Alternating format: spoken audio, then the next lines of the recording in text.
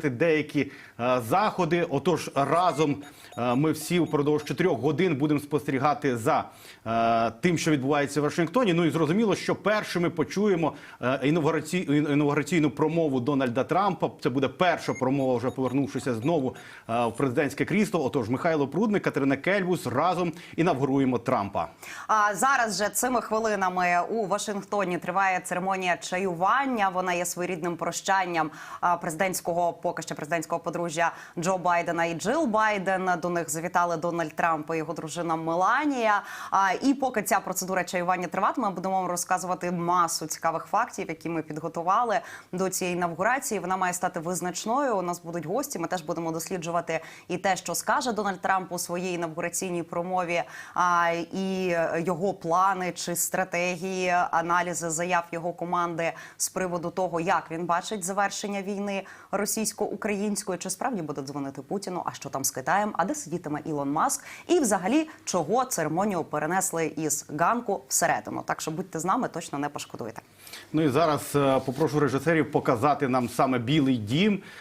Всі заходи трошки у нас перенеслися, і зараз в Білому домі, так як сказала Катя, вже родина Байденів зустріла родину Трампів, і вони пішли на таке своєрідне процедуру передачі влади. Вони п'ють чай. Ну і тим часом Джо Байден може розповісти секретні дані, які збереглися за його президентства. Ну, подейкують, що там має бути і секретна папочка із секретними документами, які він передає в спадок майбутньому президенту. Ну і розказати про особливості, про що не варто забувати, будучи президентом. Ну, і тут варто додати, що Дональд Трамп, коли 4 роки тому Джо Байден ставав президентом, Дональд Трамп проігнорував церемонію інавгурації, ну і не приїхав, таким чином продемонструвавши зневагу до свого наступника, до Джо Байдена. Ну, натомість бачимо, що Джо Байден не підсовує свиню Дональду Трампу, і тому мирна передача влади, так як це має передбачено і Конституція, і власне тими традиціями, які збереглися у Білому домі, вона зберігається. Ну і зараз подружжя п'ють та подейкують, якою ж має бути політика Сполучених Штатів у наступні 4 роки. Ну тут ще варто зазначити, що дуже багато буде незвичностей і в цьому президентстві Дональда Трампа. Він багато тоді канонів порушив. Якщо ми пригадаємо 2020 рік, коли Джо Байден став президентом, то Трамп тоді тих виборів не визнав, тих результатів. Були там певні сутички, таким чином він проігнорував. Цього року ще, що незвично в цій інавгураційній церемонії, це те, що її перенесли в приміщення, яке всередині. Вона мала відбуватися на ганку, але за прогнозами синоптиків сьогодні у Вашингтоні в округу Колумбії має бути дуже холодно, до 11 градусів морозу, і Дональд Трамп сам звернувся до організаційного комітету з тим, що давайте нехай це буде всередині, щоб, мовляв, люди на вулиці не страждали. Це прям була така цитата. А чому це важливо? Бо в американській історії була ситуація, коли інавгурація на морозі прям коштувала президентові життя. Це сталося з 9-м президентом Сполучених Штатів Вільямом Генрі Гаррісоном. Він відзначився для американської історії зміною у передвиборчій кампанії. Він вперше до агітації залучив засоби масової інформації. Його інавгураційна промова увійшла в американську історію як найдовша. Він говорив 2 години на морозі, а сам він увійшов в американську історію як президент з найкоротшим терміном. Тому що після цієї інавгураційної промови на морозі він захворів на пневмонію і американським президентом пробув усього лише трохи менше 4 місяців і, на жаль, вмер від пневмонії. Можливо, це стало причиною того, чого Дональд Трамп так боїться на вулиці проводити інавгурацію. Ну і тому тут говорять, що потрібно вдягати шапку. Шапку, щоб не замерзнути, і, власне, тоді той президент, була негода, і він, добряче промерзнув, ну і таким чином впродовж 2 годин, ймовірно, підхопив пневмонію. Ну і цього разу вирішили скасувати ось ці всі заходи, які відбуваються на західному ганку Капітолія, і тому ця процедура буде трошки скорочена, але прихильники, от ми зараз їх бачимо, пообіцяли, що все одно прийдуть підтримати улюбленого президента, ну це ми говоримо про Дональда Трампа, Трампа.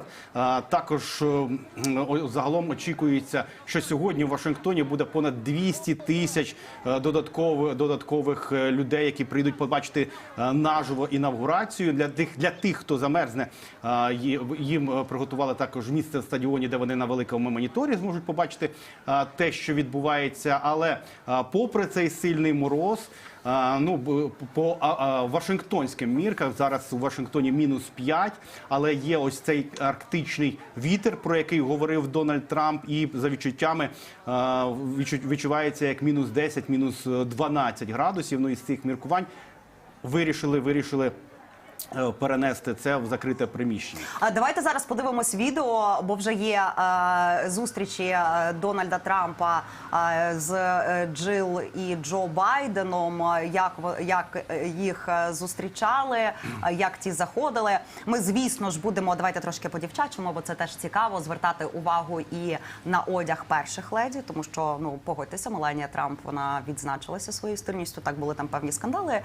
Це ми потім будемо пригадувати першу каденцію Дональда Трампа, але все-таки теж важливо. Джил Байден, ми бачимо, обрала яскраве таке фіолетове пальто, Меланія вишукана максимально, така айс-леді в капелюшку. Отак от вони заходили на початок цього чаювання. Повертаючись до погоди, бо я ще хотіла відзначити, як людина, яка добре пам'ятає попередню інавгурацію, тоді теж було, як ми знаємо, не дуже тепло, але та інавгурація ще ж проходила 2020 рік, минуле життя, ковідні часи, якщо ви це ще пам'ятаєте. І Берні Сандерс, сенатор американський, увійшов тоді прям в мемну історію всього світу завдяки своїм рукавичкам. Хто пам'ятає цю фотку, вона розійшлася прям тиражами, можливо, зараз наші режисери її покажуть. Він сидів там на стільчику, цей Сандерс, в максимально класних крафтових таких рукавичках і трошки заснув. І цей мем розлетівся по світу. Більше того, Сандерс, він не розгубився. На цьому мемі він заробив 2 мільйони, здається, 600 тисяч доларів. Тобто точно понад 2 мільйони. І ці кошти перерахував на благодійність. Тому так, морозна погода може стати політичним дивідендом і класним стимулом для благодійності. Хто це дивиться зараз? Ви ж пам'ятаєте, що донатити теж треба. Рукавички вдягли. І от Берні Сандерс в цих своїх легендарних рукавицях. Абсолютно була класна історія. Я пам'ятаю, як його на українські меми в чергу Укрпошти ще ліпили теж. Тому я до чого це вела, що треба ж задонатити теж підрозділу, або інавгурація інавгурацією, а ви не забувайте, що Трамп ще війну не завершив, і нам з вами треба це робити просто так.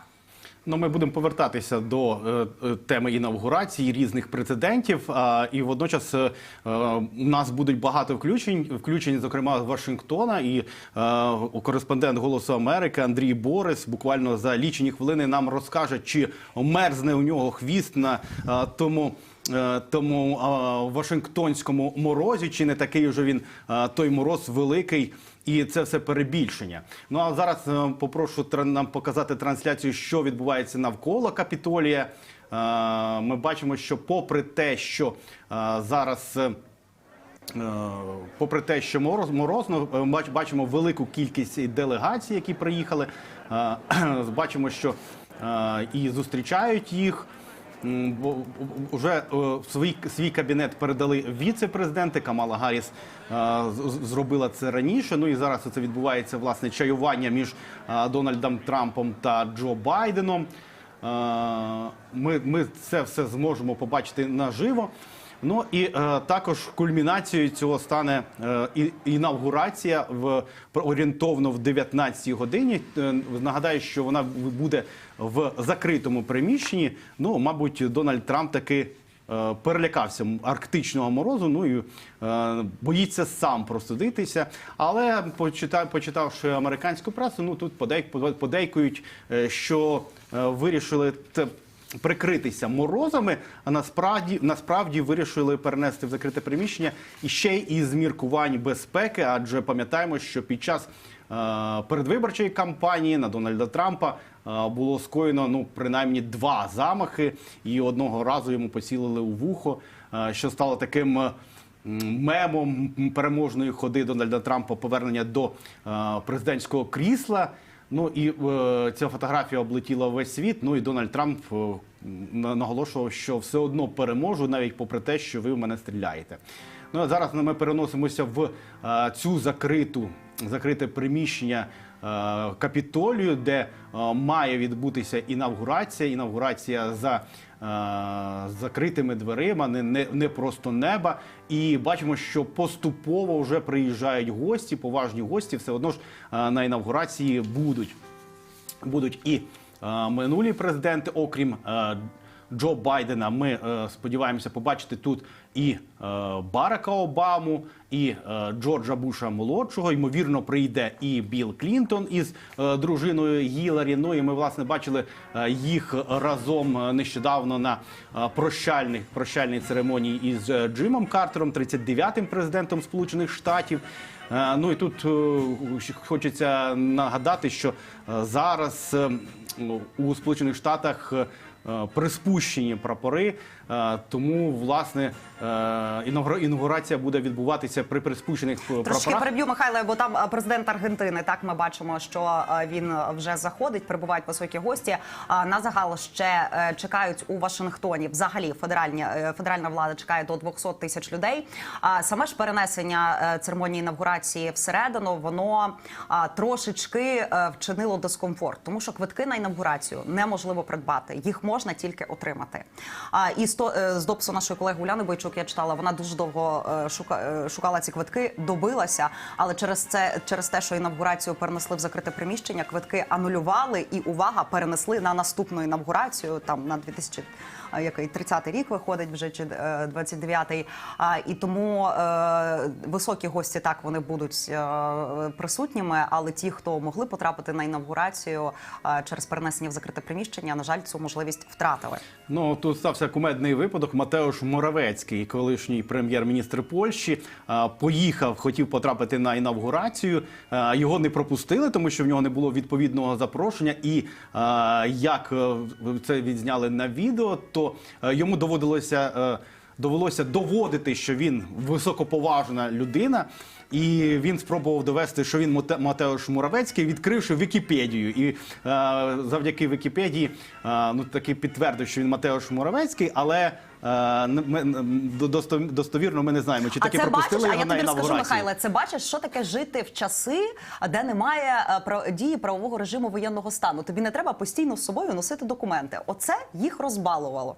Так би він би знав, що таке комендантська година. В них немає дії. Дії немає. Ніяк ти не доведеш, що ти – це ти, що ти Матеуш Моравецький, що ти високий польський урядовець, а не, вибачте, просто собі вашингтонський, небайдужий перехожий. Бачимо, що прибувають гості. Список гостей суттєво скорочений, тому що це приміщення не так багато можна буде вмістити. Але точно знаємо, що Дональд Трамп робить ставку на багатіїв. І, ймовірно, в одному кріслі буде сидіти, в одному ряду будуть сидіти Ілон Маск, Марк Цукерберг, Джеф Безос, ось ці кращі люди профсоюзу. Так, люди, які пожертвували чимало грошей на і передвиборчу кампанію, і саму інавгурацію. На саму інавгурацію 20 мільйонів доларів вдалося зібрати. Це ж рекорд, до речі, це рекорд, який встановили саме на цій інавгурації. Тому ця інавгурація має чимало рекордів, про які ми всі впродовж цих 4 годин будемо говорити. Ну і не забувайте, що нас можна дивитися не лише по телебаченню, а й ще в нас є YouTube-трансляція, де ви можете залишати свої коменти. Тому долучайтеся, разом будемо робити цю інавгурацію, будемо інавгурувати Трампа. Ну і ось бачимо, поступово прибувають гості. Це і відомі сенатори, конгресмени. Ну, в самому кінці ми побачимо, власне, і президентів, колишніх президентів, які підтвердили, що хочуть побути на інавгурації Дональда ТРАМПа. Ще що згадала, що Мішель Обама ж не буде, вона не буде присутньою на інавгурації. Її офіс вже це підтвердив. Вона була помітно відсутня, до речі, в політичному американському житті. Навіть на нещодавньому меморіалі колишньому президенту Джиммі Картеру вона не була присутня. Хоча вона була на кожній інавгурації, починаючи з інавгурації свого чоловіка Барака Обами у 2009-му, ну і включно з першою присягою Трампа у 2017-му. Трошечки ще розкажу, як ця присяга буде відбуватися. Цього року, взагалі, американський президент має скласти присягу на Біблії Авраама Лінкольна 1861 року. Але Дональд Трамп внесе ще свої корективи, і він долучить до цієї стародавньої Біблії також і свою сімейне святе письмо. Це Біблія 1955 року, яку Дональду Трампу подарувала бабуся. Джей Ді Венс також буде використовувати для присяги, окрім Біблії старовинної, ще й теж свою сімейну. Минулого разу на минулій інавгурації біля Трампа стояли, Меланія, зрозуміло, Берон Трамп, теж про нього пізніше поговоримо, як його наймолодший син, єдиний син з Меланією, а також Іванка Трамп і її чоловік. Оглядачі зараз передрікають, що за цієї каденції Іванка Трамп відійде від активного політичного життя, публічного. Вона зберігатиме, очевидно, свій вплив на батька, але вже такої політичної публічної активності, яка була за першої каденції, оглядачі кажуть, що не буде спостерігатися. Поки зараз бачимо, що прибувають гості, різні гості прибувають, але ми також зможемо пригадати, які були інавгурації, з чого все це починалося. І з самого початку першу інавгурацію Джордж Вашингтон провів у Нью-Йорку і вже тоді склав першу присягу. Ну і відтоді це стало традицією, а вже Томас Джефферсон вперше проводив інавгурацію у Вашингтоні. І тоді поклав руку на Біблію і сказав ось цю коротку інавгураційні слова. Тут варто додати, що Конституцією як такою не передбачені якісь особливі заходи. Це інавгурація всього-навсього дається ця присяга на вірність у американському народу, але вже потім це набуло такої помпезності, що тут почали запрошувати і гостей, що почали приходити і пересічні американці, які хотіли долучитися до цього свята. Ну і потім після інавгурації відбувається святкова хода, різні марші, три бали. Ну і такі заходи відбуваються по всій країні. Як відбувалася історія інавгурацій, до чого вона дійшла і чи були казуси, хто із американських президентів складав інавгурацію аж двічі поспіль. Давайте подивимося у сюжеті. Перша інавгурація президента США відбулася 30 квітня 1789 року у Нью-Йорку. Саме тоді Джордж Вашингтон склав присягу. Він поклав праву руку на Біблію, повторив слова, записані в Конституції.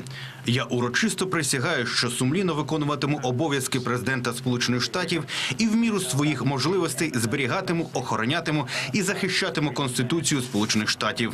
А тоді додав: «Нехай допоможе мені Бог». Відтоді таку обіцянку дає кожен президент. That I will faithfully execute. That I will faithfully execute. The office of President of the United States. The office of President of the United States. That I will faithfully execute. The office of President of the United States. The office of President of the United States. The office of President of the United States. The office of President of the United States. Третій президент Томас Джефферсон став першим, хто склав присягу вже у Вашингтоні. Тоді й виникла традиція ходи після присяги, яка згодом переросла в інавгураційний парад. З роками з'явилася й традиція виголошувати першу промову. Не питайте, що ваша країна може зробити для вас, а запитайте, що ви можете зробити для своєї країни. Зазвичай президенти обіцяли об'єднати націю та боротися за мир у світі. А Рональд Рейган не боявся назвати того, хто є ворогом США. Сьогодні ми не промовляємо жодної молитви більш палко, ніж стародавня молитва за мир на землі. Однак історія показала, що мир не настане, як і наша свобода не буде збережена лише на основі доброї волі. У світі є ті, хто зневажає наше бачення людської гідності та свободи. Одна країна, Радянський Союз, здійснила найбільшу військову розбудову в історії людства, створивши арсенали приголомшливої наступальної зброї. Інавгурація Гаррі Трумана у 1949 році була першою, яку транслювали на телебаченні. А друга інавгурація Білла Клінтона транслювалася в інтернеті. 44-й президент Барак Обама складав присягу двічі. Все через помилку, яку допустився під час інавгурації. Наступного дня, за порадою конституційних правознавців, Обама вже у Білому домі повторно склав присягу глави держави. The office of President of the United States. The office of President of the United States. Обаму з президентського крісла в 2017 році посунув Дональд Трамп. З цього дня і надалі буде тільки Америка понад усе. Америка понад усе. Під час першого президентства Дональд Трамп пообіцяв зробити Америку великою. То чому ж знову повертається до Білого дому? Михайло Прудник, 5 канал.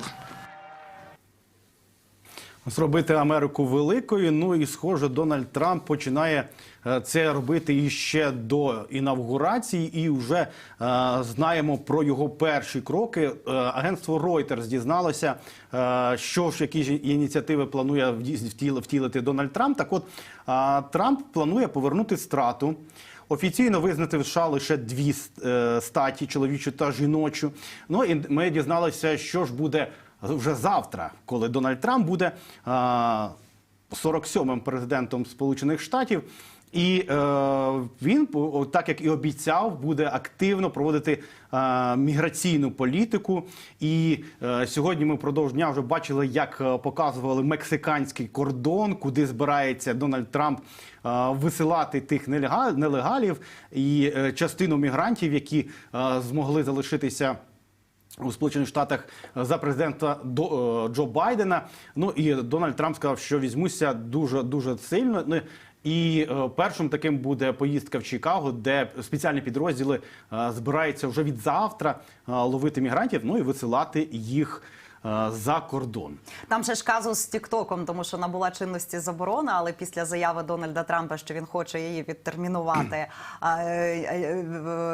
в американців, фанатів Тік-Току з'явився певний оптимізм, але от читаємо, що сенатор від республіканської партії ставить під сумнів законні повноваження Трампа відкласти цю заборону Тік-Току, тому що навіть те, що Трамп видасть цей указ про відстрочку виконання закону, на думку цього сенатора, республіканця, до речі, тобто однопартійця Дональда Трампа, дуже є великі сумніви стосовно законності. А хто пропустив цю історію, то після заборони Тік-Току там була ціла хвиля дзвінків 911, коли люди дзвонили, вимагали врятувати їхній Тік-Ток. Отаке воно життя. Ще раз нагадую, людей, в кого немає дії правового режиму воєнного стану. Їм є чим займатися в цій житті. Ну і Джо Байден, ще залишаючись на посаді президента, це ми розуміємо, що це лічені хвилини в нього є, але він превентивно помилував низку посадовців, які могли зіткнутися із переслідуванням з боку Трампа.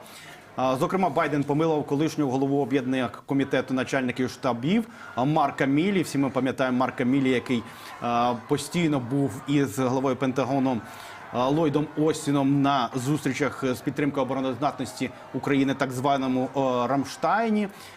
Так от Марк Міллі назвав Трампа фашистом, ну і відповідно за це, мабуть, Дональд Трамп має такий списочок, чорну книжечку, з ким би треба було б розправитися. Також Джо Байден помилував колишнього директора Національного інституту алергічних та інфекційних захворювань Ентоні Фаучі. Ну і також під превентивне помилування потрапили члени Конгресу, які працювали в комітеті із розслідування нападу на Капітолій 6 січня 2021 року. Ну і тут треба згадати, що коли Джо Байден переміг, Дональд Трамп не погодився із цим формулюванням 4 роки тому, і його прихильники штурмом намагалися взяти Капітолій. Це сталося 6 січня. І були і загиблі, і поранені, і фактично вперше в історії Сполучених Штатів була спроба силового захоплення влади. Ну, але врешті-решт в самому кінці Дональд Трамп відкликав своїх прихильників, які нанесли чимало збитків, розтрощили кілька кімнат в Капітолії, порвали, понищили ті от старі портрети колишніх президентів. Ну і, скажімо так, попрацювали хуліганські на славу, що частину Капітолія довелося закрити на кілька місяців, щоб відреставрувати від ось тих погромів, які вчинили прихильники Дональда Трампа. А я все ще повертаюся, я трохи про морське. Бо тут наші колеги з CNN розкопали, посилаючись на комітет з інавгураційних церемоній, розкопали меню, що сьогодні їстимуть на обіді. Це ще не бал, це тільки обід, балів буде потім 3. Так от, на обіді, який відбудеться одразу після інавгурації Дональда Трампа і Джей Ді Венса, меню, значить, буде таке. Питимуть вони вино Монтічелло. І перша страва – це крабовий пиріг чесапік з томатним тартаром, лавровим соусом, маринованими овочами, коропом, цибулевою олією і вином. Друга страва – це великий стейк з омахи, рібай, морква будуть, брокколі, морквяно-зелений соус. Тут картопляна ще запіканка. Вина можуть бути каберне совіньйон і маунт відер з Каліфорнії. Третя страва – десерт, що будуть подавати. Міннесотський пиріг терін зі сметанним морозивом і солоною карамеллю. І будуть до нього вже там вино теж доливати каліфорнійське. Ну, це ти говориш нашим глядачам, щоб вони оце йшли і готували собі вечерю, тому що ж апетит пробуджується під час інавгурації Трампа. Ми маємо знати, слухайте, ми люди, нам цікаво знати, що вони будуть їсти, бо це стиль життя нам поки недоступний. Ми ще будемо обговорювати, я цілу лекцію підготувала про вбрання Меланії Трамп. Тому ви ще будете про Меланію Трамп слухати, про Берона слухати, і що вони їстимуть і питимуть, теж слухати. Я не знаю, як вам, а мені дуже цікаво. Ми це, власне, з глядачами 5 каналу побачимо це все наживо. Я думаю, що і зможемо подивитися і поцінувати цими всіми нарядами, які справді готуються на інавгурацію. Ну, і знаємо, що дружина Трампа, Меланія, пообіцяла першим ділом взятися це переобладнання меблів, фурнітури, і вже в неї є якісь замальовки, якої би вона хотіла бачити Білий дім наступні 4 роки. Тобто президентство починається з ремонту. Хто з підпису законів, а перша леді починає із ремонту, фарбування стін. А вона, до речі, за першої каденції в неї теж були такі плани, але тим паче на контрасті з Мішель Обамою, яка, якщо ви пам'ятаєте, то вона за каденції свого чоловіка Барака Обами розбила там городик невеличкий на території Капітолію і якусь там моркву вирощувала, щоб пропагувати здорове харчування серед дітлахів і дорослих у Сполучених Штатах. Меланія зайшла, це справді дуже елегантна жінка, і яка би критика на її адресу не доходила, але навіть ці її критики визнають, що вона фешн-ікона. І аналізувати її одяг, це теж певною мірою навіть може принести задоволення, бо, наприклад, якщо ми пригадаємо її вбрання на першій інавгурації, де вона тримає Біблію біля свого чоловіка, на який Дональд Трамп присягає, це шикарне пальто, такий костюм блакитний від Ральфа Лорена. Його ціну не озвучили і досі. Абсолютно в стилі Джекі Кеннеді Онасіс. Це всі визнавали. Дуже елегантний одяг. На балу першому вона вдягала сукню від американсько-французького дизайнера Ерве П'єра. Ця сукня офіційно визнана безцінною і досі перебуває у музеї у Вашингтоні. Ми бачили теж, чи були скандали в неї з одягом? Так, були. У неї була там куртка із Зари за $39, на якій було написано «Мені байдуже, то вам що?». Її якби дорікали цією курточкою. Але насправді, ну, це дійсно красива, стильна жінка. Про скандали її біографію ми теж ще трошки згодом поговоримо, як буде на це час. Але ну, це перша леді, яка справді увійшла в американську історію і історію моди, знову ж таки, там на рівні Джекі Кеннеді. Ну і з перших указів, які хоче підписати Дональд Трамп, один із указів він може підписати, який забороняє допомогу іншим країнам, якщо вона суперечить стратегічним інтересам Сполучених Штатів. Ну і розуміємо, що під цей закон може потрапити і Україна. І, власне, про це ми будемо говорити упродовж нашого ефіру з нашими гостями. В нас серед гостей буде Володимир Огриско, міністр закордонних справ України в 2007-2009 році. Зараз бачимо, як виходять перші леді. З чаювання. Тут є вже трохи деталей. Так, є трохи деталей, знову ж таки, як наші колеги. Коли Дональд Трамп з Меланією Трамп зайшли до Білого дому, перші слова Джо Байдена були до нього «ласкаво просимо додому». І ну, відзначають, що атмосфера була, в принципі, дуже такою легкою і не напруженою. Зараз вже це чаювання закінчилося, перші леді сідаються в великі чорні машини і планують вже в інавгураційну залу. Зараз чекаємо, поки вийде, мабуть, очевидно, вже ж Дональд Трамп і Джо Байден також з цього чаювання. Я ще що згадала, і теж з рекордів Трампа. Так от, Дональд Трамп – це ж єдиний, по суті, американський президент, в якого не було собаки. А це насправді дуже важливо. Бо якщо ви зайдете на сайт Білого дому, там буде також, ну, типу, є сторінка POTUS, President of United States, є сторінка FLOTUS, First Lady of United States, і є сторінка їх домашнього улюбленця. Окрім Трампа, вони були в усіх. Якщо ви пригадаєте ще першу кампанію Барака Обами, вона була побудована на тому, що якщо він переможе на президентських виборах, то він купить своїм дочкам собаку, бо вони його дуже просили. Собака Джорджа Буша-молодшого, вона теж увійшла в історію, він перечіплявся через неї стільки разів, і це плодило купу кумедних фактів. Президентська собака Джо Байдена, вона теж мала, до речі, чимало скандалів. Це вівчарка, вона кусала людей у Білому домі, і її навіть звідти погрожували вигнати. А в Трампа собаки немає. І коли його за попереднього терміну запитували, ну а чому так? Ну це насправді, окрім того, що собака друг людина, то це дуже важливий політичний бал, зокрема для американців. Дональд Трамп сказав: ну в мене не лежить до цього душа. Ну де я буду вигулювати цю собаку? Де на травичці Білого дому? Ні, в мене собаки не буде. І це не приносить прибутків. Дональда Трампа все пораховано, щоб було всюди прибутки. Ну тут треба ще порахувати. Якщо це не вигідно, а це видатки, тому собака значить не вигідно. Собака не друг Трампа. Ну, ми всі з нетерпінням зараз чекаємо. Бачимо, перші леді вже вийшли із автомобіля для того, щоб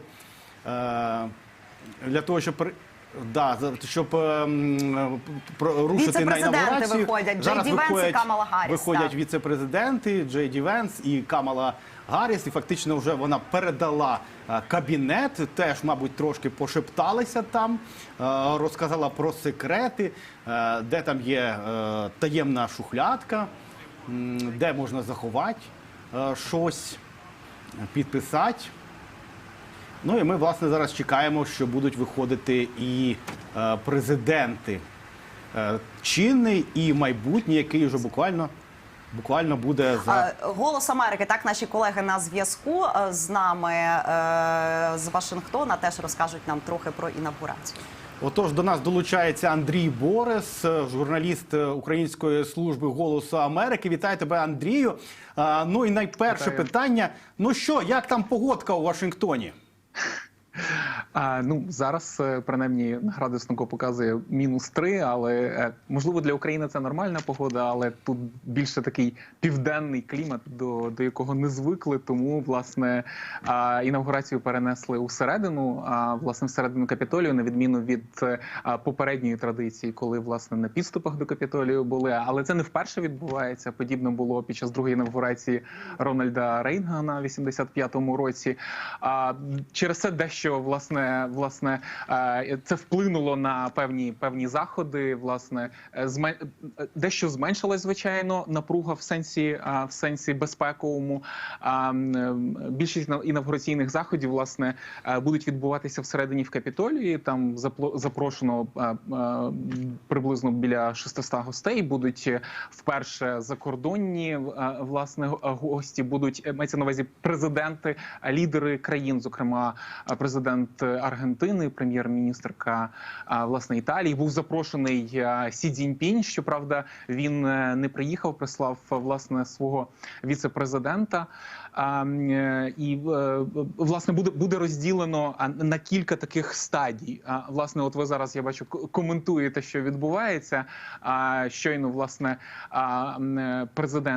майбутній президент і віце-президент, вони, власне, почаювали, мали сніданок з Джо Байденом і першою леді. Зараз вони от вирушають до Капітолію, де, власне, буде проголошена, власне, де буде інавгурація, власне, відбуватися.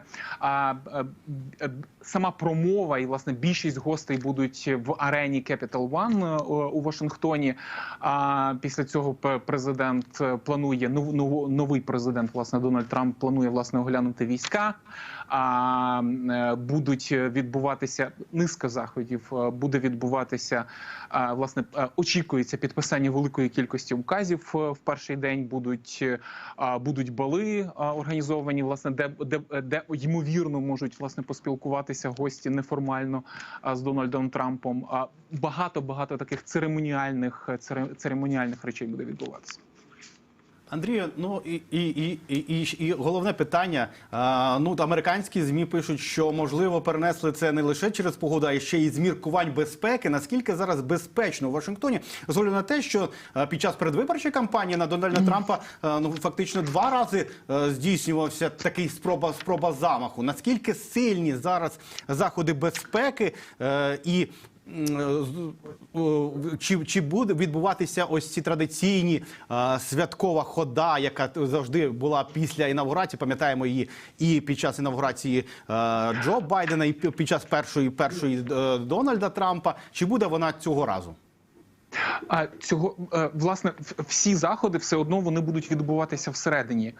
Чи впливає, власне, на це те, що про що ти, Михайло, сказав, власне, про замах на Трампа і напругу? Знаєш, мені важко оцінити напругу, але от я на вихідних був на мітингу, так званий народний марш, який проводили здебільшого ліві організації, це проемігрантські, профеміністичні, так би мовити, рухи. І цей мітинг, якщо от порівнювати з першим мітингом, який відбувався після першої адміністрації, він був значно менший.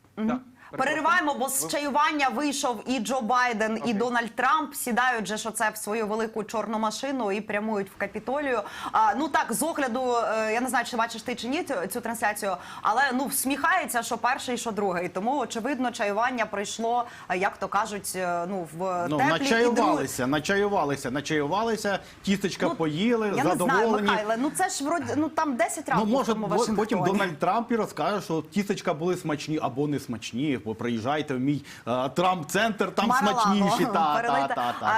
Ще є ж Андрій з нами. Я хотіла Андрію, хотіла розпитати стосовно того, що через те, що перенесли ж інавгурацію у приміщення, чимало квитків оцих інавгураційних були, ну, не те, що анульовані, а ніби перенесені на наступну інавгурацію. Наскільки це там ускладнило роботу медіа і наскільки багато цих людей, які втратили можливість побачити інавгурацію, так би мовити, на очі? Все одно більшість заходів, до речі, ж перенесли, я ж вам пояснив, в Capital Тобто зменшилась кількість людей, які безпосередньо могли в офіційній церемонії приймати участь, яка традиційно відбувається біля підніжжя Капітолію. Тобто зменшилась власна кількість. А всі інші заходи, тобто величезна кількість людей очікується, власне, Capital One Arena. Тобто воно особливо не впливає. До речі, ви прокоментували те, що Дональд Трамп, власне, посміхався після цього. Ви пам'ятаєте, був випадок, як він під час похоронів Джона Картера, власне, як Джиммі Картера, перепрошую, спілкувався з Бараком Обамою. Він теж коментував тоді, про що вони говорили і посміхались. Тобто він сказав, що в них є багато чого спільного. Це невеличка ремарка стосовно, власне, вашого коментаря. Ну там, в принципі, і CNN писало, що нібито це чаювання в такій відносно теплій атмосфері пройшло, і що першими словами Джо Байдена, коли він побачив подружжя Трампів, були «Вітаю, якби, welcome home again». Про це він це традиція в американській історії, це традиція. І багато чого в американській політиці відбувається, власне, на традиційний манер. Ну, на відміну, напевно, під час минулих виборів, коли було велике напруження між тоді Дональдом Трампом і Джо Байденом, власне, ці всі традиційні речі були скасовані, але цього разу відновлені. Ми дякуємо тобі, Андрію. Будемо ще сьогодні тебе долучати до нашого ефіру. Нагадаю, з нами на прямому зв'язку з Вашингтона був Андрій Борис, кореспондент Української служби «Голосу Америки». Ну, а тим часом кортеж із президентськими подружжями, віце-президентськими подружжями після чаювання рушають, власне, на Капітолій-арену, де буде проходити інавгурація. Їдуть вони вулицями Вашингтона. Бачимо безпрецедентно, ну, в принципі, мабуть, для інавгурації цілком логічні заходи безпекові. Дуже багато поліцейських, військовослужбовців під час маршруту кортежу.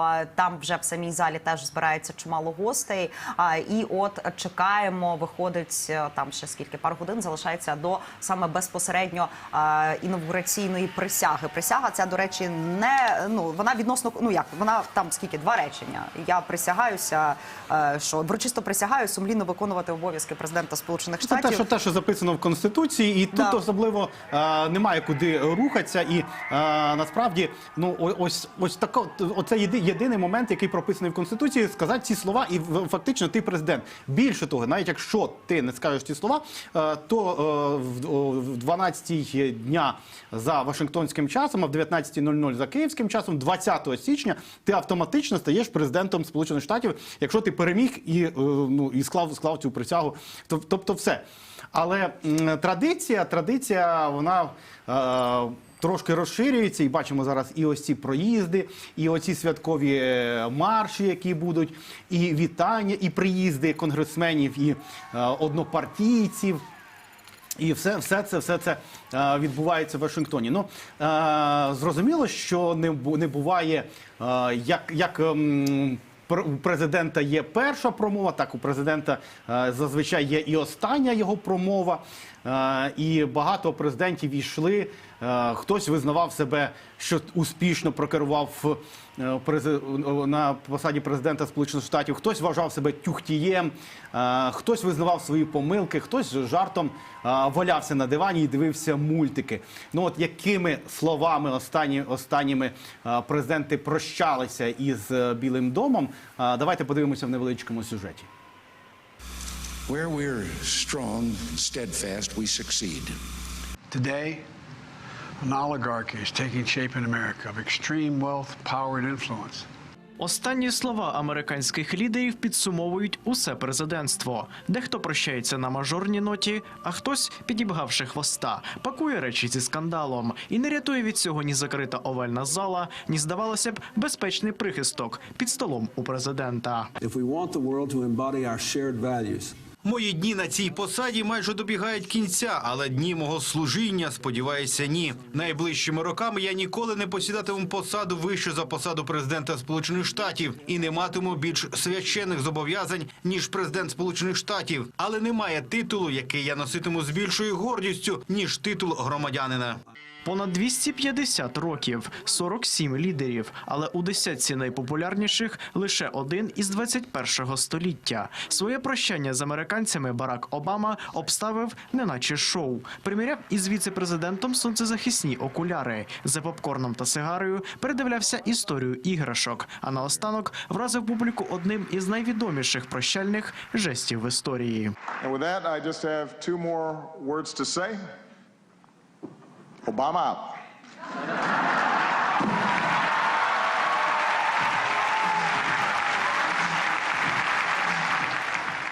Тягар відповідальності – це не лише радощі від успіху, а й гіркота поразок. Доля лідера – бути приреченим на самотність. Але у Штатах президенти завжди мають за спиною дублера. Віце-президенти заходять у Білий дім з главою його і полишають. Хоча декому вдається зрештою самому зазіхнути на найвищі лаври.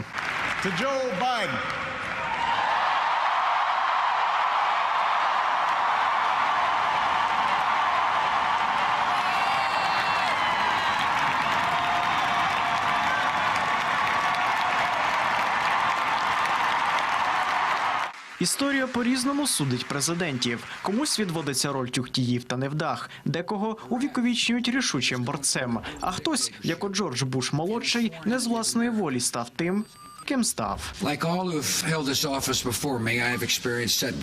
Як і всі, хто обіймав цю посаду до мене, я зазнав невдач. І є речі, які я зробив би інакше, якби мав шанс. Я завжди жив з думкою про інтереси нашої країни. Я йшов за покликом і робив те, що вважав правильним. Ви можете не погоджуватися з деякими моїми тяжкими рішеннями, але я сподіваюся, що ви погодитеся з тим, що мені не забракло духу ухвалити їх. Переграти все по-новому, зробити кроки, які не вдалося зробити. Буш-молодший кусав на прощання лікті. Така ж доля могла спіткати і його однопартійця десятиліття по тому. Але Дональд Трамп вигриз собі другий шанс.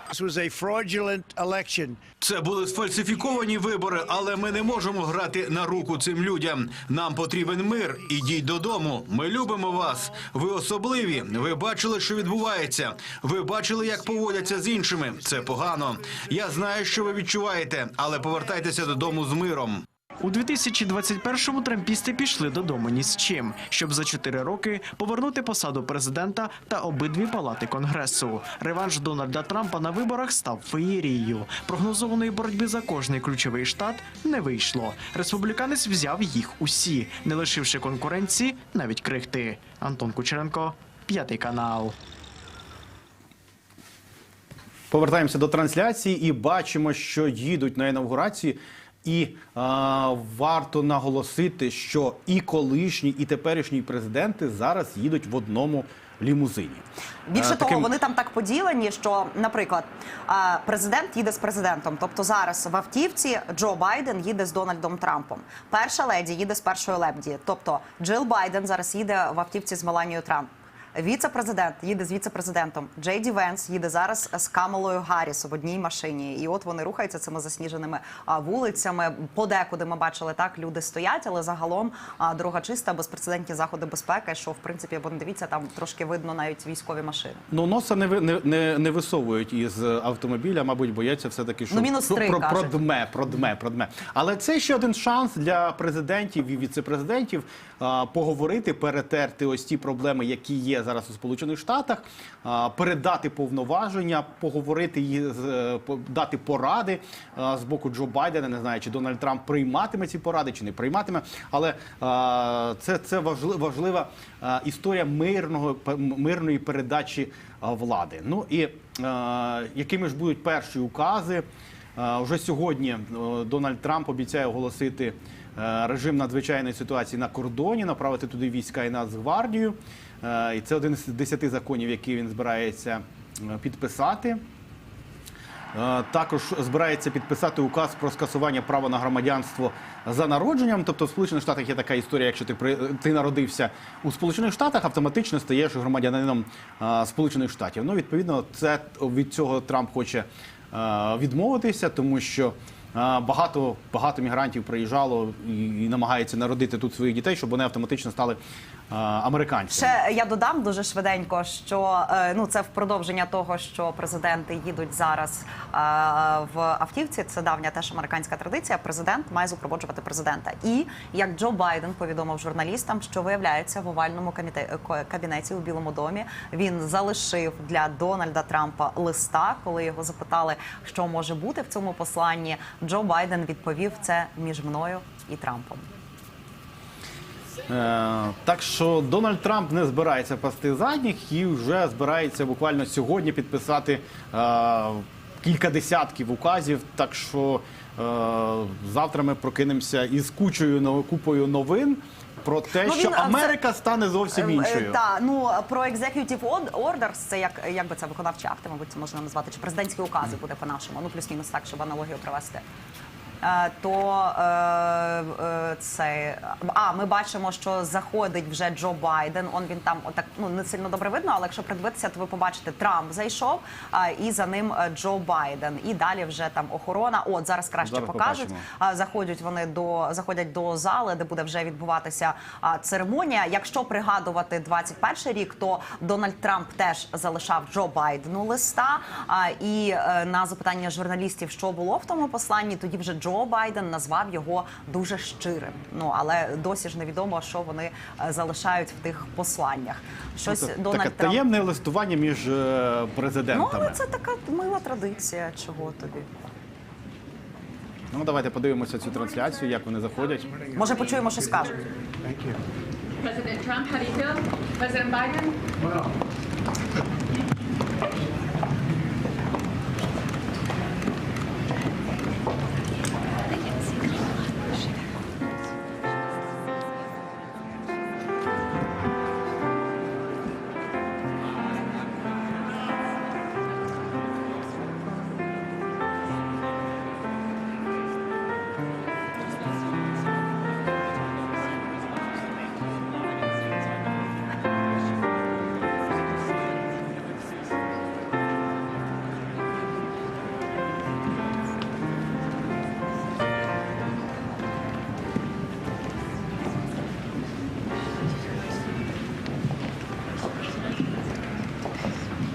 Good morning, Mr. Vice President. How do you feel?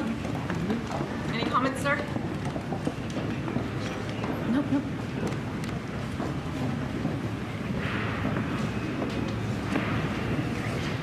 Отже, продовжують прибувати гості. Ми вже бачили, що Джо Байден і Дональд Трамп зайшли до зали.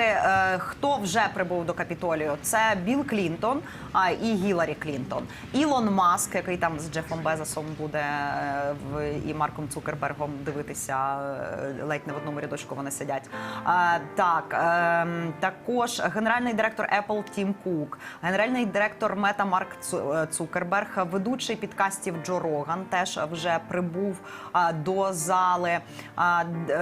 Деякі з тих, кого називають потенційною новою командою Дональда Трампа, бо я нагадую, що все ще не призначені. Тобто очікують, що навіть сьогодні буде призначено міністра оборони і державного секретаря Марка Рубіо, тобто там по ним вже питань немає, але по іншим ще будуть голосування. І тобто перші члени команди ми будемо знати офіційно, вже підтверджено сьогодні. Бачили Ілона Маска, так як і обіцяли, що він приїхав. І знаємо, що Дональд Трамп, хоча і не дає йому офіційної посади, він буде лише радником, але Ілон Маск і Дональд Трамп погодились на те, що цю посаду він зможе обійняти. І бачимо, що Ілон Маск проводить досить активну політику такого собі радника Дональда Трампа і досить активно висловлюється в тих різких заявах, які має Дональд Трамп, підтримуючи його публічно. І ми розуміємо, що не лише публічно, але інколи підтримує і гарненького грошима. І пригадуємо, як Дональд Трамп під час передвиборчої кампанії сказав: тримайтеся, хлопці багатії, ви або будете з нами, або будете за бортом. І бізнес, великий бізнес свій вибір зробив І з огляду на те, що ми бачимо тут і Ілона Маска, і Марка Цукерберга, то багатії таки вирішили співпрацювати з Дональдом Трампом, аби не вляпатися в халепу, тому знаючи різкий характер Дональда Трампа. Ну і журналісти вже встигли поспілкуватися трошечки, пару слів зі спікером Палати представників Майком Джонсоном. Він каже, що йому все дуже подобається, він дуже бачить оптимістично цю інавгурацію. І коли його запитали, чи дуже багато буде сьогодні цих президентських указів, executive acts, він сказав, що так, дуже багато. Що це буде, будемо дивитися. Я думаю, що в нас вже ніч буде, коли він буде ці укази видавати. Але якщо ви пам'ятаєте, то це була теж дуже мемна історія. Ну, це така світлина, яка облетіла світ, потім стала мемом, коли він підписує, Трамп підписує, потім показує цим своїм таким фірмовим трампівським виразом обличчя. Теж дуже доволі така цікава історія. Ну, фактично, завтра вранці ми дізнаємося, що ж попідписував Дональд Трамп, і серед них, як я вже говорив, багато і законів і про посилення міграції, і про посилення контролю на кордонах.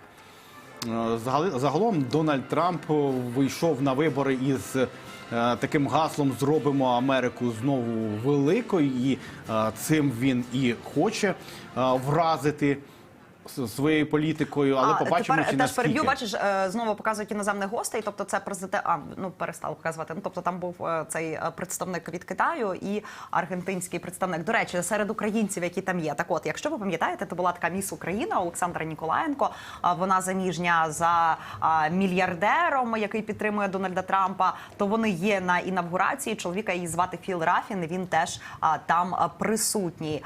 І загалом, як нам може теж наш колега сказав з «Голосу Америку», там 600 гостей будуть прямо всередині на інавгураційній церемонії. Більше, на жаль, ні, будуть дивитися потім або трансляцію наживо, так як ми з вами, або потім, коли перемістяться на вулицю, а там будуть паради, там буде такий, огляд військ, це теж традиція американська, а там вже глядачі, так би мовити, прості, теж зможуть долучитися до цього свята американської демократії. Бачимо, поступово гості надходять. Після інавгурації будуть різні паради, як у самому Вашингтоні, 3 бали у самому Вашингтоні. І за великою традицією це свято розширюється на всі терени Сполучених Штатів, і навіть невеличкі містечка, вони проводять якісь святкові заходи, паради. І для всіх це великі... Майк Пенс заходить до зали, де буде відбуватися інавгурація.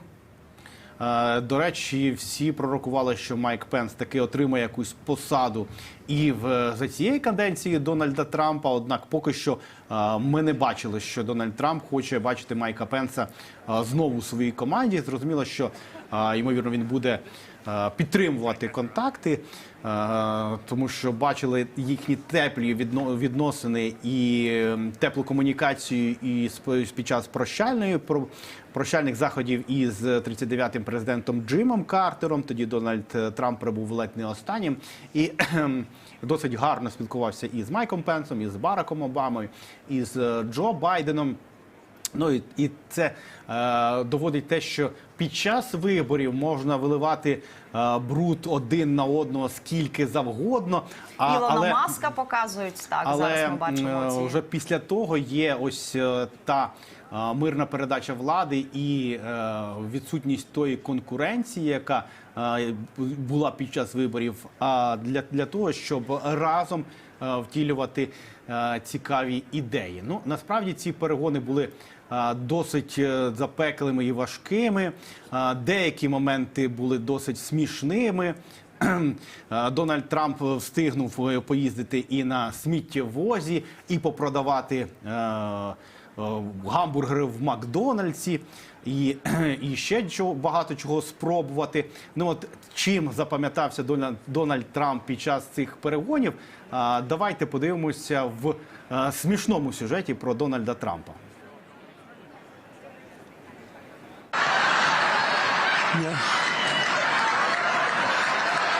Чого тільки не побачили американці на цих виборчих перегонах. І капусні вчинки, і хитромудрі словечка, і зловорожі погляди, і зухвалі побрехеньки одне про одного. І, звісно, без поливання суперника відрами бруду не обійшлося. Інколи ці відра перетворювалися на цілі сміттєвози. Обидва кандидати щосили перетягували виборців на свій бік. Гарріс і Трамп цілковито забули про дипломатичний етикет. Образи летіли як лушпиння від насіння. Якщо Камала буде при владі ще 4 роки, Північна Кароліна стане економічною пусткою. Всі це розуміють, тільки Камала не розуміє. У неї слабкий розум, вона людина з низьким IQ. Low IQ. She's a low IQ individual.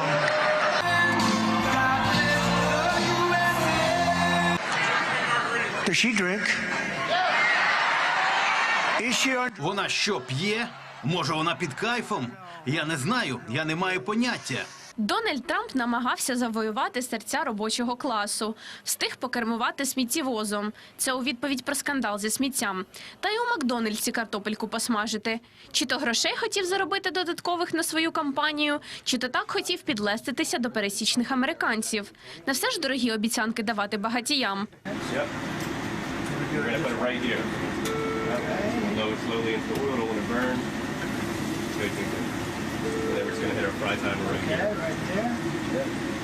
Now we're waiting for that duty timer. So now when that duty timer comes up, So if he knows what he's even doing.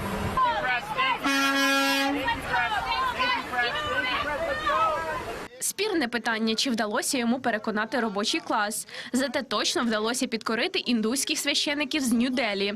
Ті провели цілий ритуал молитву за здоров'я сердешного Дональда Трампа. Шкода, тільки голос віддати не можуть.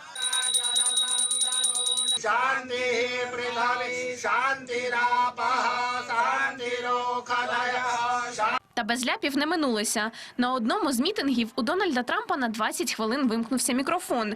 Довгенько кандидату у президенти довелося розважати публіку. Справжнісінький аніматор Трамп.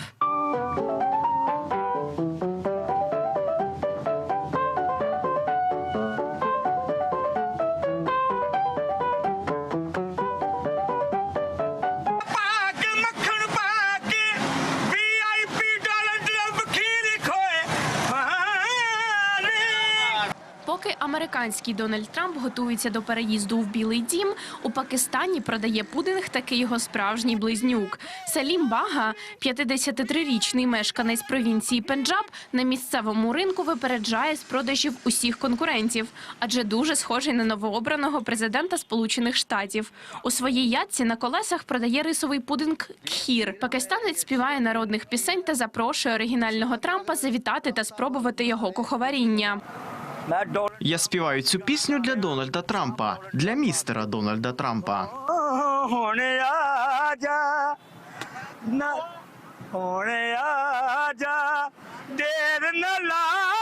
І це лише дрібка того, що потрапило на загал. А скільки вдалося приховати? А скільки ми ще побачимо від майбутнього переможця упродовж наступних 4 років? Тож запасаємося попкорном.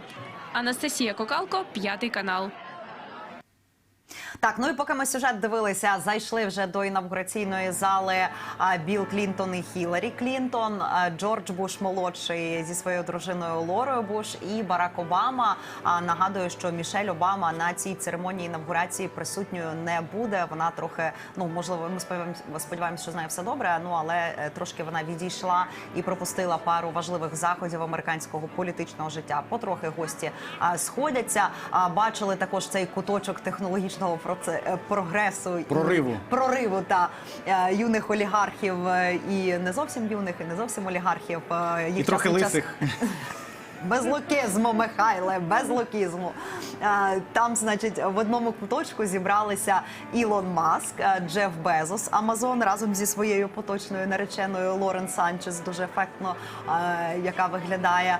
Марк Цукерберг зі своєю дружиною, але він якось, ну так, непоказно стояв. Їм цілий ряд відвели, от стійте тут. Куточок такий. Спонсори наші. Ну, але вони там поруч будуть сидіти, грошей вони достатньо пожертвували. І ну, і ще пожертвували пожертвують, мабуть, ще пожертвують. Так. Ну, у Маска там же ж має бути ніби як якась своя посада, якщо буде, тому що я нагадую, що там розгорнувся цілий скандал між республіканською партією і Ілоном Маском і мережею. От зараз показують, чи ні? Ну, от трошечки, от зараз ми бачимо шматочок Джефа Безоса у білому костюмі, у цьому такому атласному, яка зараз фотографує, то це є його дружина? Ні, це не дружина, це наречена.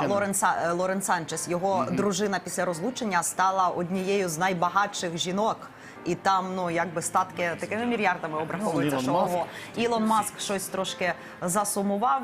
Яка у нього поточна дружина? Я щось вже запуталася, бо там дуже багато що дітей, що дружин в Ілона Маска. І, ну так, та їх, до речі, щось їхній куточок дуже популярний, в медіа популярністю користується. Час від часу показують або аргентинського президента, або оцей гурток «Наш технологічний прогрес» на цій інавгурації. Ну, мабуть, ті, кого знають оператори, вони їх концентрують. Зрозуміло, знаєш, що там американський оператор, він точно знає, як там. А зараз депутат нашого району присутній на цій інавгурації. Він скаже слово, ну, то зрозуміло, що він їх покаже. Ну, щось. А ви подивіться, як Цукерберг вон до тої нареченої Джефа Безоса щось там підморгує трошки.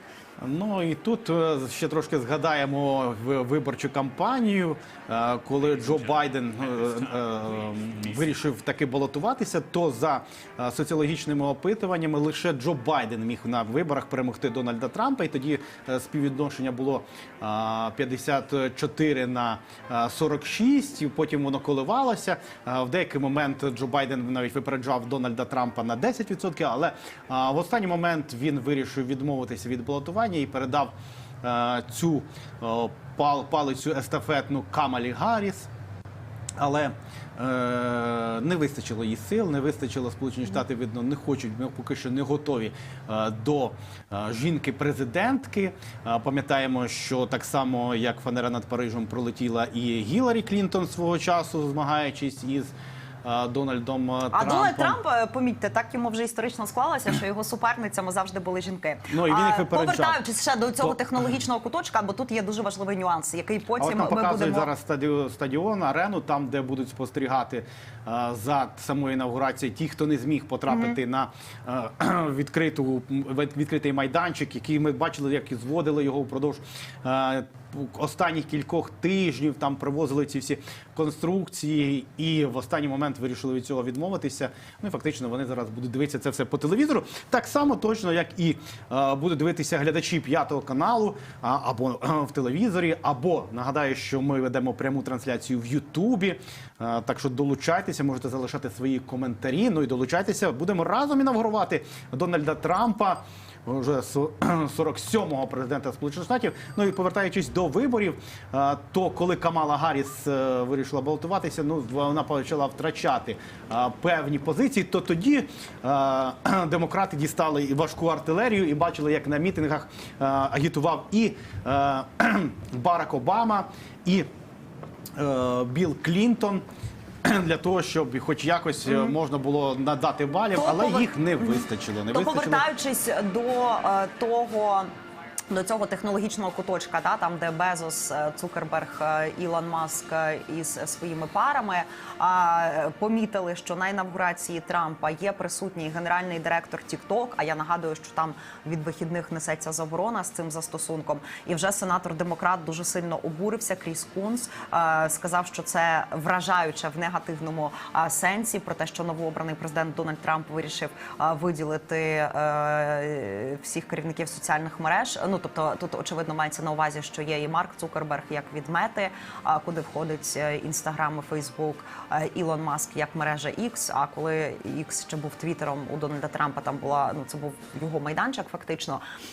Ну і от покликали також на інавгурацію його гендиректора TikTok, і демократам це дуже не подобається. І як ми вже читали від наших колег, що і не всім республіканцям подобається те, що Трамп хоче відтермінувати заборону TikTok, і вони не всі вважають це юридично можливим. І це та історія, за якою ми ще будемо стежити. І я думаю, не раз про це будемо говорити вже після інавгурації Дональда Трампа. Але тут хочеться згадати слова Анастасії Кокалко із попереднього сюжету, що треба записатися попкорном, цікаво буде точно. Цікаво буде точно, і цікаво буде і сьогодні, упродовж найближчих кількох годин, і наступні дні за президента Трампа. Ну, скажімо так, він непередбачуваний. Повертаючись до гостей, ось наші дописувачі в Ютубі питають, чи є на інавгурації Володимир Зеленський.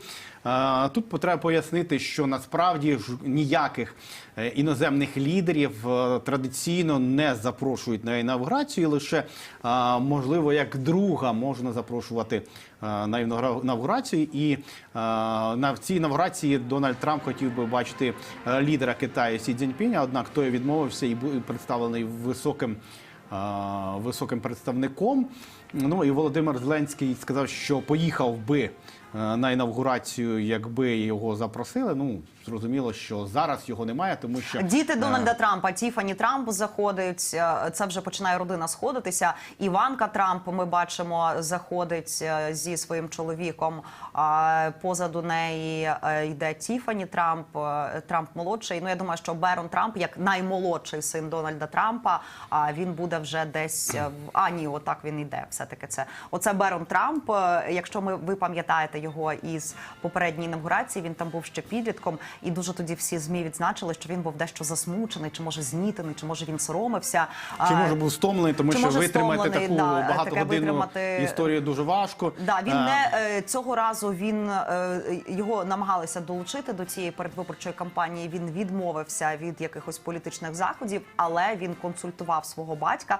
Берон Трамп, йому зараз 18 років, зріст, ну там це манхеттенська еліта, золотий хлопчик, 2-метровий зростом. І він консультував батька саме в напрямку такому молодіжного голосування, як залучити молодіжну аудиторію. Ну, але поки там до активного політичного життя він залучатися не хоче, що в принципі можна зрозуміти. Стосовно Іванки Трамп, то вона була радницею разом зі своїм чоловіком дуже близькою, і в неї була прям офіційна посада під час першої каденції Дональда Трампа. Цього разу вона сказала, що, цитую, політика їй дуже, не сказати, що брудна, ну їй не подобається, це темна матерія, як вона сказала, вона не буде більше в публічному за цієї каденції політичному житті, але все ще буде зберігати свій вплив на батька. Ну і там, повертаючись до Меланії Трамп, її мемуарів і там певних скандалів з одягом, то була книжка помічниці Меланії, де ця помічниця відзначала, що в неї було, в Меланії Трамп і Іванки Трамп було суперництво, і іноді Іванка не дуже гідно себе вела і намагалася там якось впливати і на Меланію теж, призначати їй у помічники людину, яку саме Іванка Трамп обрала. Ну це якби таке збоку. В своїх мемуарах, бо Меланія Трамп теж випустила мемуари, але вони справді стали бестселером, але вони дуже такі, ну я би сказала, вилизані. Тобто там ніяких сенсацій немає, ніяких, ну це от таке от дуже вилизане, елегантне пояснення її життя, її кар'єри, там цих оголених фоток, за які їй дуже багато прилетіло під час ще першої каденції Дональда Трампа на посаді президента. Але якихось сенсацій там не було, про що в принципі всі чекали, що можливо буде якась щирість. Але от зараз діти прийшли. Ще що нам повідомляють, так би мовити, наші колеги вашингтонські, що овальний кабінет вже готують готовий, під Дональда Трампа. Помили. Тут не тільки помили. Повернули килимок, який колись робила перша леді США Ненсі Рейган. Його повернули в овальний кабінет. Цей килимок для був Дональда Трампа, був його річчю. Він відбув цей килимок з Трампом всю попередню каденцію, коли він був 45-м президентом США. І от зараз килимок Ненсі Рейган повернули, що вказує всій громадськості, що Трамп повертається. Стосовно зараз, почекайте, ще швидко знайду, бо вже ж кому що, а мені мода. То оце вбрання Меланії Трамп, в якому вона була на чаюванні, воно вже відомо, що це американський дизайнер Адам Ліпес, це темно-синє двоборте пальто і спідниця. Капелюшок робив інший дизайнер Ерік Джавіц. Тут нема що ні додати, ні відняти. Стосовно вбрання Меланія Трамп, це топ. Тут нічого не скажеш. Бачимо, що з'їжджаються гості, вже останні приготування, оркестр потренувався. Зрозуміло, що всі хотіли б побачити цю інавгурацію на вулиці. Це було б більш масштабно і гарно, так як відбуваються ці традиції. І до цього, власне, всі готувалися, але говорячи про непередбачуваність Трампа, і ось ці ми розуміємо, що лише в п'ятницю вечором з ініціативи майбутнього американського президента здійснили перенесення цієї процедури до приміщення.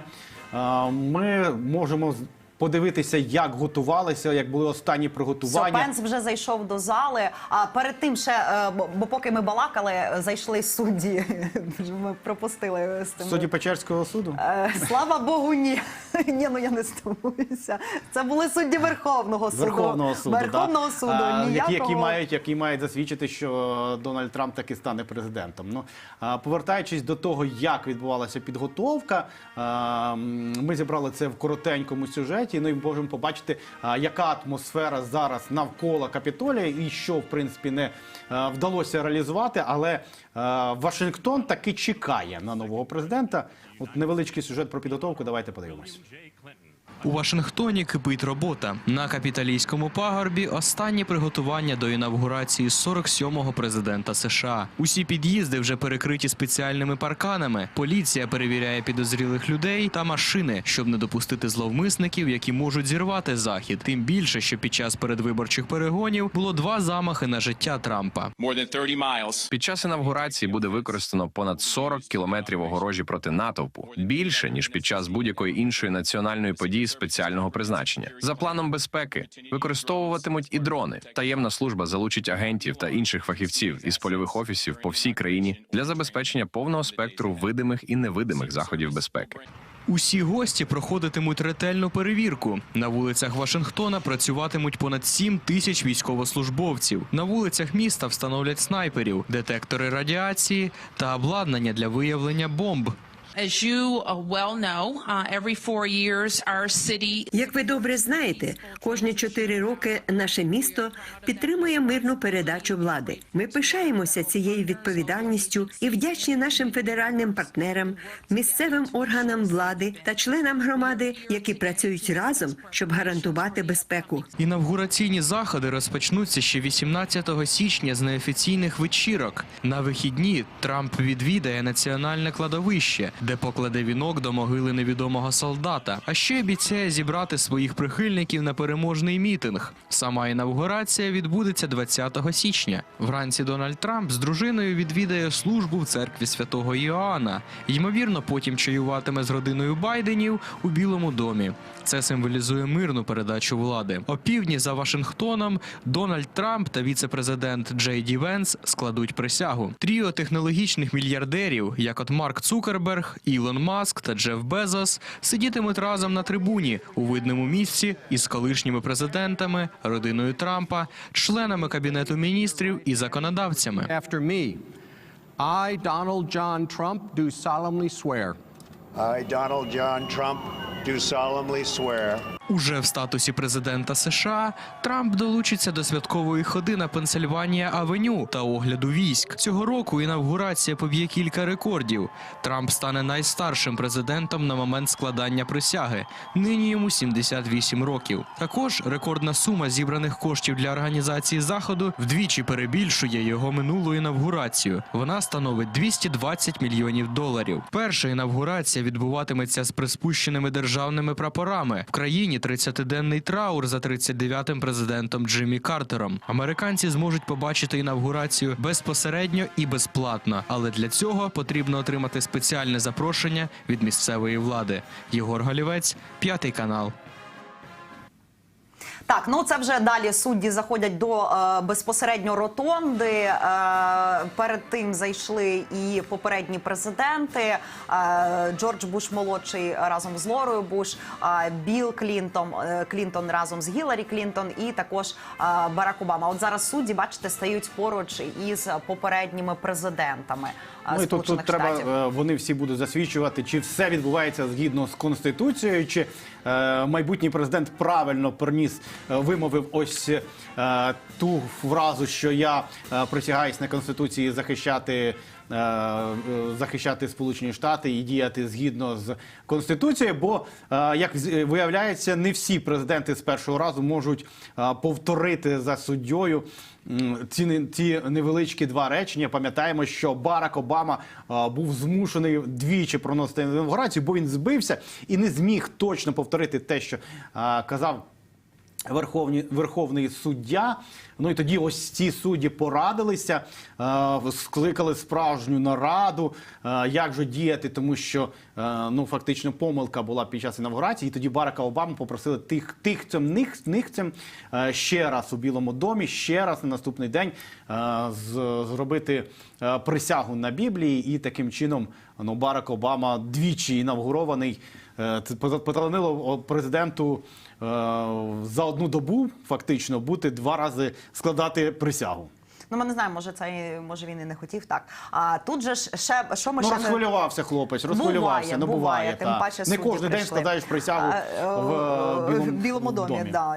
Хоча, буває, кому двічі за життя таке випадає. Також будуть, поки сходяться далі політики, розкажемо, що хто буде виступати. Тут важливий такий нюанс.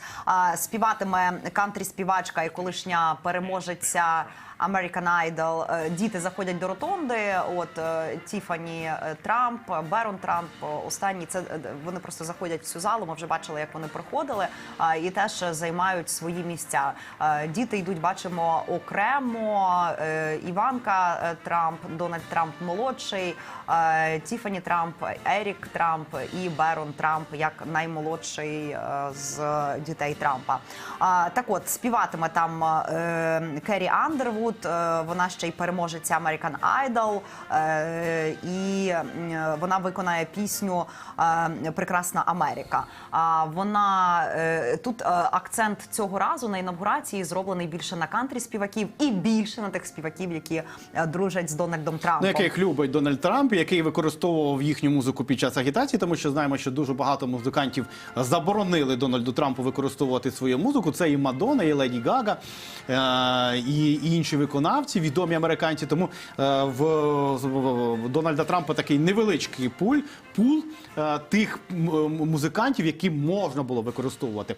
І напередодні Дональд Трамп теж проводив мітинг перемоги, де зібрав своїх прихильників. І там ми бачили виступ Village People. Для тих, хто із старшого покоління, це група, яка випустила хіт YMCA в 1978 році. Ну і оце Трамп теж так само робив. Вони виступили напередодні, тому ймовірно сьогодні через те, що інавгураційний процес трошки скоротився і зсунувся, тому їхнього співу ми сьогодні, мабуть, не почуємо. Ну і, мабуть, і танців Дональда Трампа теж ми не побачимо. Слухай, там, по-перше, давай так. Але ще 4 роки. 4 роки президента Дональда Трампа. Точно побачимо, як він танцює, як він співає і все це. Танцювати і співати. Але тут ще ж варто згадати, що там Тейлор Свіфт, яка публічно потім підтримала Камалу Гарріс в ніч дебатів, тобто, там на других дебатах між Камалою Гарріс і Дональдом Трампом, там все цікаве відбулося саме після дебатів, коли була ця історія, що мігранти там їдять котів і собак. Тейлор Свіфт, яка ікона просто номер 1 у Сполучених Штатах, вона стала на захист і котів, і собак, і відповідно підтримала Камалу Гарріс, підписалася бездітною кошатницею, і це був такий пас-відповідь на закиди Джей Ді Венса, який у своїх попередніх промовах сказав, що жінки, які не народжують дітей, не можуть дати нічого корисного суспільству, окрім там як котів виховувати. Годувати котів. А для Тейлор Свіфт коти – це святе, коти – це частина її іміджу і бізнес-імперії. І вона не одружена. Вона не одружена, в неї 3 коти, один з них має свою торговельну марку, заробляє мільйони, як ще одна там кішка визначна Карла Лагерфельда, який Тоді переписав написав реально хату на ту кішку. І тому тут якби зі співаками в Трампа реально не дуже. Ну і плюс Голлівуд, він теж був такий, підтримував більше Камалу Гарріс, тому що її заклики і ідеологія демократичної партії, вона все-таки ближча Голлівуду, ніж там погляди Мага і погляди Трампа. Ну, якщо ми заговорили про Голлівуд, зробити не лише Америку знову величною, а й Голлівуд збирається зробити знову величним. Дональд Трамп пообіцяв, що візьметься і за Голлівуд, хоче його зробити модерновим, більш публічним і таким, що возвеличує американську єдність і американську потужність. І такими собі посланцями від Дональда Трампа до Голлівуду стане актор Сільвестр Сталлоне. Він уже побував, зустрівся із Дональдом Трампом. Також послам в Голлівуді буде Мел Гібсон і Джон Войт. Такі важковаговики в акторському мистецтві, ну і не лише в мистецтві, але пригадаємо Сільвестра Сталлоне, ну от вони будуть якось покращувати імідж Голлівуду, ну і будуть на зв'язку між Трампом і Голлівудом. Хоча як саме можна покращити роботу Голлівуду? Ну, Трамп хоче керувати всім. По-перше, давайте ще, якщо ми згадаємо біографію Дональда Трампа, то для нього шоу-бізнес – це те, чим він сам займався, він робив ці шоу. Деякі з них навіть, ну я пам'ятаю, що на певних українських каналах старе оце «Кандидат», здається, чи «Кандидат» називалось. «Кандидат» називалось, да, де він серед бізнес-планів обирав там в кого вкладатися, в кого інвестувати. Ну, тобто Дональд Трамп зіграв сам себе. Так, і він ще й, не забуваємо, дуже важливу річ, що Дональд Трамп тривалий час був пов'язаний з усіма цими конкурсами Міс Світу. Так, він власник Міс Всесвіт, Міс Америка і Міс Міс Університет, здається. Міс Меланія Трамп, ну, само собою. І він тривалий час володів цими конкурсами, так само, як володіє величезною кількістю готелів по всій країні. Тривалий час вкладав в нерухомість, ну і сам хотів бути як журналістом, так само і актором. Його номінували кілька разів, мені здається, навіть на Оскар його номінували, як людину, яка зіграла сама себе. Ну, слухайте, активно. Якщо ви пригадаєте нашу там класику з дитинства, фільм «Один дома два», то він грав в кіні сам себе. Сам себе. І тут же прикольна історія, що треба було зняти великий торговельний центр, великий центр, готель, і Дональд Трамп пообіцяв дати дозвіл на проведення зйомок лише в тому випадку, якщо він засвітиться в цьому фільмі і зіграє сам себе. Ну і відповідно він іде в своєму Трамп-готелі, зустрічає там головного героя хлопчика Кевіна Макалістера. Як можна не знати класику Михайла з дитинства? І грає сам себе. Дональд Трамп зустрічає цього хлопчика. Ну, і Теж дуже мемна історія, потім розлетілася, особливо коли Дональд Трамп став президентом. Там, я пам'ятаю, ще одного українського президента йому домальовували. Як найнеймовірніший розвиток подій. От, так, ми розказали. Ще про Бали, то там теж буде більше кантрі-виконавців, але серед них буде Біллі Рей Сайрус, який батько Майлі Сайрус, яка теж поп-ікона вже для молодшого покоління американців теж є. Мені просто дуже цікаво, як Дональд Трамп разом з сім'єю буде запалювати на цих балах. Чи будуть вони там танцювати, тому що пригадуємо, що Барак Обама любив і потанцювати, і підспівати. Далеко не треба ходити. Пам'ятаємо поки що теперішнього держсекретаря Сполучених Штатів Ентоні Блінкена, який любить і зіграти на гітарі, і підспівати, і вдарити по струнам, щоб аж стіни, як то кажуть, загули. І досить цікаво спостерігати за ось цими всіми балами і бачити, ну, насправді, чи розкривається президент серед своєї публіки, чи він дотримується цього дипломатичного стилю, намагаючись не виходити за рамки доступного. Але бачили, як на мітингах Дональд Трамп витанцьовував, пританцьовував. Тому думаю, що ми побачимо ще не один раз, попри те, що Цьому дідуганові 78 років, і він фактично це найстарший президент в історії Сполучених Штатів, який складає присягу. Тобто навіть Джо Байден, якому теж... Ого, подивіться на Ілона Маска бігом. Щось він там таке побачив в тій ротонді, що страшно. Він дивиться, що з його ракетою SpaceX. Тому що останні випробування, які відбувалися в п'ятницю, він наче дух побачив якийсь. Вони провалилися. І тут дуже цікаво, тому що поряд стоїть конкурент Джеф Безос, якого ракета полетіла правильно, успішно. Я б ще зрозуміла, якби він в сторону дивився, там, де якби сидить наречена Джефа Безоса. Тут я б взагалі питань не виникало. Не полетіло. І це він дивиться на орбіту, чи що робить, чи запустити ще одну ракету, чи витратить гроші на Трампа, чи запросить гроші в Трампа на космічну програму, адже... Так. Ну і от ми якраз поговорили про те, що Ілон Маск активно допомагав Дональду Трампу, ну і в них такий склався тандем Трамп-Маск чи Маск-Трамп про оці от непрості відносини і стосунки. Давайте подивимося у сюжеті.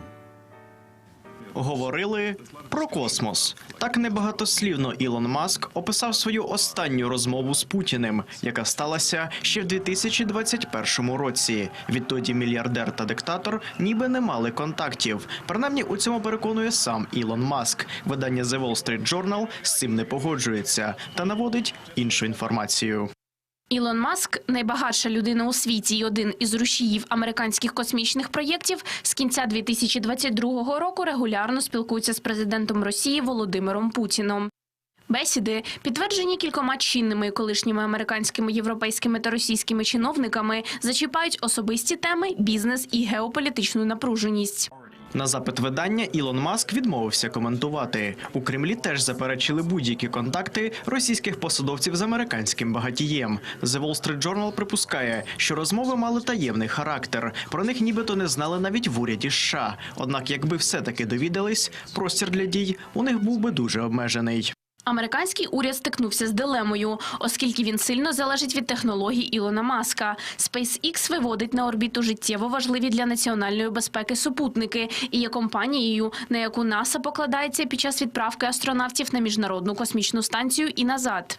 Ілон Маск глибоко пов'язав себе з силовими колами США. Його компанія SpaceX виграє ексклюзивні контракти на поставку технологій до армії та Національної космічної агенції. Ілон Маск має доступ до певного рівня таємності про стан американського війська та озброєння, але непокоїться уряд не лише через це.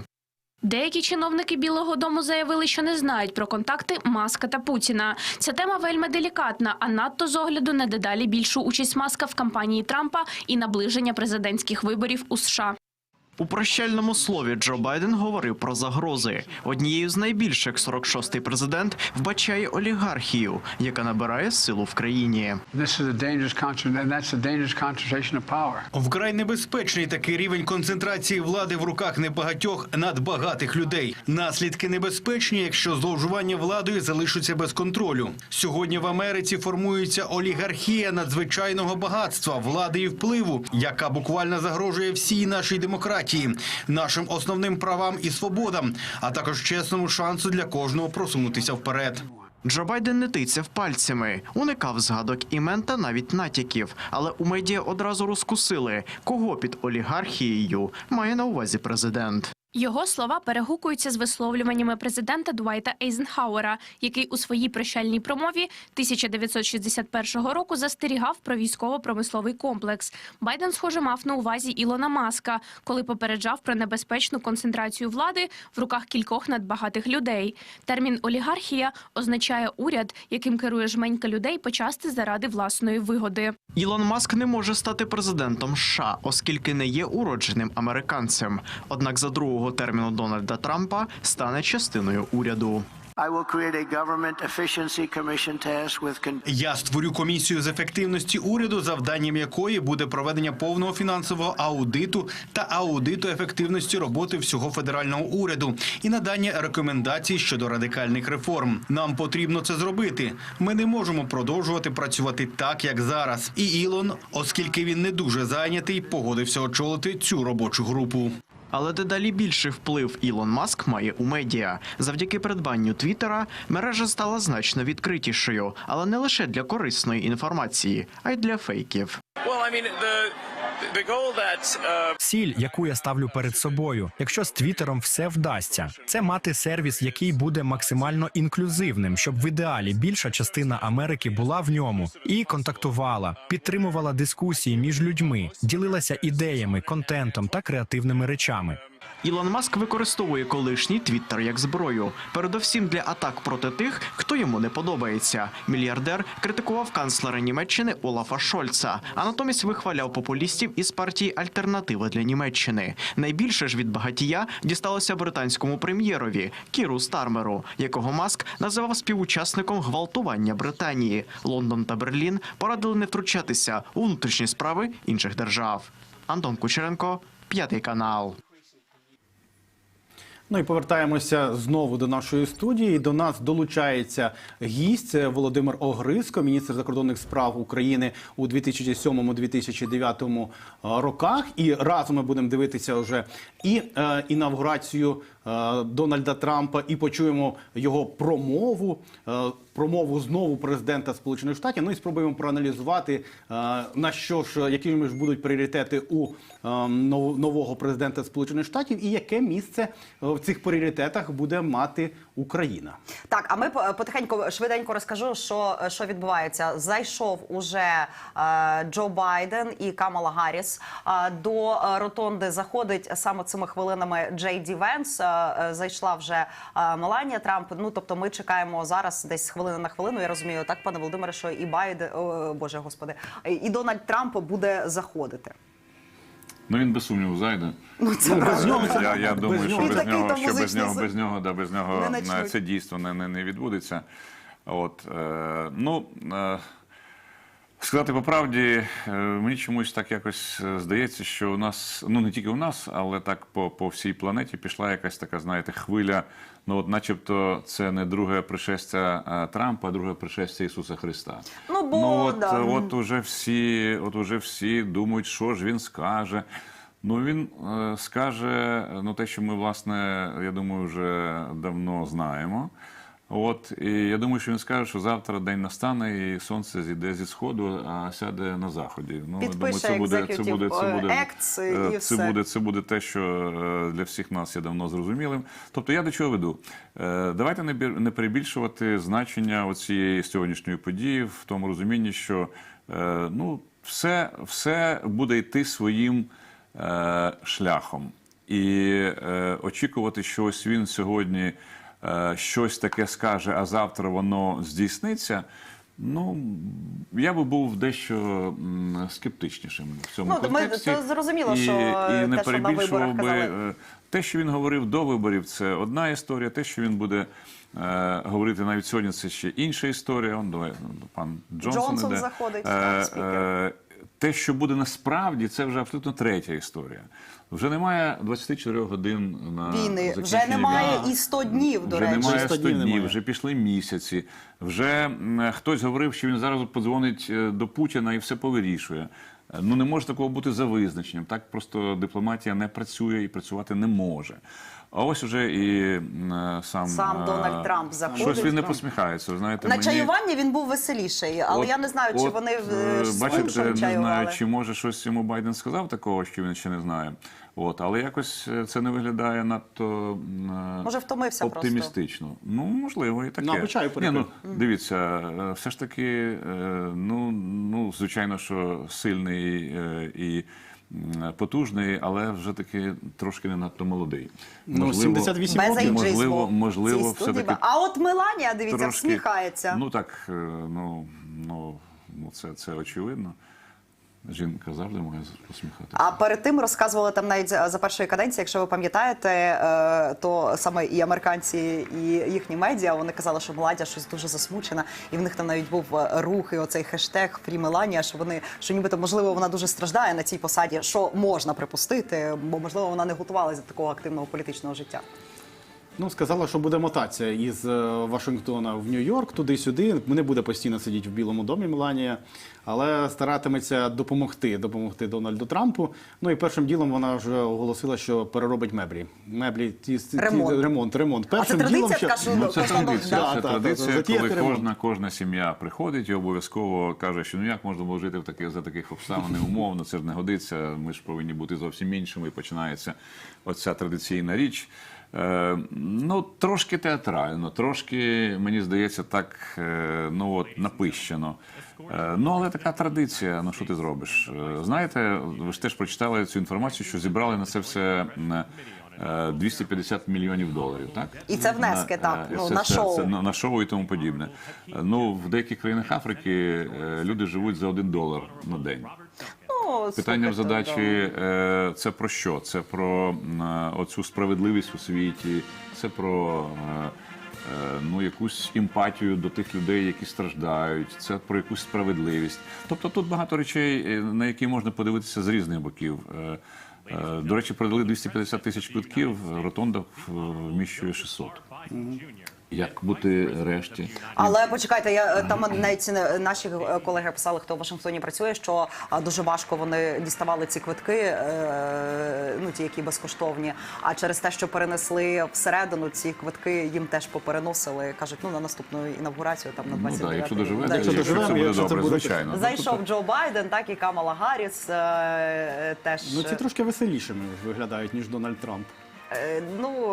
Ну, але знаєте, що позитивно в цій процедурі і процесі? Це те, що це справді нормальна передача влади від однієї, так мовити, політичної сили до іншої. Ну, минула каденція була, на жаль, в цьому плані дуже сумною, але, мабуть, обидві сили, в першу чергу Трамп, зробив з цього правильні висновки. І от бачите, це хороший приклад того, як спокійно, в такому правильному тонусі, з посмішками, хоча у кожного там шкребе, я думаю, дай Боже як. От. Але все-таки відбувається ця передача влади, і це хороший приклад для багатьох. Ну, в тому числі і деяких постсоціалістичних країн. Ну, а наскільки важливо, а можна я ще запитаю, чисто з дипломатичної точки зору, наскільки важливо бути присутнім на інавгурації? Бо там є, так ми бачили президента Аргентини, заходить Джей Ді Венс, зараз буде йти до присяги. Але там є оцей представник Китаю, але більшість країн все одно представлені так на рівні послів у Сполучених Штатах. Ну, уявіть собі, якби приїхало там 180 глав умовних держав і урядів. От де їм стати, якщо в ротонді 600 місць? Ну, куди їх посадити, куди їх відправити? А не, так би мовити, не проявити якусь протокольну увагу, ну, це так не можна. І це ще й складно ще. Ну, тобто це логістично складно. Тому в багатьох випадках так і відбувається. Це рівень послів, тобто це представники глав держав. Ну, от вони і знаходяться там, і це цілком нормально. Ну, безумовно, є винятки. От приїхало кілька персональних, ну, можна сказати, друзів там, чи близьких до нього політичних діячів. Вони отримали особисті спеціальні запрошення. Ну, для них, мабуть, десь там і знайшли якесь місце. Хоча, чесно кажучи, я не думаю, що хтось із них навіть зможе підійти до Трампа і сказати йому: «Добрий день, я президент Аргентини». я приїхав. Ну, тут, власне, і зміркування безпеки. І абсолютно правильно, пане Михайло. Тобто це все настільки складні логістично-організаційні речі, що ну, от фізичне перебування там, умовного глави там, держави X, ні про що не говорить. І от уявіть собі, що туди поїхав би Зеленський, от, і стояв би десь там ну, разом з президентом Аргентини збоку і так далі. Тут би сказали, що туди поїхав? В країні війна, А ти збоку стоїш. А ти збоку стоїш, з Трампом не побачився, що це за історія і так далі. Ну, тому, знаєте, тут з якого боку підійти і що треба отримати у підсумку. Можете критикувати, можна сказати, що треба було поїхати, треба було все одно там знайти можливість схопити Трампа за горло, і з ним обов'язково сісти переговорити. Ну, нереально. Тим паче в день інавгурації, коли в нього все розписано. До хвилини. Не буде жодної секундочки. Пані посол України Оксана Маркарова, вона буде на інавгурації, про це вона сама повідомила у соцмережі, і, власне, Україна так представлена, як і більшість країн світу, саме на рівні послів, і це абсолютно нормально, ніякої зради тут немає. Просто фізично навіть виокремити якусь хвилину для того, щоб просто перекинутися навіть словами в Дональда Трампа не буде, навіть якщо поїде туди чи Зеленський, чи не Зеленський, чи навіть ніхто. Ну і тут ми говорили, що з міркувань безпеки, можливо, не лише через мороз, а і ще й з міркувань безпеки перенесли саме у закрите приміщення, бо Дональд Трамп все-таки боїться, що хтось може ще скоїти ще один заходить замах. О, тепер всміхається, бачите, тепер всміхається. Через так, ну не через сльози, але я би не сказав, що так дуже щиро. Я пам'ятаю теж, я просто пам'ятаю першу інавгурацію, коли перед тим подружжя Обам, вони відбули 2 каденції, і вони там ледь не стрибали від щастя, просто коли було оце чаювання перед інавгурацією, ну там просто Мішель Обама, вона на крилах просто від радощів, що нарешті вони, і прям теж всі жартували в той момент, що ці нарешті спекалися, а щось Дональд Трамп і Меланія Трамп там не з таким ентузіазмом заходять в цей Білий дім, очевидно, знаючи, що на них чекає там в майбутнє як мінімум 4 роки. Ну, ремонт, мінімум ремонт. Знову, де ще й перекопати знову город Мішель Обами, мабуть, треба було для Меланії. Ну, але Катерина, але ви звернули увагу, як жінка, що все-таки інколи капелюшки заважають ніжному поцілунку? Ну, тут, знаючи відносини, або поцілунок. Або капелюшок, або поцілунок. Бачите, все-таки тут треба вибирати. Я все-таки за те, що от минулого разу було більш вдале це вбрання, і воно прям супер іконік, мені дуже сподобалося. Це, ну, можливо, воно більш відповідає так там тону і, я не знаю, якось його підбирали відповідно до місця. А одяг взагалі наскільки має значення? Є якісь сигнали, які можна передати на таких подіях? Традиційний, тобто це діловий костюм. От всі, бачите, саме так одягнуті, тут нічого надзвичайного немає. Бачите, Трамп навіть не взяв і не одягнув яскраву червону краватку. Ну, мабуть, через те, що це зробив Венс. Щоб вже не бути. Ну, і немає на голові традиційної «Make America Great Again». Я думаю, що навіть тут не дозволили. Мабуть, все-таки протокол сказав, що ні, отут не можна. Ну, тобто, якихось сигналів і ознак тут, я думаю, просто немає. Це офіційна церемонія, відповідно, офіційне вбрання. Ніяких інших моментів тут не треба, як кажуть, шукати. Ну, тим не менш, воно переросло на велику урочистість, тому що за Конституцією написано всього-навсього, ти маєш промовити ці 2 речення «служу Сполученим Штатам», «присягаю на вірність» і все. І більше нічого в Конституції не прописано, якихось урочистостей. Це вже з роками воно переросло і на церемонію інавгурації, і запрошення якихось гостей, і сенаторів, і конгресменів, і потім вже на урочистості, які переносять, ну, коли це на західному ганку Капітолійського пагорбу, Капітолію, то воно вже переноситься потім і на прилеглі вулиці, ці святкування. І ці традиції ростуть і розширюються. І тому, ну, з кожним разом інавгурація відбувається по-різному, і з кожним разом якісь з'являються нові нововведення, за якими ми спостерігаємо. Ну, ви знаєте, скажу вам відверто, мені от ця цифра в 250 проданих квитків щось нагадала давньоримську логіку, що народу треба що? Хлібу і видовищ. Але тут ще давайте відзначимо оцей талант Америки перетворювати дуже багато чого на шоу. І це в них є. А це добре? з якого боку подивитися, але зрештою вони увагу до себе притягують. Ну, це правда. Ну, але от знову ж таки, так, можна в Сан-Паулу влаштовують карнавали у зв'язку. Ну, це не карнавал, тут. Ні, ну теж увагу ж притягає до себе. От можна танці влаштувати, можна ще раз.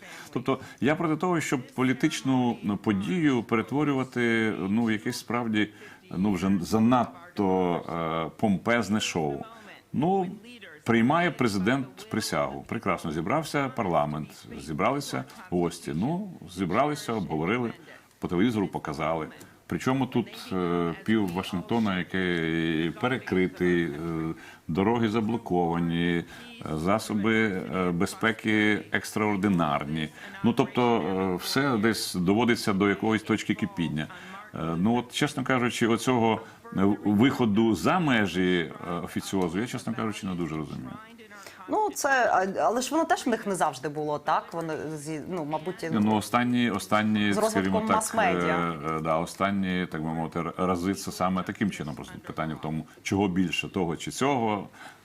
Ну, добре, цікаво подивитися, як там виходить новий президент там з лімузину, чи він сідає в той лімузин, чи вони кудись вже їдуть, чи старий президент від'їжджає від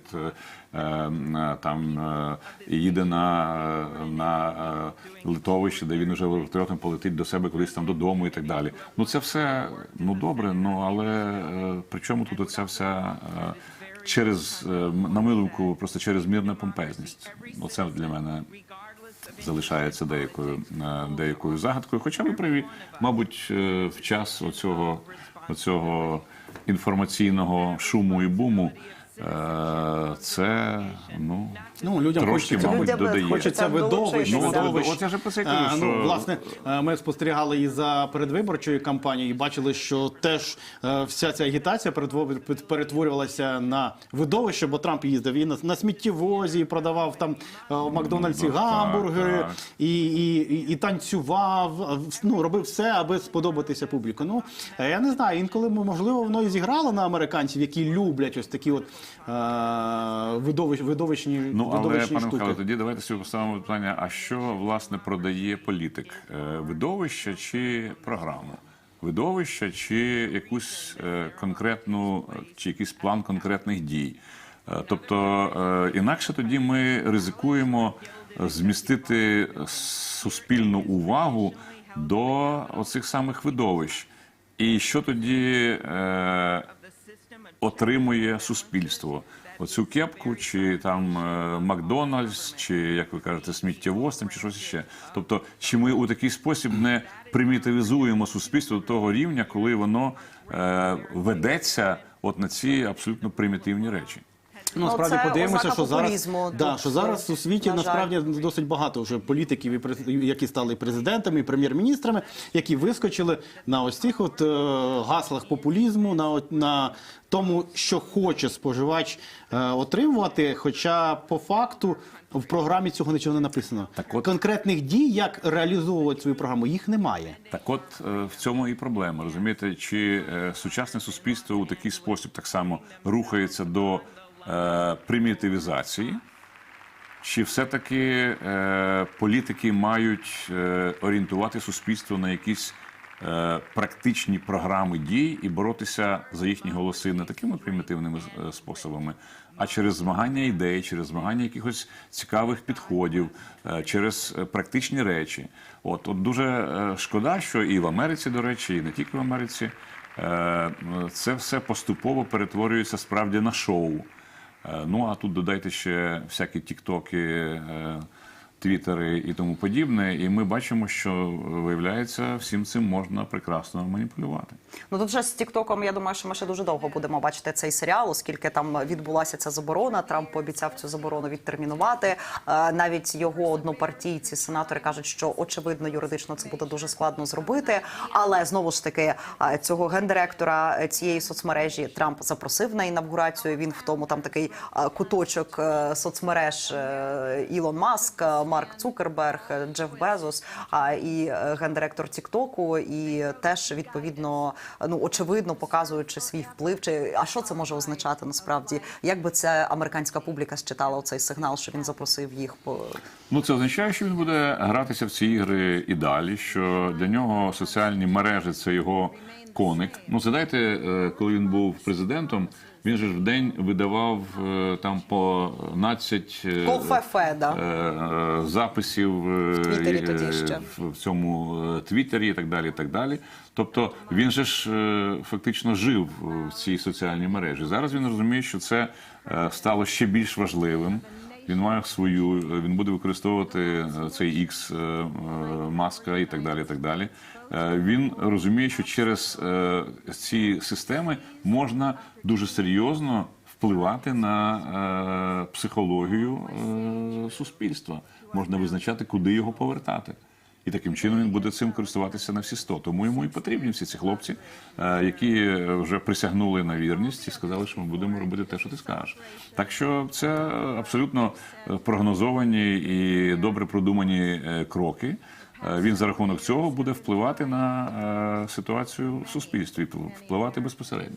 Він фактично грається із суспільством, впливає на їхню думку, на їхні настрої, тому що, якщо пригадати, ось все те, що він говорив, зробить буквально там за 3 дні, там за лічені дні, коли його оберуть, воно все провалилося, і для того, щоб ніхто не мав претензій, а ти ж обіцяв, він починає розганяти ту саму історію з Гренландії, те саме з Панамським каналом, те саме із Мексиканською стіною, для того, щоб відвернути увагу від того, що він обіцяв під час передвиборчої кампанії, а зараз грається... А я ще хотіла запитати... Тут, пане Михайло, вибачте, тут ще один момент. Розумієте, ми справді україноцентричні. Тобто ми вважаємо, що природньо для нас. Що все, що відбувається в світі, воно повинно йти через наш фокус. Але для американців, все-таки при всій повазі до України, ми там на енній позиції порядку денного. От те саме питання про Мексику і про кордон. Для Трампа це справді зараз буде програма пункт номер 1. І він його справді спробує вирішити максимально швидко і максимально жорстко. І от я думаю, що те, що він зробить справді відразу, це він підпише відповідні укази про заборону перетинати кордон, про екстрадицію всіх тих, хто незаконно знаходиться на території, про стіну і так далі, що він говорив вже давно. І лише вже після того, я думаю, все повернеться до того порядку денного. І ви абсолютно праві. Вже після цього почнеться. Як же ми могли не передбачити, що Путін сякий такий, що він не хоче йти на наші вимоги. Тому ми відсуваємо на місяць. А потім через 2 дні ми там мали контакти з СІ, а він ще нам палиці в колеса хоче вставити. Таким чином ще буде далі. І воно все поступово перейде в рутину. Тому що, знаєте, до речі, в нашому суспільстві дуже часто переносять те, що може зробити, скажімо, в Московії Путін, на те, що не може зробити в Штатах Трамп. Чому? Тому що там цар, а тут найманий, найвищий, але найманий працівник. І він обкладений Конгресом, Сенатом, Верховним судом, законодавством і так далі, і так далі. В нього є коридор. І він не може йти наліво чи направо, він може йти тільки в цьому коридорі. Так що, думаю, що попри всі ці речі, все вийде на такий стабільний середній рівень, і ми побачимо певний рух, але трошки пізніше. Катерина, вибачте, я вас перебив. Я хотіла розпитати, чи відстежують пильно американські виборці і громадськість над тим, що їхній кандидат говорив під час кампанії, а потім говорив у цій промові інавгураційній, чи обіцяв, знаєте, як у нас є перші 100 днів, ми дуже пильно стежимо, ти нам обіцяв там війну закінчить, а не закінчив. Є таке в Штатах? Є цей тиск на нього? Чи чому оці обіцянки передвиборчі, вони настільки іноді відірвані взагалі від реальності? Я не знаю, я не можу сказати про всіх американців, але мені здається, що статистичний американець, німець, француз, українець не пам'ятаю, що було вчора. Лише ті люди, які спеціально за цим слідкують, які є експертами, політологами, там, політиками і так далі, так далі. Вони це все записують в рядочок. Рух чесно, і потім, але в США. Ну, да, і потім через 100 днів кажуть, ну що ж ти бачиш, що ти обіцяв, нічого не зробив, цього не зробив, того не зробив. Але для середньостатистичного виборця вибори закінчилися, Трампа обрали, все, тепер вперед, роби, що хочеш. Ми тобі дали владу, до побачення. Я не думаю, що це реалістично чекати від середньостатистичного, при тому доволі, ну скажімо так, не просунутого, аби дуже дипломатично висловлюватися, виборця, щоб він слідкував, а чи виконав Трамп ту чи іншу свою обіцянку і так далі. А падіння рейтингів в них же ж відбувається все одно. Відбувається. А чому? А тому, що їхні політичні опоненти якраз і починають дзьобати їх за те, що, от бачите, ви це не зробили, ви це пообіцяли, а у вас нічого не склалося і так далі, і так далі. А це вже йде через засоби масової інформації і таким чином впливає на настрої виборців. Але самі виборці, вибачте, ну, фермер Джо з там якогось Оклахоми чи Айдахо, він картоплею займається, а не дивиться, чи виконав Трамп свої обіцянки за 3 дні закінчити війну. Ну, це не його бізнес. Ми повернемося до трансляції. Вже наближається кульмінаційний момент, що от вже мають скласти присягу і віце-президент Джей Ді Венс, і сам американський президент Дональд Трамп. Я так розумію, що зараз вони вшановують пам'ять 39-го президента Джиммі Картера, бо з приспущеними головами. Ну і це перша інавгурація, яка також відбувається із приспущеними американськими прапорами, тому що в країні нині 30-денний траур за Джиммі Картером. І тому і на Капітолії, і в Білому домі прапори приспущені, і навіть на час інавгурації Дональда Трампа їх не будуть піднімати. Ну і от зараз, власне, згадують 39-го президента Сполучених Штатів Джиммі Картера, який помер наприкінці минулого року.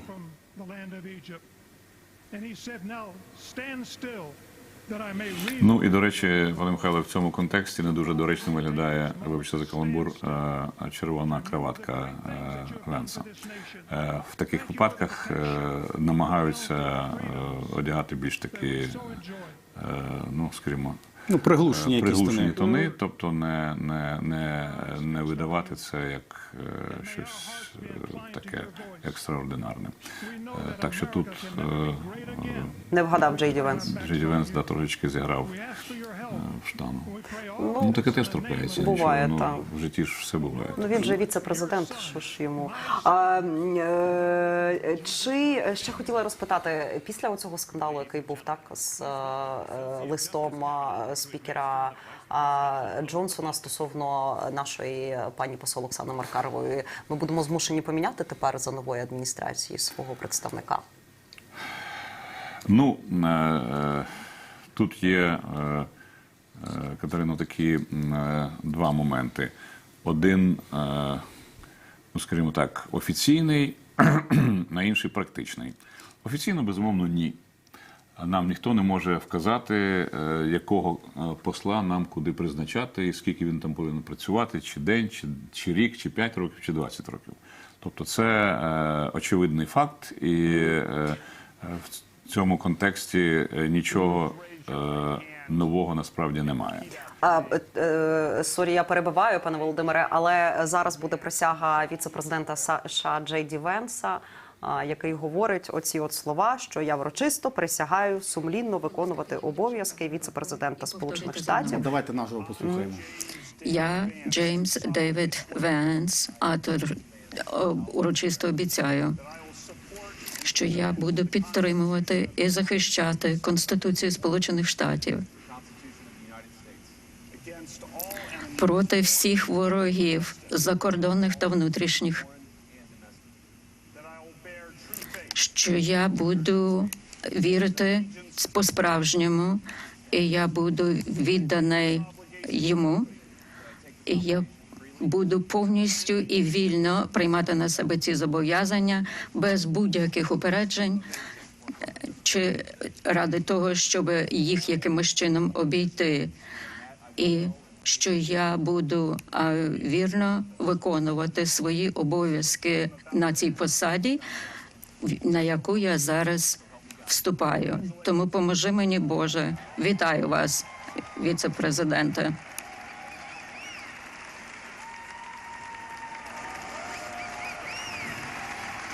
Ну і, власне, після того, як Джей Ді Венс склав присягу за лічені секунди, ми побачимо і те, як складає присягу майбутній теперішній вже президент Дональд Трамп, приблизно за такою самою технологією. Ну і з цієї миті фактично ми будемо мати 47-го президента Сполучених Штатів. Привітайте голову Верховного суду, який буде приймати присягу від президента.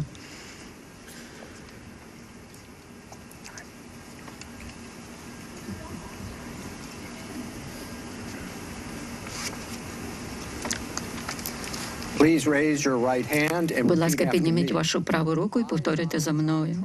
Я, Дональд Джон Трамп, я урочисто обіцяю, що я буду вірно виконувати обов'язки президента Сполучених Штатів Америки і буду з найкращими своїми можливостями захищати, зберігати і оберігати Конституцію Сполучених Штатів Америки. Тому поможи мені, Боже. Вітаю вас, пане президенте.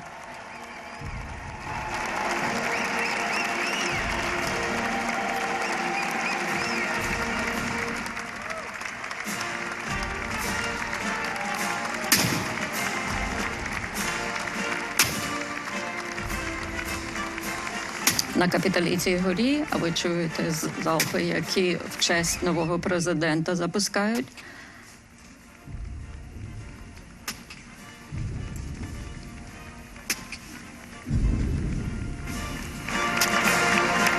Ми бачимо, що склав таки присягу американський президент Дональд Трамп і зараз отримує вітання від своєї команди, від своєї сім'ї, від родичів.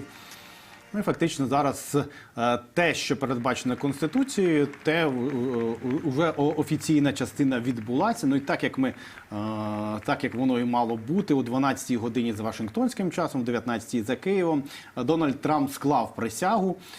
Нагадаю, що в нього було одразу дві Біблії. Одна старовинна, за якою присягають більшість президентів, це Біблія, яка ще часів Авраама Лінкольна, ну і ще одна червона Біблія, яку йому, Дональду Трампу, подарувала колись мати. Ну і кожен президент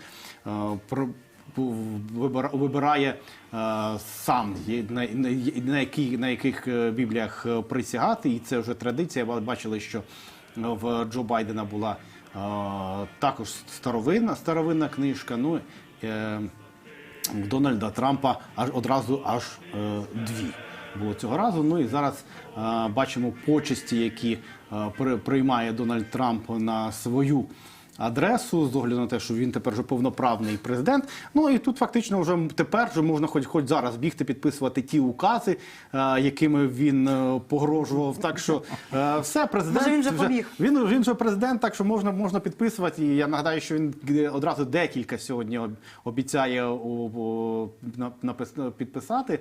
Зокрема, і про боротьбу з мігрантами, і про посилення безпеки на мексиканському кордоні. Ну, побачимо вже завтра вранці, наскільки вистачить чорнила в Дональда Трампа за цю добу, за цю ніч, і скільки він підписує сьогодні. Ну, але відповідаючи, Катерина, на ваше запитання про нашу пані посла, пані амбасадорку. Да, ну, давайте так. Бо інакше треба якось шукати фемінітиви, які не завжди красиво звучать. То, якщо говорити про нашу амбасадорку в Штатах, то, повторюю ще раз, ніхто не може нам наказувати, коли, куди, кого призначати чи кого звільняти. Але що таке посол? Посол – це та людина, яка налагоджує контакти з політичним класом, з експертами, з сенаторами, конгресменами, з губернаторами, яка через ці контакти, власне, і намагається провести ту лінію, яка їй подається з центру. Якщо собі уявити ситуацію, коли у неї закритий конгрес, ну, щонайменше в особі спікера конгресу, коли багато з республіканців її не захочуть чути і бачити, а це важливий елемент, коли деякі кабінети для неї будуть закриті через певні обставини, то, безумовно, ефективність такого дипломата значно зменшується. І це означає, що в якийсь певний період часу, це тут не можна сказати, що це буде завтра чи через місяць, але мені здається, що в інтересах, в першу чергу, України буде подумати над тим, хто зможе замінити нашу теперішню амбасадорку, тим більше, що вона вже все-таки відпрацювала доволі довгий період часу. Ну, але була ефективною, в принципі. Ну, і була ефективною, тут треба теж віддати належне, вона робила свою роботу, як на мене, вельми ефективно. І те, що ми мали підтримку з боку США, при тому велику підтримку, це в тому числі її велика персональна заслуга. Так що я думаю, що ми маємо подякувати пані Оксані Маркаровій. Вона ще залишається в своїй офіційній якості, але я думаю, що невдовзі ситуація буде змінюватись. Повернемося, мабуть, ще раз в Вашингтон, подивимося, послухаємо ось ці урочистості, які зараз звучать в Капітолії. Ну і побачимо. Ну, а відносно, пане Михайло, відносно першої там сотні указів, то мені чомусь здається, що вони вже давно надруковані, готові. І як тільки буде сигнал, то відповідні факсимілі будуть швидко поставлені і оприлюднені. Я думаю, що це ще сьогодні Тому буде. я думаю, що Трампу не доведеться підписувати першу сотню указів ручкою, а все буде зроблено. Ну, щонайменше, так робиться зазвичай. Не знаю, чи зараз буде щось інше, але президент просто погоджує всі ці речі, а вже команда готує відповідним чином, щоб це все відповідало законодавству, щоб це все не виходило за межі тих стандартів, які прийняті. Ну, президент дає політичне добро. А техніка і все інше – це вже за помічниками, радниками, спеціалістами, які займаються тими чи іншими речами. Ну, він свої пріоритети вже розказав. Тепер справа технічно справді підготувати ті документи, які йому потрібно, для того, щоб реалізовувати ось ті політичні пріоритети, які він оголошував, і реалізовувати ту програму, яку обіцяв своїм виборцям, яку обіцяв собі, передусім, як зробити Америку великою. Ну і бачимо, що зараз Дональд Трамп вирушає на свою першу промову на посаді 7-й президент Сполучених Штатів Америки. Давайте ми теж послухаємо. Це презентує.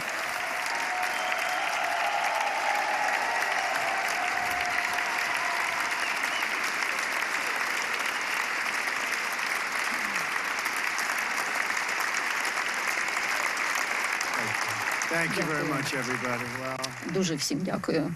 thank you very, very much.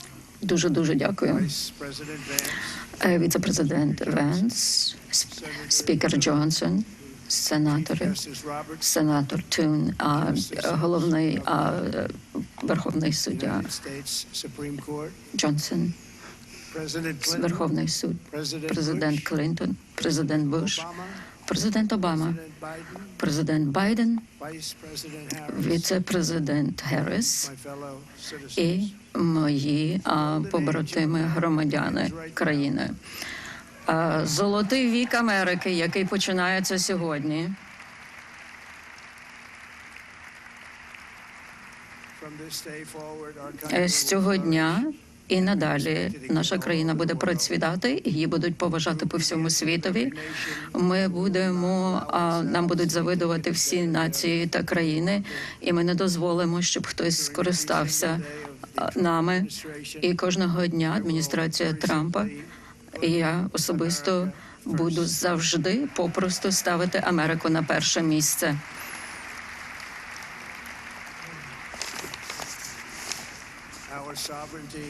Наш суверенітет буде відновлено, наша безпека буде встановлена, наша вага правосуддя буде по-новому встановлена, і Міністерство юстиції і інші вказівки інших міністерств будуть закінчені.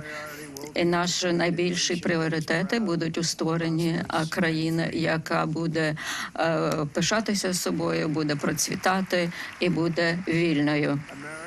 Америка скоро буде більшою, сильнішою і набагато більш винятковою, ніж раніше. Я повертаюся на посаду президента впевнено, і я знаю, що ми знову починаємо еру національного успіху, і ми знаємо, що сонце буде світити на весь світ, і Сполучені Штати зможуть практично всі можливості на свою користь використати. Ми знаємо, що не буде такого моменту, який не буде використаний Америкою, і весь світ буде цьому підпорядкований. Ми зараз практично хочемо змінити історію кризи. Ми хочемо, щоб успіх ішов разом з нами. Ми хочемо, щоб те, що було поламано, було полагоджено. Ми хочемо попередити прості кризи в себе вдома. Ми хочемо, щоб перестали каталогувати різні катастрофи по всьому світу. Ми хочемо забезпечити допомогу і безпеку нашим громадянам, які слідують законам. Ми хочемо зупинити ту еміграцію цих незаконних іммігрантів, які з різних психологічних лікарень та в'язниць попали до нас з усього світу. Ми хочемо захистити наші кордони. Ми хочемо зробити все, щоб захистити наші кордони та найважливіше нашого народу. Наша країна, яка більше не могла надати самі базові потреби, але ми знаємо, що наші люди заслужили, особливо люди, наприклад, у Північній Кароліні, до яких погано відносилися, але які заслужили кращого. І також ті люди, які постраждали від ураганів в Техасі і в інших південних штатах, а також в Лос-Анджелесі, ті, що постраждали від пожеж. Ми знаємо, що все, що зараз відбувається, воно впливає на всіх, і на тих, хто багатий, на тих, хто бідний, ті, хто згубили свої будинки в пожежі і так далі, навіть ті, хто сидять в цьому залі. Ми не можемо дозволити, щоб це продовжувалося, щоб ніхто не міг нічого зробити. Це все поміняється. У нас є система охорони здоров'я, яка не надає допомогу тоді, коли це необхідно під час різних ситуацій, зато допомагає іншим людям, щоб наша система освіти, яка допомагає тим, хто не показує нам, не шанує нас, а ми їм надаємо всю допомогу. Це все зараз поміняється з цього дня і в майбутнє. Мої недавні виграш на виборах показує про те, що всі ці зради, які раніше відбувалися, повертають людям віру в демократію і насправді повертає їм свободу. І з сьогоднішнього моменту ми знаємо, що американський занепад в цей момент зупиняється.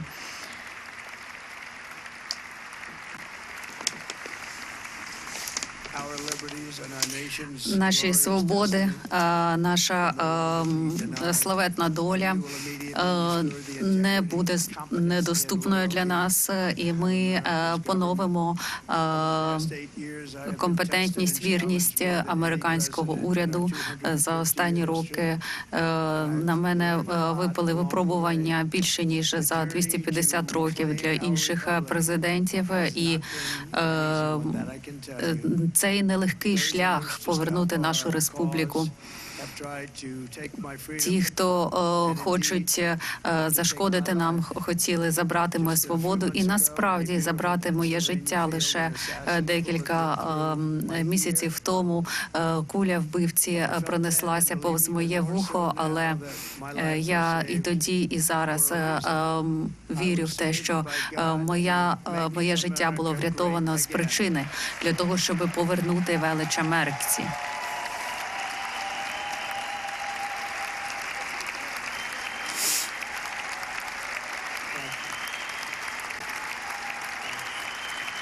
Дякую.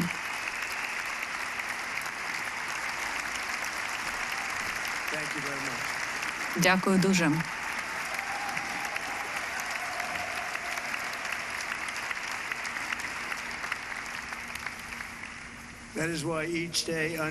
Тому кожного дня за моєї адміністрації, американських патріотів, ми будемо зустрічати кожну кризу з гідністю, силою, потужністю, для того, щоб повернути добробут, миру всім громадянам будь-якої раси, будь-якого кольору. Бо зараз цей день – це день звільнення.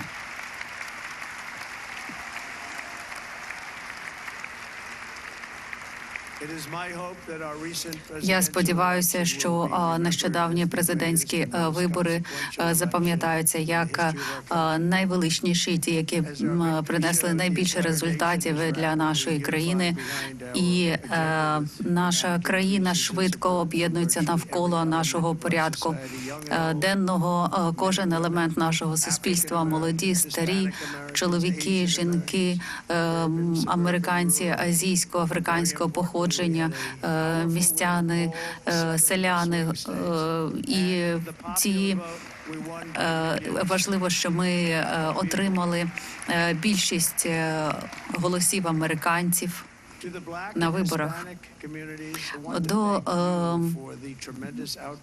виходців із Латинської Америки, до чорношкірих американців я хочу подякувати вам за вашу довіру, яку ви показали своїм голосуванням. Це рекордна підтримка, я цього не забуду. Я почув ваші голоси під час виборчої кампанії. Я хочу працювати з вами в наступні роки. Сьогодні день Мартіна Лютера Кінга, і це і на його честь ми разом будемо працювати, щоб втілити його мрію в життя, щоб виконати його мрію.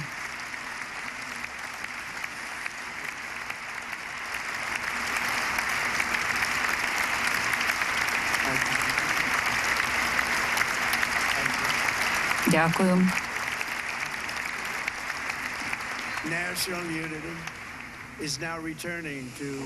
Повертається національна єдність до Америки і впевненість і гордість, яких ніколи не було раніше. І наша адміністрація буде мати натхнення на успіх. Ми не забудемо нашу країну, Конституцію, і ми не забудемо нашого Бога.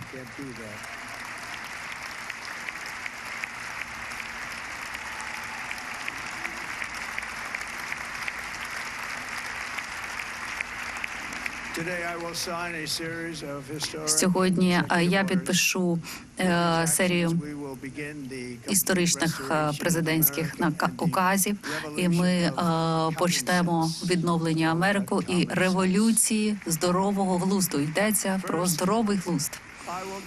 Перше, я встановлю режим національної надзвичайної ситуації на нашому південному кордоні.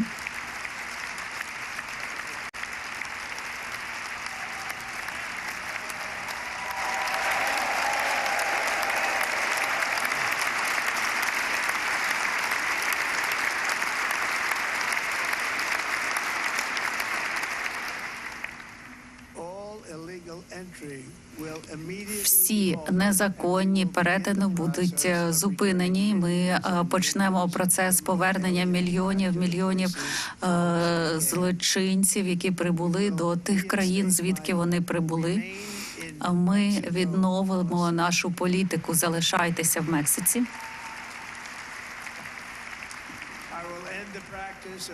Я припиню цю практику захоплення і звільнення.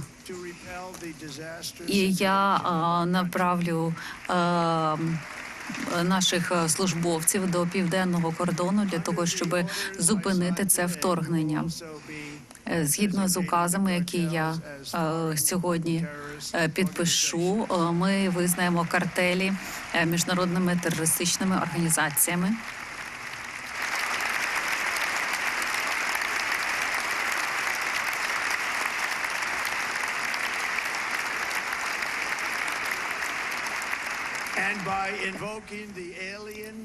І ми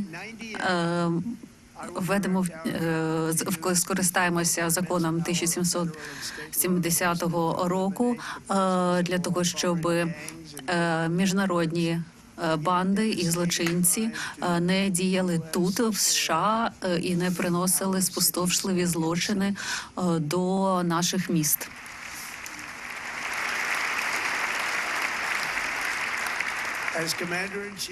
Як головнокомандувач, моєю найвищою відповідальністю є захист нашої країни від вторгнень, від загрози. Саме це я і зроблю. Ми зробимо це на рівні, який раніше ще не бачили. Я вкажу членам свого комітету мобілізувати ресурси для того, щоб подолати рекордну інфляцію, швидко знизити ціни і витрати.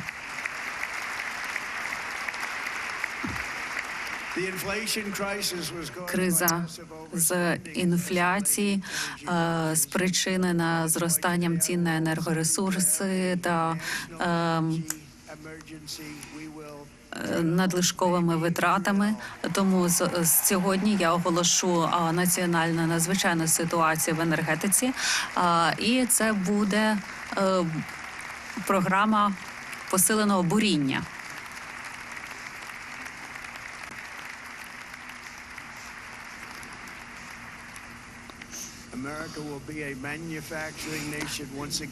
Америка знову буде країною, яка виробляє. І у нас є щось, чого не мають інші видобувальники. Найбільші резерви нафти та газу, і ми їх використаємо. Ми використаємо їх.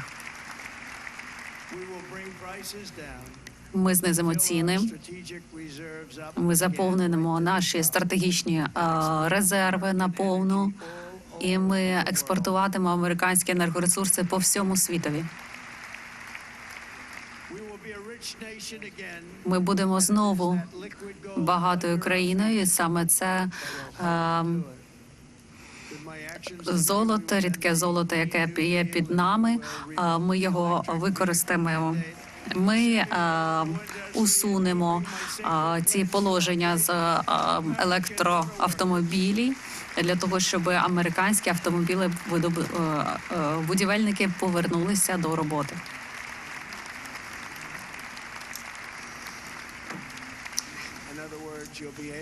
Іншими словами, ви зможете купити машину, яку ви бажаєте. Ми будемо будувати автомашини, про яку не могли думати ніхто і багато вже років назад. Ми хочемо знову, щоб люди вірили в себе. Я буду продовжувати переробку нашої системи торгівлі, щоб захистити наші американські сім'ї, замість того, щоб захистити тих, хто працює за кордоном. Ми будемо вводити тарифи на закордонних торгівців, які хочуть збагатитися за рахунок наших людей. І для цього ми створимо зовнішній оподаткований чи податковий комітет, який буде накладати різні тарифи, податки на ті всі продукти, які з джерел за кордону будуть надходити. Американці будуть процвітати, вони будуть вірити в себе, в свій уряд. Моя адміністрація буде створить новий департамент урядової ефективності.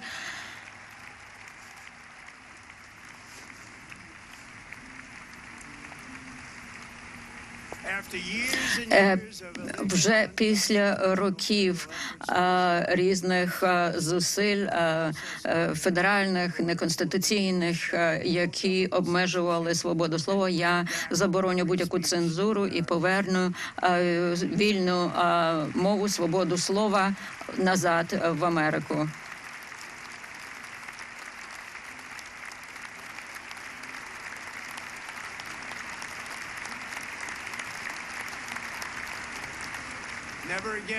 І знову ж ніколи не зможе велике право і повноваження штатів прийматися як вепонізація політичних опонентів. Я знаю це сам, і я знаю, що під моїм лідерством ми відтворимо вільну і справедливу рівність під одним законом для всіх, а також згідно до Конституції. Закон і правопорядок буде повернутий в наші міста. На цьому тижні я також закінчу політику уряду, який соціально займається відтворенням різних питань расового та іншого порядку, які стараються змінити наше життя. І ми також створимо суспільство, яке не буде звертати увагу на колір шкіри людей, а на їхні заслуги.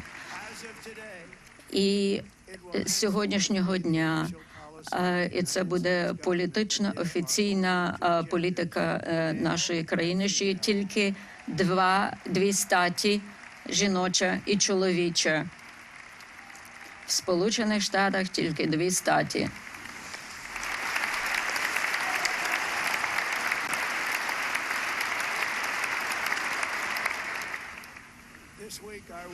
На цьому тижні я також знову ж установлю всіх наших військовослужбовців, які були виключені чи яких звільнили з військової служби в результаті невиконання політики щодо вакцинації ковіду.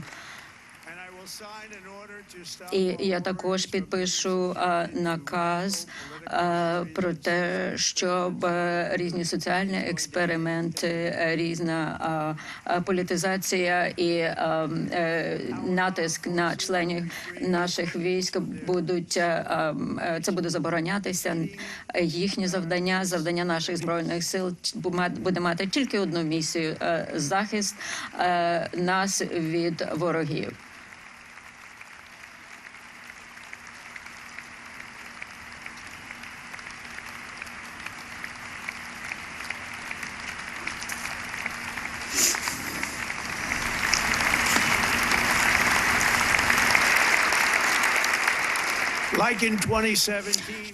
Як у 2017 році ми побудуємо найбільші військові сили у світі.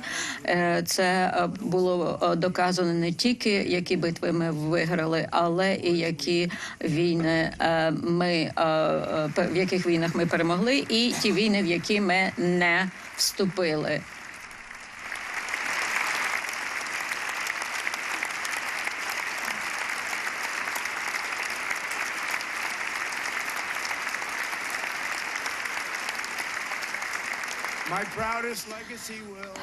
Я найбільше буду пишатися тим, що я буду людиною, яка об'єднує і яка встановлює мир у всьому світі.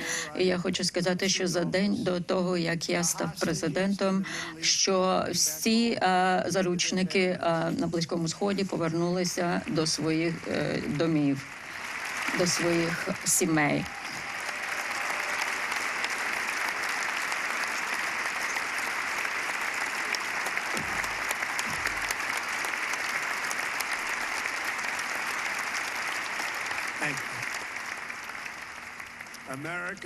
Дякую.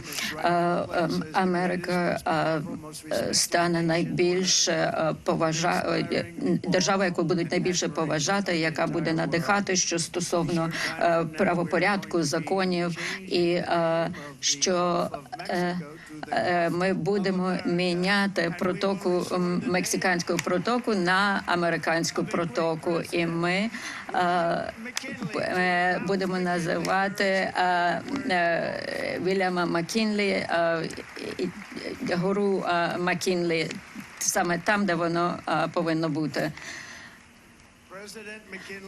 Президент Маккінлі зробив нашу країну дуже багатою, дякуючи тарифам, талантам. Він був природній бізнесмен, він дав Теді Рузвельту гроші на багато речей, які вони зробили, включаючи Панамський канал, який, на жаль, непродумано віддали Панамі. Сполучені Штати більше потратили грошей, ніж будь-хто тратив на ці гроші.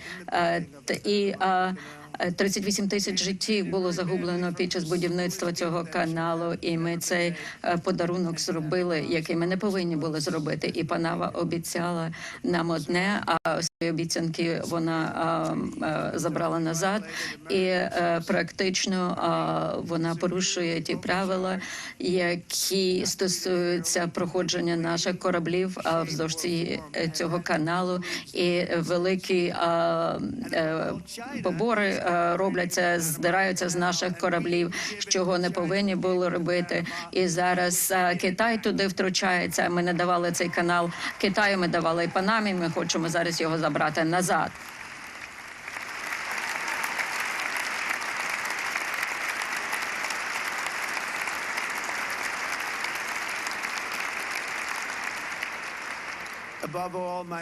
І більш всього моє посилання американцям таке: ми повинні діяти з енергією життєво для того, щоб зберегти нашу цивілізацію. І як велика нація ми будемо вести всіх до нових висот. Ми не будемо утримуватися від того, щоб, наприклад, закінчити епідемічні різні захворювання, різні епідемії, різні хронічні захворювання, щоб наші діти росли здоровими, щоб наша країна була здоровою. Будемо розширювати наші території, будувати наші міста, і будемо підніматися на нові горизонти, гарні горизонти. І ми будемо продовжувати посилати до зірок наших астронавтів.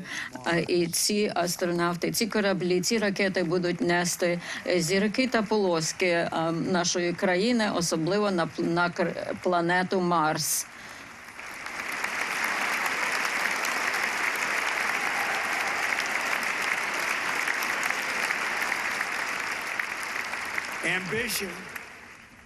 Амбіції – це життєва сила хорошої країни. І саме такою є наша країна. Немає такої ще країни, як наша. Американці, винахідники, підприємці, бізнесмени, вони завжди досліджують нові території, вони люблять нові пригоди, вони все це роблять тому, що воно в нас в душі звучить, воно нам подобається, і ми знаємо, що великі речі робляться в нашій країні. Американці пройшли тисячі миль у важких кліматичних умовах, через високі гори, через пустелі, покорили дикий захист, і багато людей підняли з рівнів бідності, провели електрику, почали, ввели всесвіт науки на користь своїх людей. Нема такого, чого ми не можемо досягнути. І якщо б не наші люди, то неможливо було б зробити таке моє повернення. Але сьогодні ви бачите мене тут, тому що американський народ сказав своє слово.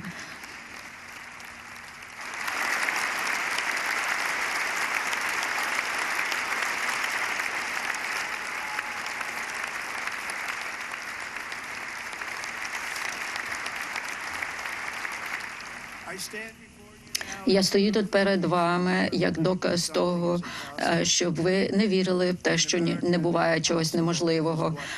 В Америці саме краще ми робимо те, що вважається неможливим.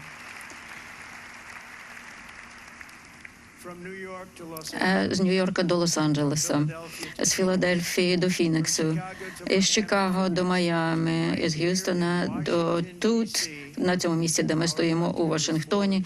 Наша країна була побудована поколіннями патріотів, які віддали все за те, що ми маємо, за наші права, за наші свободи. Це були солдати, фермери, ковбої, працівники сталевих комбінатів, піонери, люди, які завжди просувалися вперед і не дозволяли ніяким бар'єрам зупинити їх на цьому шляху. Разом вони проводили залізниці, прокладали залізниці, будували хмарочоси, перемогли комунізм та фашизм, перемогли в 2 світових війнах і практично будь-який виклик змогли підкорити. Зараз на початку 4 найвеличніших років в американській історії ми відновимо обіцянку Америки, ми відбудуємо країну, яку ми так сильно любимо. Ми один народ, одна родина, одна славетна нація під Богом. Це мрія кожного батька для своєї дитини, мрія дитини свого майбутнього. Я буду боротися за вас, мріяти і працювати, і ми будемо вигравати як ніколи раніше.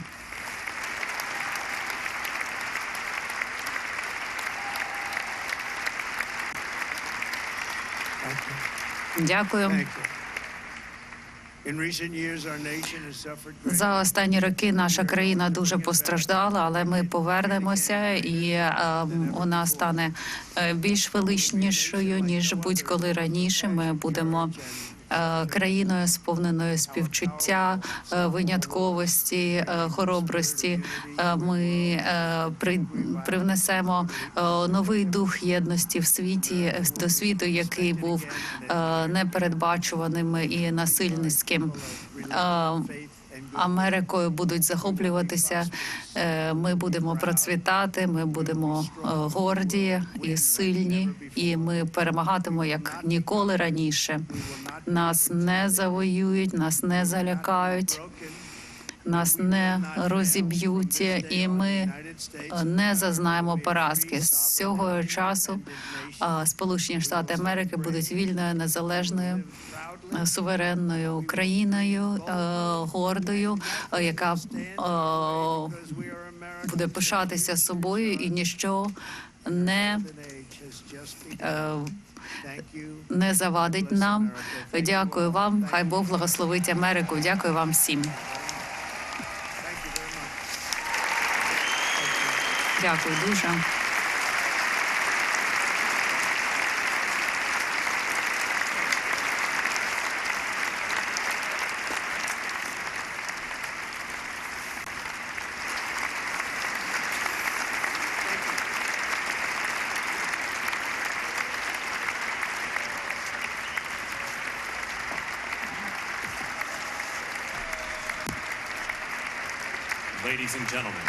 Пані та панове, виконання «Америка прекрасна» співає Керрі Андервуд і військовий хор США. Отже, відбулася не тільки інавгурація Дональда Трампа, а й прозвучала його промова, його, як би можна сказати, відозва до американського народу. Трошечки ми тут її законспектували, основні тези, поки буде Керрі Андервуд співати свою пісню. Отже, Трамп обіцяє Америці золотий вік, що США будуть всіх поважати, ставити Америку на перше місце. Дуже велику увагу він приділив саме внутрішньоамериканським питанням.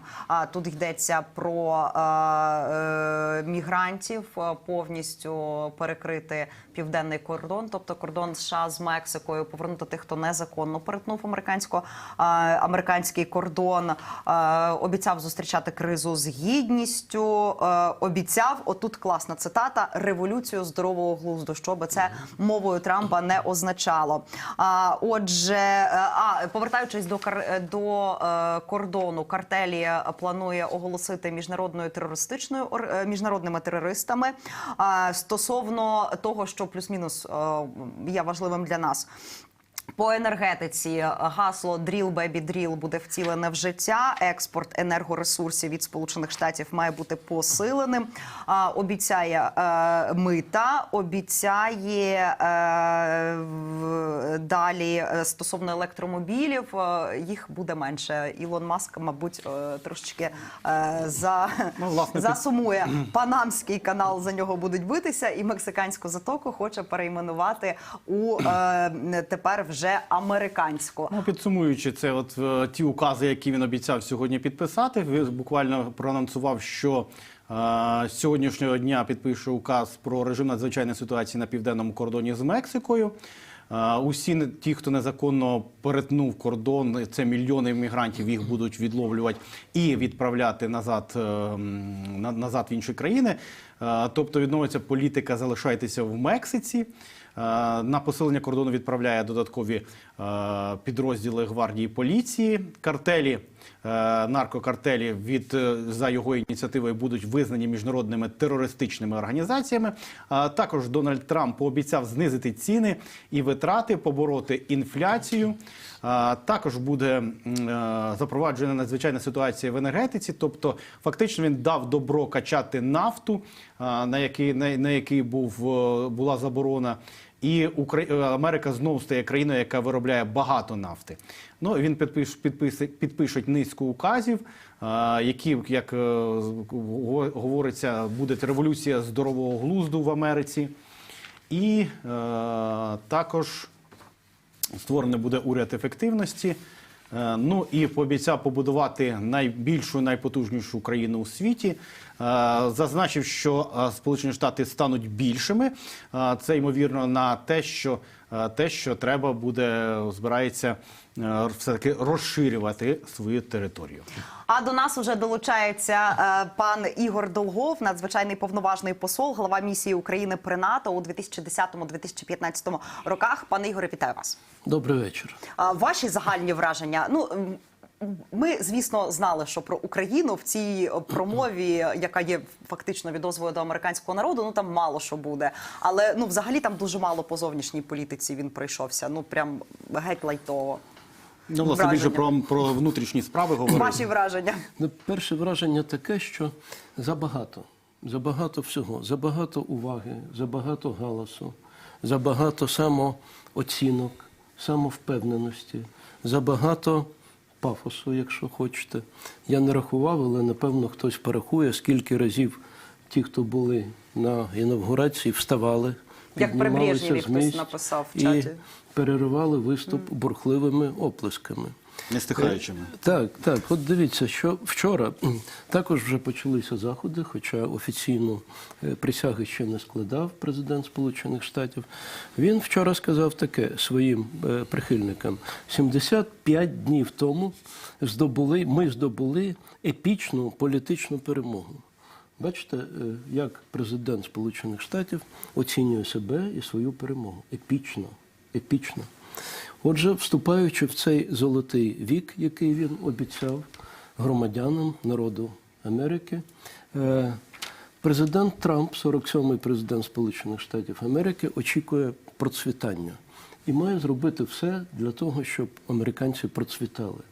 Більше того, у своїй промові він сказав, що Америка сьогодні єдина як ніколи. От тут би я засумнівався, чи така вона вже єдина, враховуючи результати голосування раз, і враховуючи те, що золотий вік настане далеко не для всіх.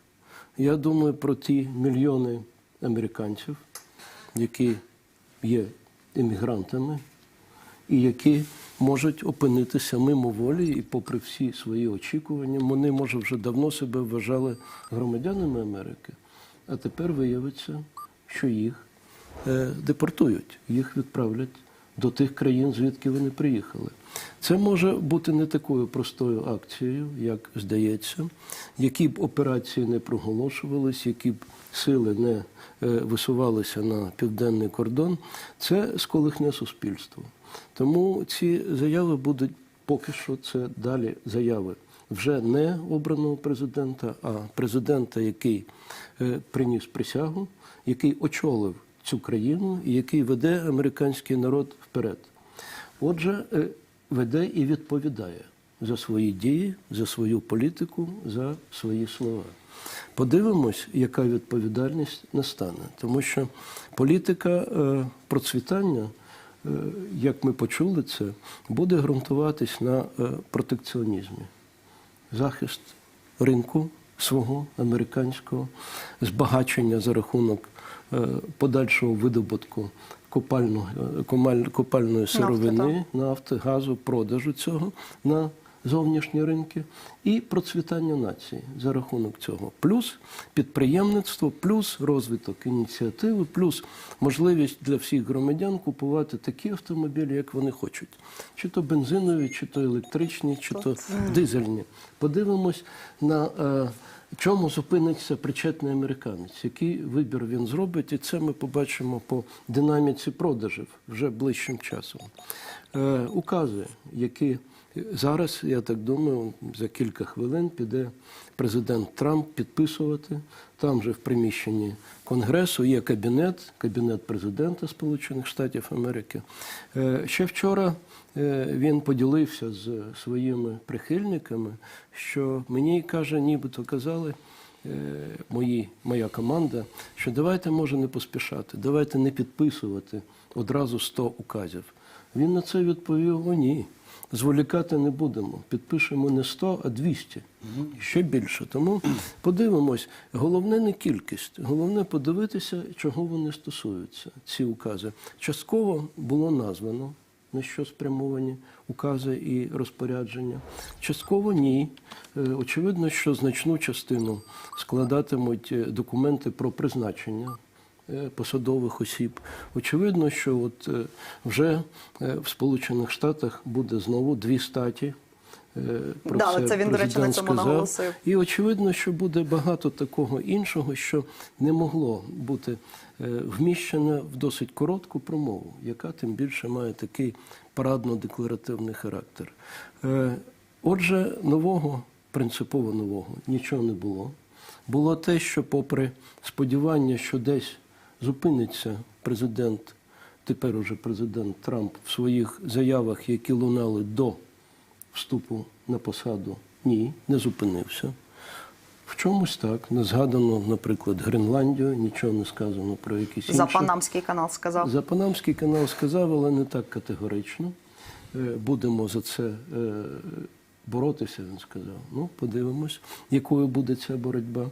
Але головне питання не в тому. Головне питання в тому, як Дональд Трамп буде бачити лідерство, своє лідерство як президента Сполучених Штатів і лідерство країни, лідерство Сполучених Штатів як провідної демократії в світі.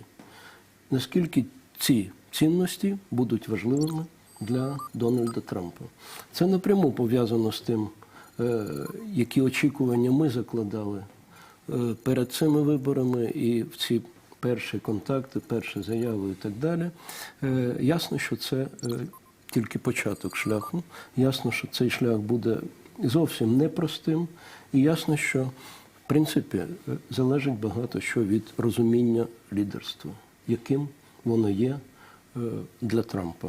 Ну, але він сказав так, що Америку будуть поважати у світі знову. Очевидно, що це свідчення того, що він хоче повернути світове лідерство, і він точно не захоче так увійти як слабкий президент. І я тут як українка тільки на це поки сподіваюся.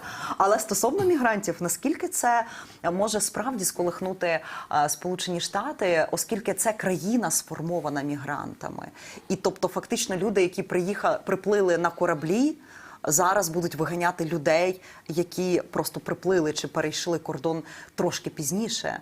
Чи наскільки це буде... Ну, тут не варто забувати, що Дональд Трамп, сім'я Дональда Трампа, це також мігранти із Німеччини. Більше того, Меланія Трамп, яка у 2004 році виходить заміж за Дональда Трампа, громадянство американське вона отримує у 2006-му, і за 10 років вона стає першою леді. Ну, тобто, чи це не буде дисонансом і для нього теж? І наскільки це може викликати хвилю обурення, протестів, тому що, знаємо, що під час першого президентства буквально на наступний день вже була хвиля протестів проти Трампа. Зараз готується на вівторок протести проти Дональда Трампа. Чи це вплине на його рейтинг, і наскільки хвиля обурення може накалитися до того, що не так і буде спокійно в Сполучених Штатах? Дивіться, протести будуть не завтра, вони вже почалися.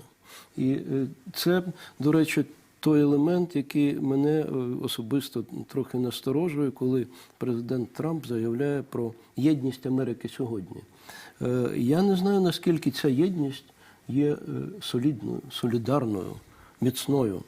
І що буде відбуватись, це залежить від того, в який спосіб буде здійснюватись оця операція проти картелів, проти, як вважає президент Трамп, злочинних елементів, які проникнули якимись різними шляхами на територію Сполучених Штатів Америки. Можна робити все більш цивілізовано, можна менш цивілізовано. Йдеться про мільйони людей. Подивіться, навіть якщо взяти найбільший літак, скільки там місць в цьому двоповерховому Боїнгу? 300. 250-300, мабуть. 300. 100 рейсів в день – це 30 тисяч. Так? 100 днів – це 300 тисяч. Так? Ні, може він якось Скільки? Як? Це логістично дуже складна операція. Навіть якщо порахувати вартість цих літаків, чи потягів, чи автобусів, вартість обліку і переміщення цих людей, а також розміщення в Мексиці, чи де там, вони ж не будуть висідати в чистому полі чи в пустелі, і все. Goodbye, Америка. Я не думаю, що так буде. Отже, треба подивитися, як це буде розгортатись. Подивіться, у нас є перед очима найсвіжіший приклад Сирії. Так? Вигнали диктатора, перемогли прогресивні сили, сформували уряд. Я бачив, що минулого тижня цифру повернулося десь 200 тисяч сирійців. 200 тисяч за місяць уже. Да? Нібито не так і багато. Тут йдеться про мільйони. Тобто треба розуміти, про що ми говоримо. Ну і, власне, то були біженці, а це все-таки мігранти, які вже тут встигли вкорінитися, вже в них тут всі є сім'ї, вже цілі райони, де вони живуть уже роками. Так, то вже інша ситуація, і це викличе і соціальне напруження, і також вплине на ринок праці. Як би там не було, а більшість цих людей працює. Більшість цих людей, може, нелегально працює, але приносять користь, платять податки, йдуть на ті роботи, на які не йдуть навіть витрачають гроші. Так, навіть витрачають гроші, звичайно. Тому я не готовий сказати, як це буде виглядати. Залежить від багатьох чинників, але очевидно, що це є непроста операція, якщо думати про ті кількості, які плануються для депортації з території Сполучених Штатів Америки. Я не знаю, чи торкнеться ця вся історія українців і яким чином, бо, напевно, нема гарантії, що всі українці перебувають там легально.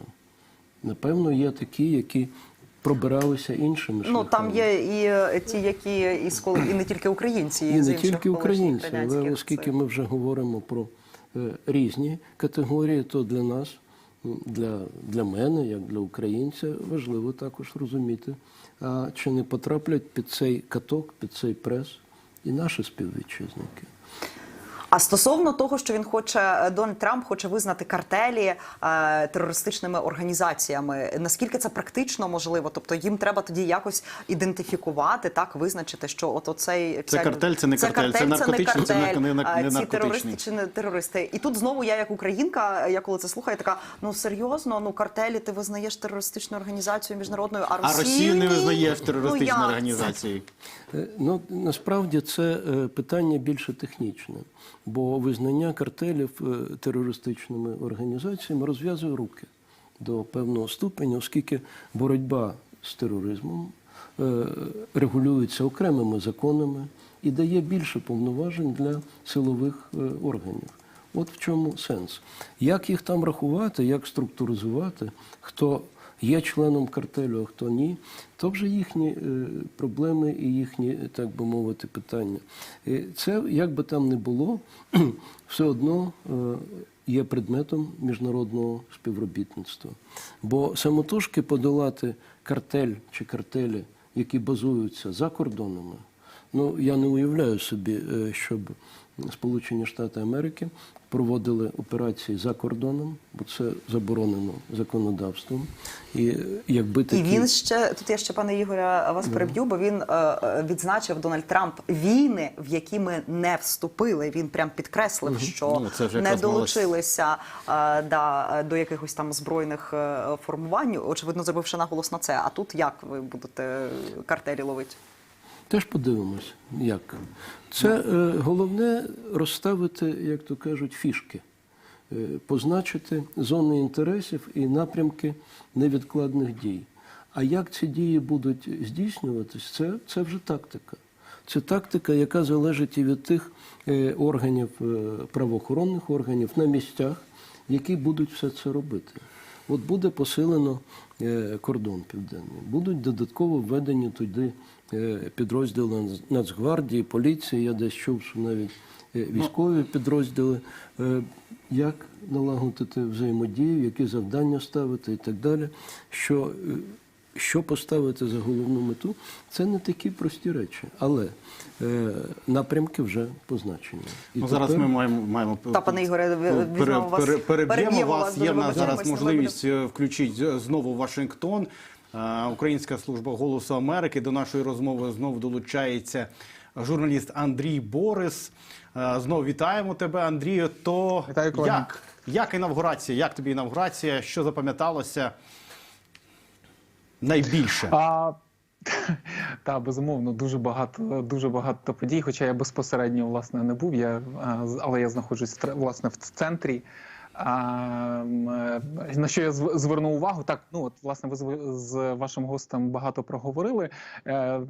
Що мені, наприклад, привернуло увагу, це, наприклад, як Дональд Трамп оголосив про те, що от вони планують, тобто Сполучені Штати планують почати польоти на Марс. І була така реакція доволі бурхлива позаду Ілона Маска. Ви знаєте, що він, власне, він хоче, не раз говорив про те, власне, що він хоче почати польоти на Марс і, власне, побудувати там колонію. А повертаючись до більш, так би мовити, приземлених тем, а не до Марсу, так, були заяви і про імміграцію, про яку ви говорите, але це все доволі очікувано було.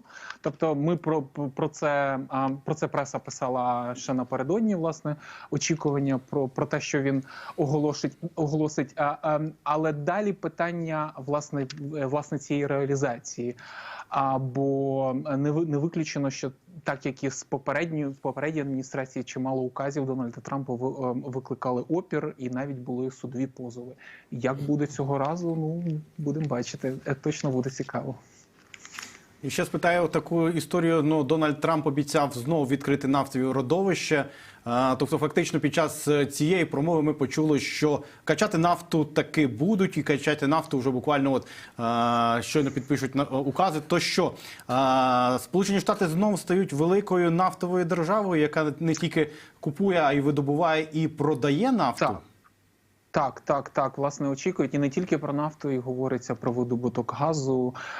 Очікується, власне, що це може призвести до суттєвого впливу на міжнародні ринки, на ціни. І це, навіть як і наші українські оглядачі, і тут оглядачі говорять, це може бути доволі, до речі, серйозним ударом і по Росії, яка, як відомо, є нафтогазовим, власне, експортером.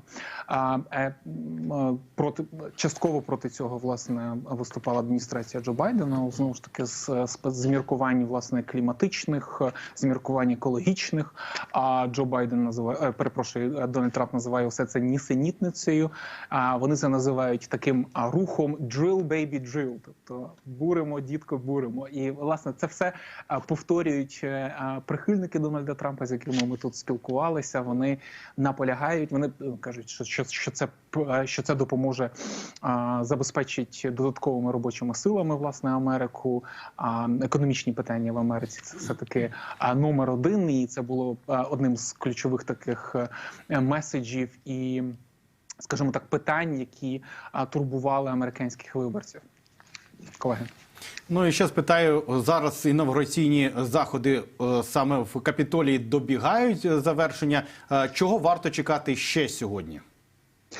Так, безпосередньо має бути ще, от в мене графік, тут має бути ще церемонія, власне, прощання, тобто з Джо Байденом, Джо Байден, власне, і перша леді виїжджають з Білого дому, вони ще попередні дні вивозили, власне, свої речі. Далі очікується ще, в Дональда Трампа очікується офіційний ланч, зустріч з представниками Конгресу.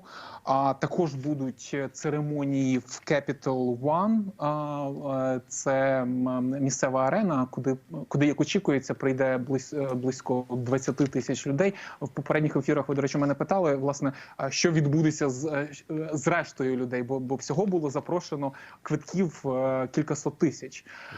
І от люди, з якими ми спілкувалися на вулиці, вони кажуть, ми не розчаровані, ми все одно приїхали, побачили, так би мовити. Очікується, що ці квитки просто, можливо, продадуть колекціонерам. До речі, цим людям, власне, квитки вони безкоштовно отримали від конгресменів, здебільшого республіканських, які роздавали їх по штатах, по регіонах. Очікуються бали. Сьогодні близько 3 балів.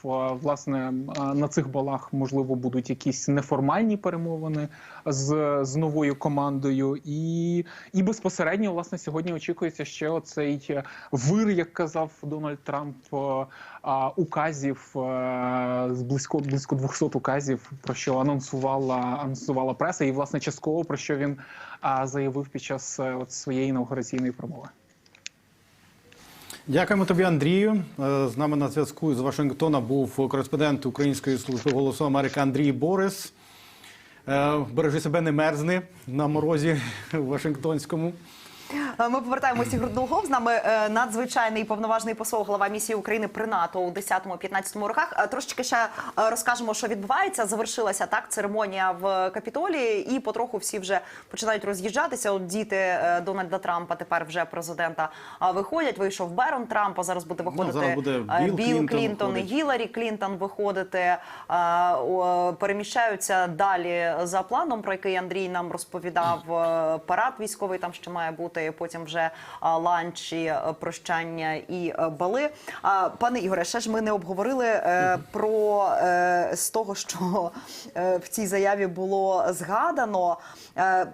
Сказав Трамп, що Америка має зустрічати кризу з гідністю. Це він що мав на увазі?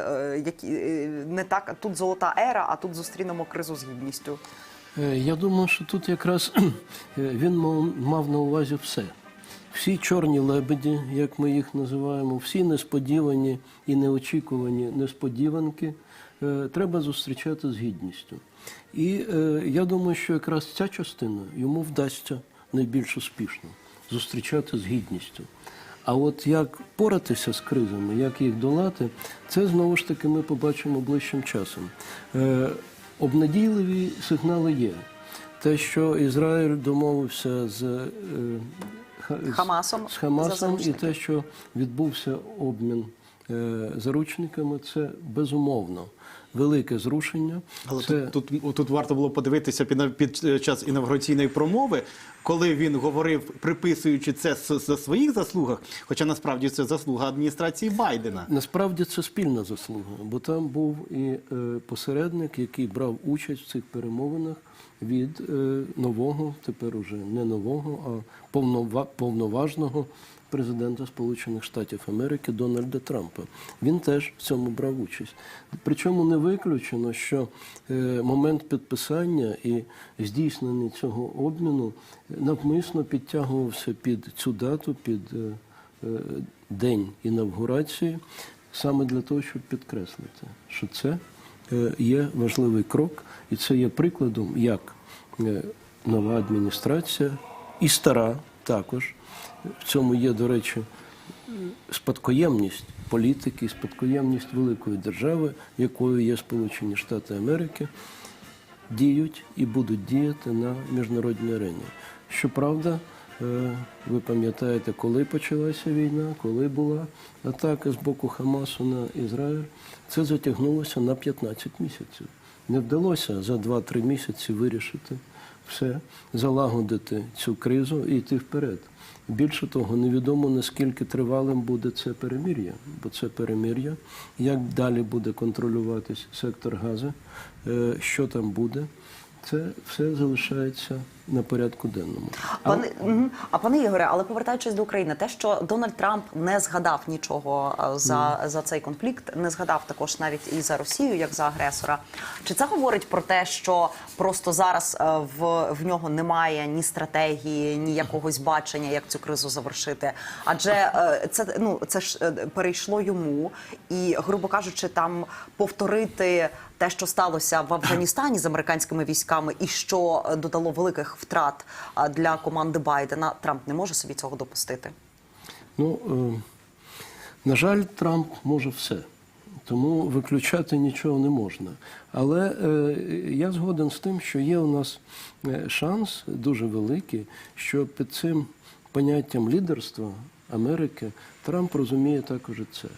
Не піддаватись. Хоча є ознаки того, що читання ситуації Дональдом Трампом і Україною, нами як країною, яка зазнала акту агресії проти себе, відрізняється. Але що мене, як спостерігача, з одного боку, як громадянина України, трохи заохочує до того, що є позитивні якісь тренди. Ми вже не чуємо заяв про те, що за 24 години хтось цю кризу вирішить.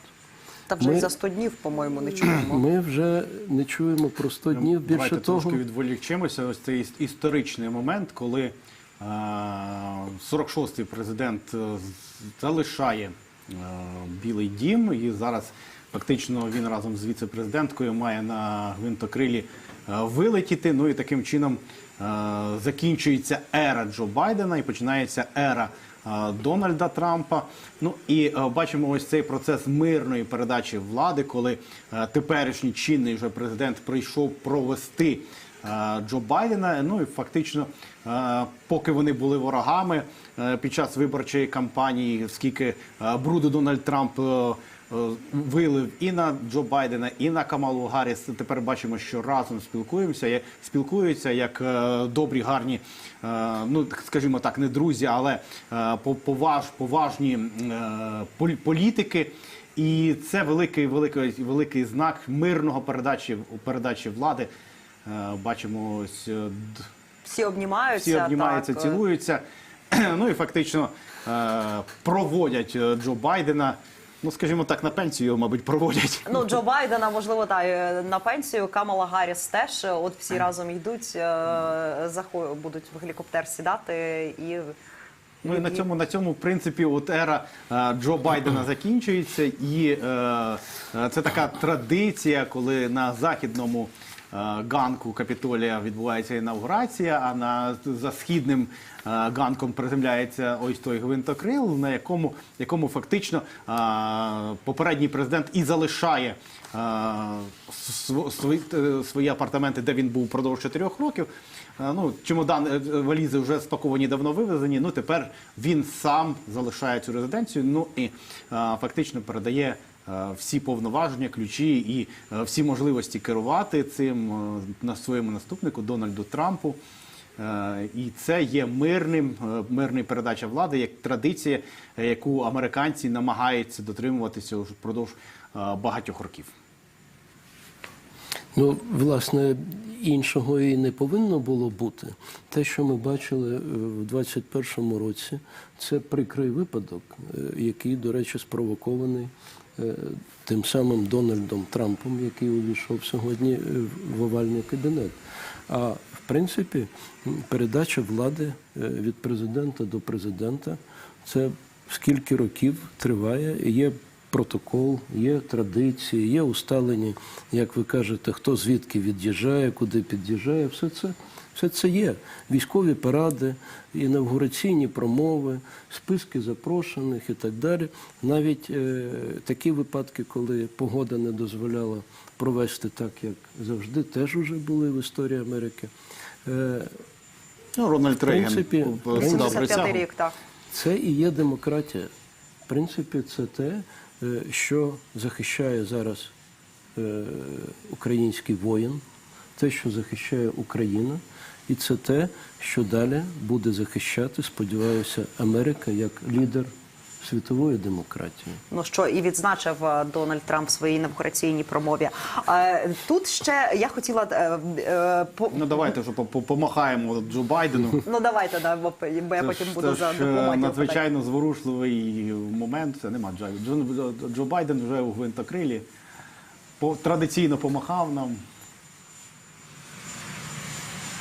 Ну, а Дональд Трамп йому помахав. Так. Буває. А Меланія Трамп тримала капелюшок, очевидно, що там дуже вітряно. Від гвинтів, так. Так. Ну, нам сьогодні включався наш колега Андрій Борець, розказав, що немає тих -6, які пророкували на день інавгурації, є -3, але є арктичний той вітер, який задуває дуже сильно, ну і по відчуттям це десь приблизно -11, -12 градусів.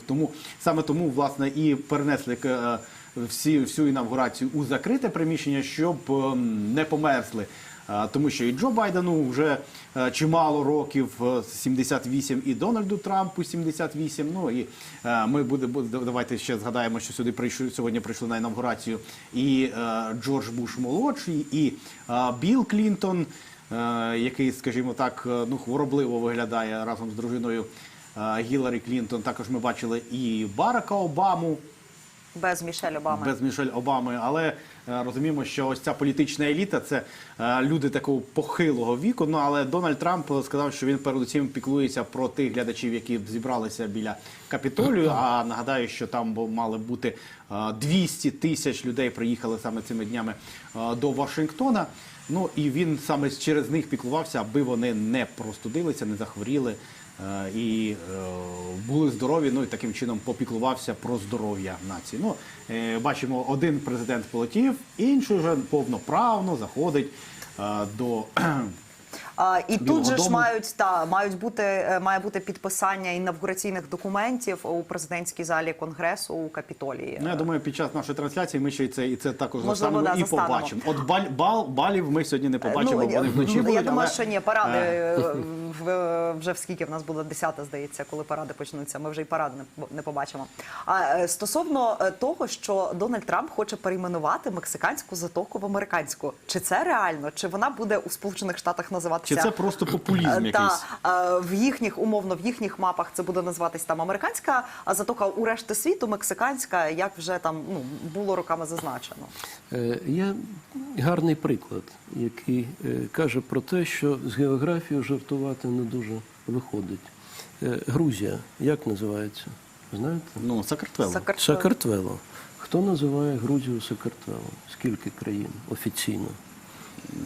Україна, по-моєму, навіть ще не називає. Литва. Все, Литва. Така сама історія може бути і з Затокою.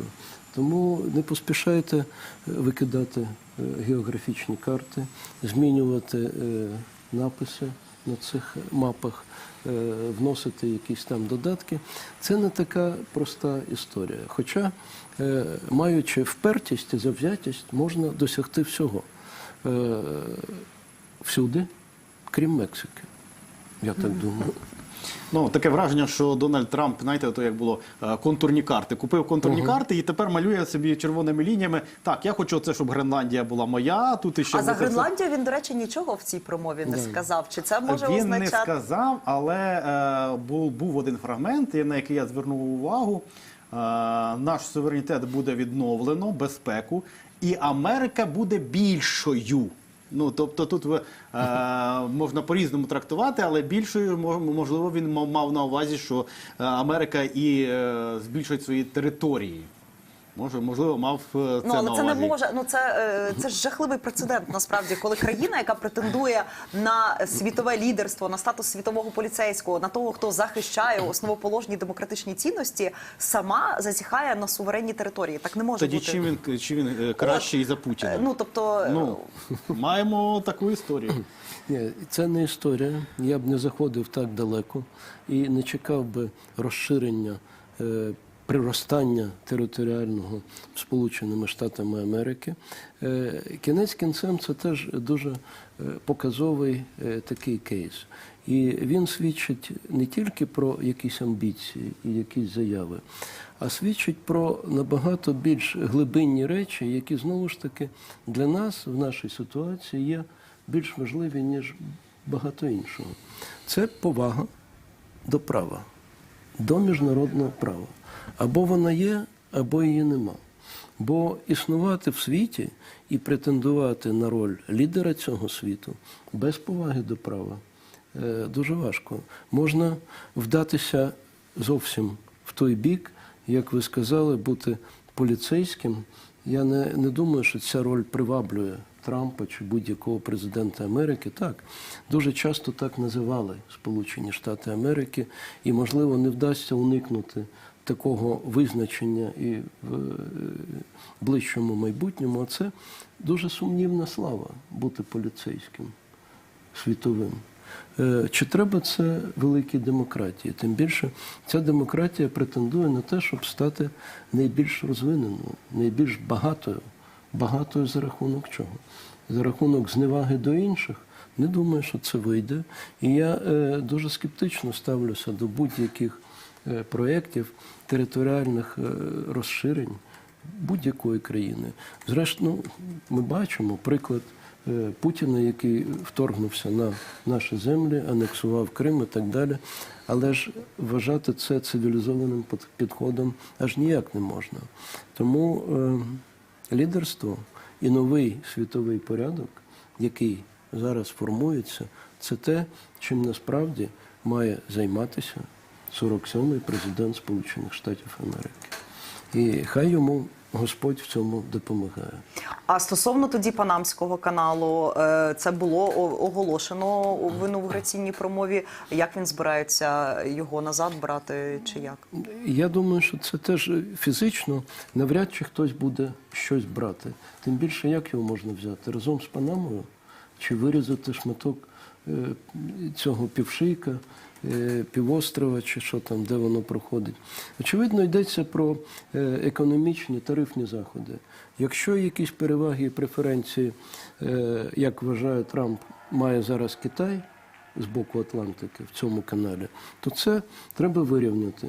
Але, знову ж таки, забирати щось у когось і порушувати те, що склалося, не тільки завдяки традиціям, але й завдяки праву. Це теж було оформлено правовими якимись документами. Ну, під час промови ми, власне, почули, от жодна країна не звучала, але от Китай, да, ми зрозуміли, що він одним із ворогів, ну не ворогів, а конкурентів, так скажімо так, суперників навіть, на міжнародній арені вважає Китай. Тому що, власне, і Панамський канал, ну він натякнув, що китайці там користуються цим. І всі решта історії про ті самі електромобілі, та, ну, щоб не заповнювали ринки. Тобто фактично, хоча він не так сильно торкався зовнішньої політики, але в принципі окреслив, що головним суперником він вважає саме Китай. Нічого нового. Нічого нового. Чи означає, що це будуть знову торговельні війни, знову запровадження якихось додаткових тарифів і мит, так як було за його першої каденції?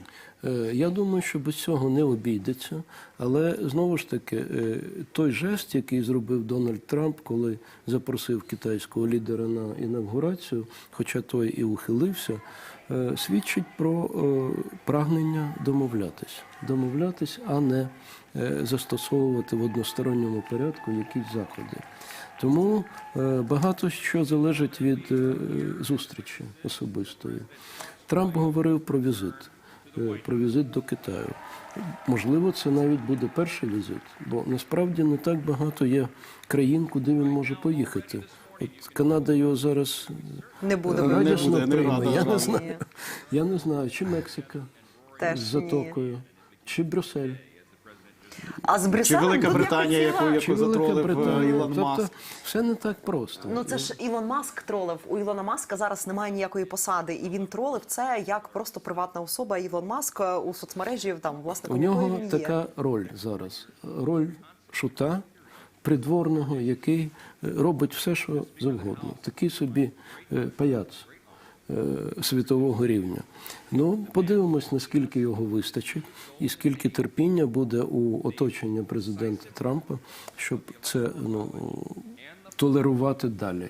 А там вже скандали були з республіканською партією в Маска, і навряд чи вони... У нас є невеличкий синхрончик із промови, давайте послухаємо і потім прокоментуємо. Давайте цитата з промови.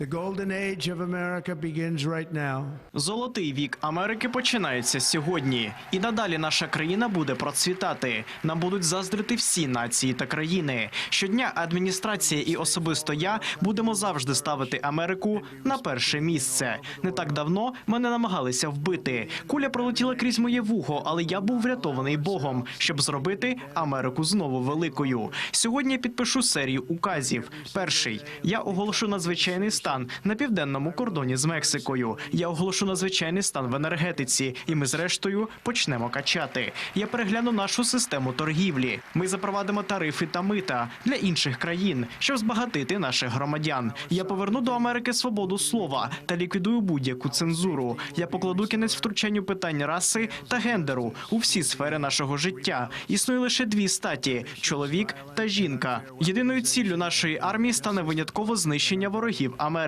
Наша сила визначатиметься не лише виграними війнами, а й тими війнами, які ми зможемо закінчити, або ж навіть не допустити їхнього початку. Я хочу бути миротворцем і тим, хто єднає. Нас ніхто не захопить, нас ніхто не злякає. Ми не дамо маху, ми житимемо гордо, і ніщо не стане на нашому шляху. Наш золотий вік щойно розпочався.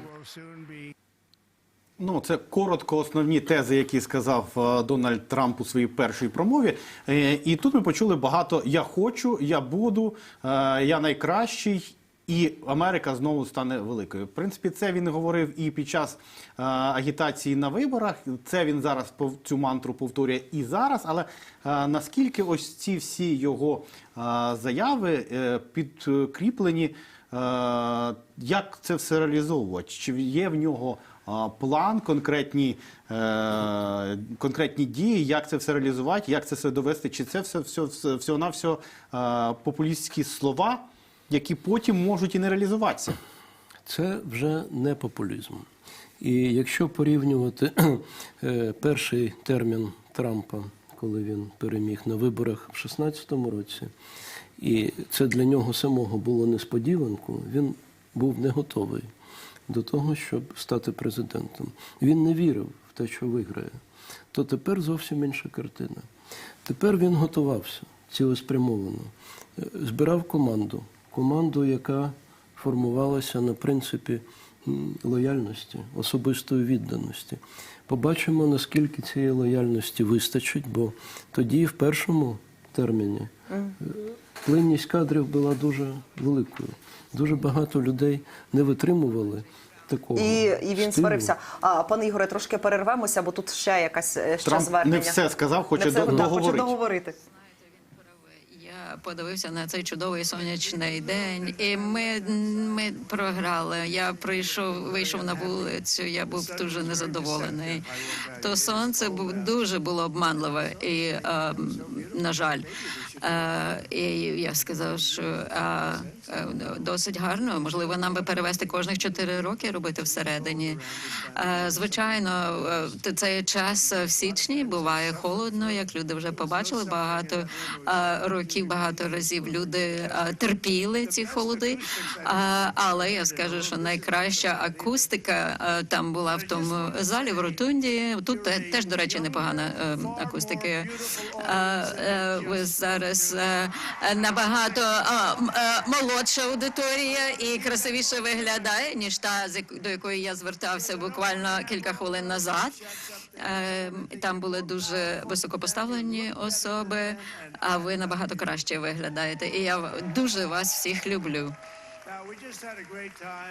І в нас чудово пройшов час, чудовий день, взагалі все надзвичайно. Ми починаємо нашу подорож. Я не вірив, що ця подорож почнеться, але вона почалася. Багато людей так само відчувало. І я спостерігав за JD вже довгий час. Я його підтримав в Огайо. Він був чудовим сенатором, він був дуже розумним, і там потім біля нього була його чудова дружина. І, звичайно ж, я б хотів, щоб дружини теж приймалися до уваги, коли йде мова про наслідування. І в них була надзвичайна кар'єра, і він досить недавно почав цим займатися. Спочатку він трошечки, йому було нелегко, особливо коли фальшиві новини завжди старалися якимось чином нанести йому удар. Спочатку він трошки не впевнено почувався, але потім він перебудувався, і все було чудово. І я знаю, що він буде так і продовжуватися. І я також Майкла Джонсона хочу привітати за ту чудову роботу, яку він провів. Ми дали йому більшість голосів не просто так, а потім я ще забрав в нього 2-3 людей. Їм 2-3 тижні треба було трошки постраждати, так? Як справи? Непогано? Та ні, непогано.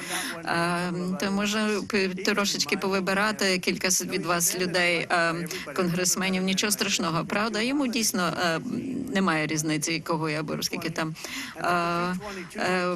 Здається, 220 людей, які за нього проголосували, 219 дійсно його люблять, він їм подобається. Так що одного можна би було забрати. Я знаю, що є дуже багато хороших хлопців тут у нас у Конгресі. Є 35 людей, які, наприклад, вас ненавидять, але інші люблять, і це...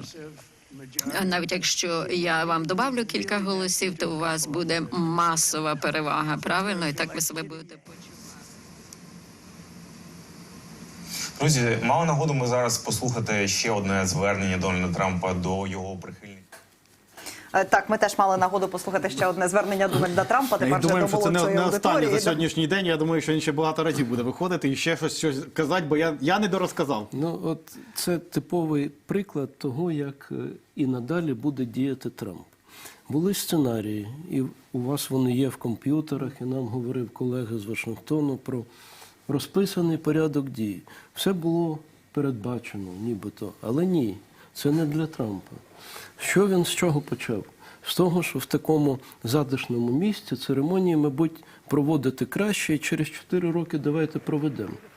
Це натяк прямий на віце-президента, який має через 4 роки відбути цю ж таку ж церемонію тут же, в цій же залі. І не випадково він тепер каже тут, в цій залі, і звертається до молоді. Віце-президент молодий, в залі залишились молоді. Це вже звернення до майбутнього. Він тут каже, що я ж думаю і про те, як буде далі. В цьому весь Трамп. Це шоумен, який дуже чітко уловлює бажання аудиторії і реагує на них. І таким буде весь наступний період. Якщо в першій каденції про багато речей спостерігачі дізнавалися з мереж соціальних, то тепер, маючи Маска під рукою, слід очікувати, що це буде так само дуже інтенсивно використовуватися. І такого буде багато щодня. Ми почали захоплюючу подорож, сказав він. І про цю подорож ми будемо чути кожного дня. А сьогодні ми зробили оце. А сьогодні ми дісталися до такого пункту в нашій подорожі. А тепер у нас, он, дивіться, Марс ще. Ще Марс, так, він мережі відзначив. Ми вже що зробили? Ми зробили цей офіс, де будуть збирати тарифи та мита. А для чого? Увагу! Для того, щоб збагатити наших громадян. Не своєю працею, а тим, що зібрали з тарифів та мит. Це теж легке дуже життя, показово. всі люблять легке Так. життя і легкі гроші. Це такий, це чистий популізм, погодьтеся. Так, на жаль, Популістичне так. шоу.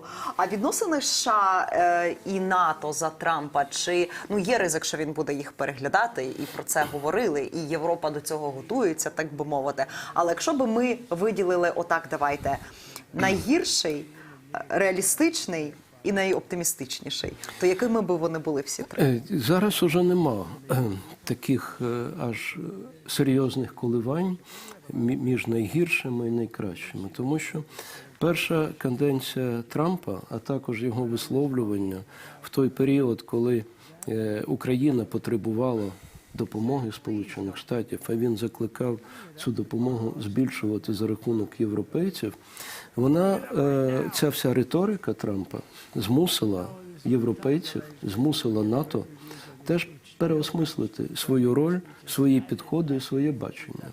І НАТО певні кроки зробило. НАТО має запобіжники проти того, щоб не допускати небажаних розвитків. Які небажані розвитки? Найбільш трагічний чи драматичний – це порушити трансатлантичну єдність. Цього допустити не можна і цього не буде. У всякому разі, нема зараз підстав говорити про те, що Вашингтон, Лондон, Брюссель десь там не знайдуть можливості порозумітися з якогось питання.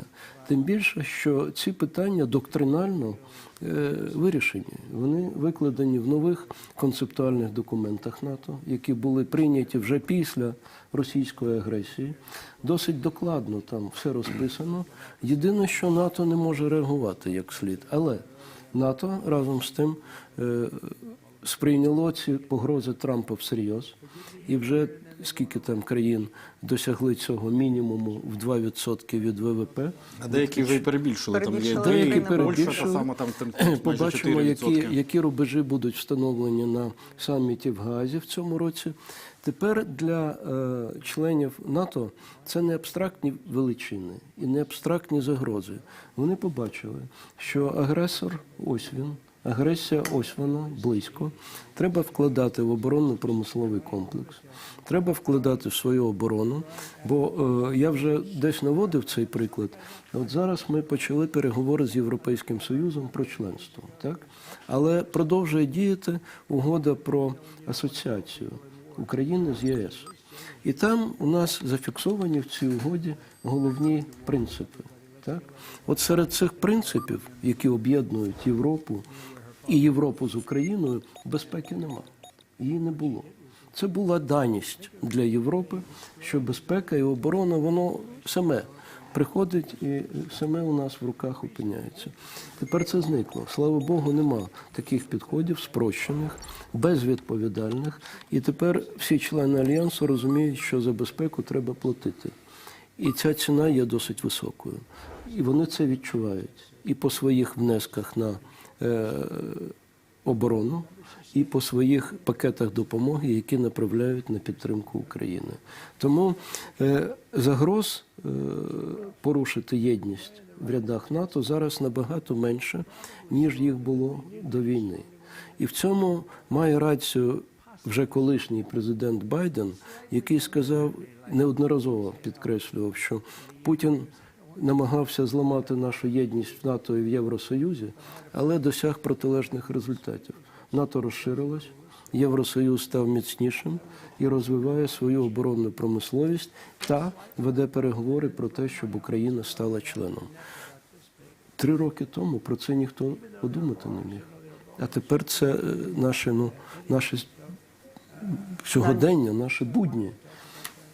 Так що я не бачу загроз існуванню НАТО. Ну і фактично за ці роки, навіть і президентства Байдена, країни НАТО і наростили своє виробництво, і відбулася реанімація їхнього оборонного комплексу. Тому що коли почали шукати, чим можна допомогти Україні, виявляється, що в них там стоять на складах іржаві леопарди-1, які не їздять. І в них все це не працює. Фактично, після розпаду Радянського Союзу ніхто не думав, що буде якийсь спільний ворог, і на це все пустили на самотік, і ніхто не розвивав оборонну промисловість. Зараз майже в кожній країні ми чуємо, що почав працювати той завод, почали нарощувати те виробництво, почали зацікавлюватися виробники в тому, щоб виробляти і продавати це. І це один із ознак того, що НАТО не просто собі десь там збирається просто подискутувати і поговорити, випити чаю, а те, що вони все-таки починають бути оборонним альянсом і готуватися до ймовірних загроз, які є, і вже в самому вони означають, що однією з загроз може бути Росія. Я б тут трохи уточнив. Все ж таки, більший прогрес в розумінні своєї ролі і своєї відповідальності зробив якраз Європейський Союз, а не НАТО. Бо до агресії, до повномасштабної війни Європейський Союз ніколи нікому не надавав прямої військової допомоги. Зараз так, в них і повномасштабної війни на континенті не було. Так, не було. Все це зараз є. І тому, коли ми говоримо про розвиток оборонної промисловості, це в першу чергу йдеться про Європейський Союз і про рішення Європейського Союзу, який послухав вимоги часу, послухав Урсулу фон дер Ляєн, який створив нову посаду комісара з оборони і космосу, і який вже на цьому етапі, коли Україна тільки веде переговори про членство, вже бачить і вмонтовує оборонну промисловість України в загальну європейську структуру. Роль НАТО тут, на жаль, і далі НАТО залишається більше політичним, ніж військовим союзом.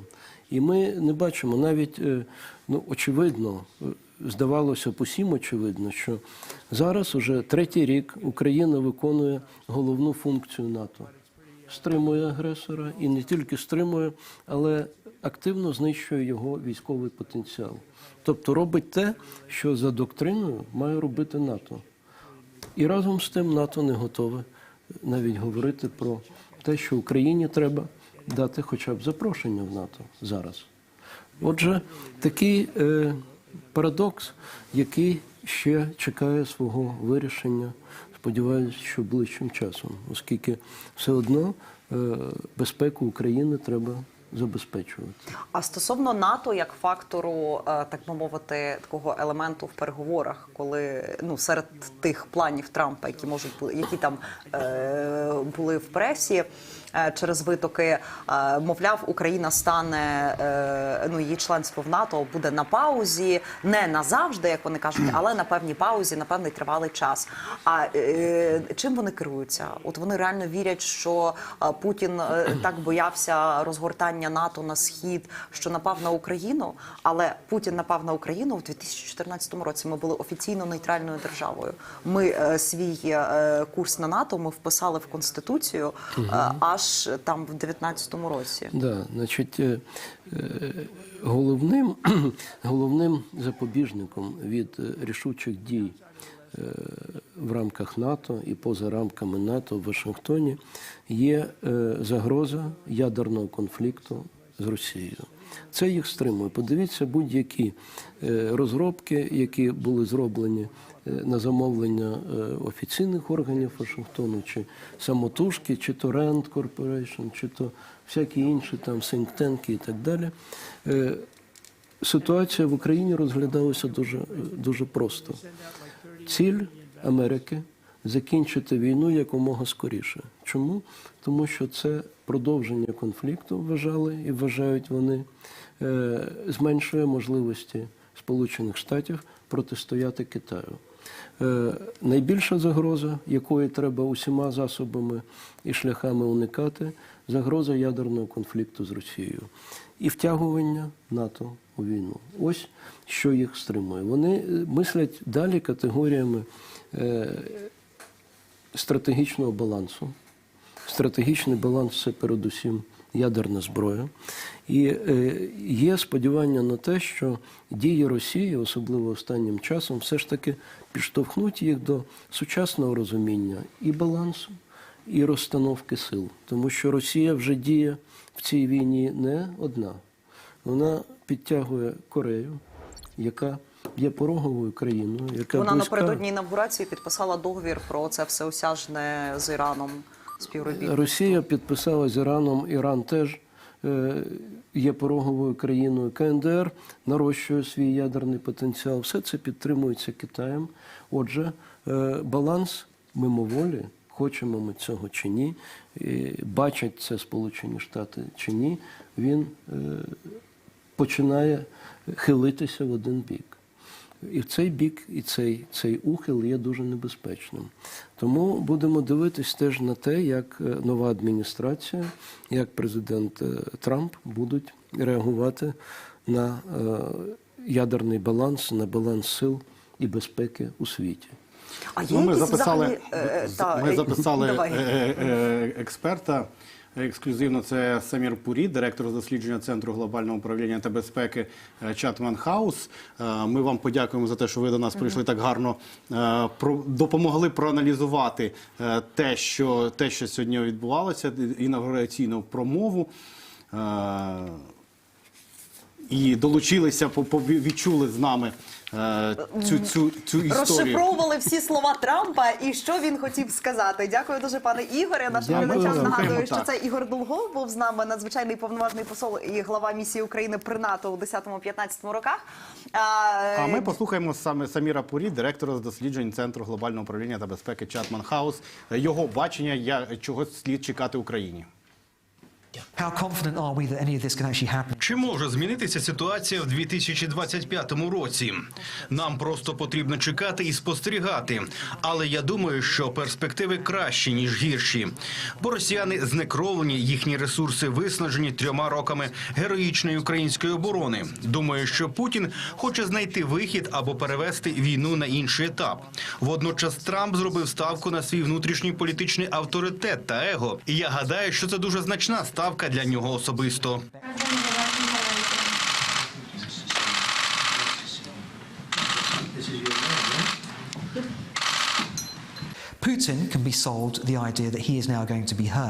Путіну можна продати ідеї, що його зараз буцімто почують щодо деяких питань. Зокрема, і щодо того, що Україна не обов'язково має вступати до НАТО найближчим часом, чи взагалі.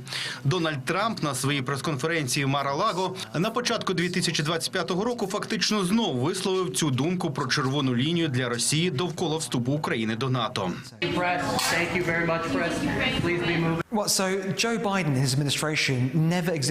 З іншого боку, Джо Байден, його адміністрація взагалі ніколи не виявляли жодного ентузіазму щодо переговорів з Росією.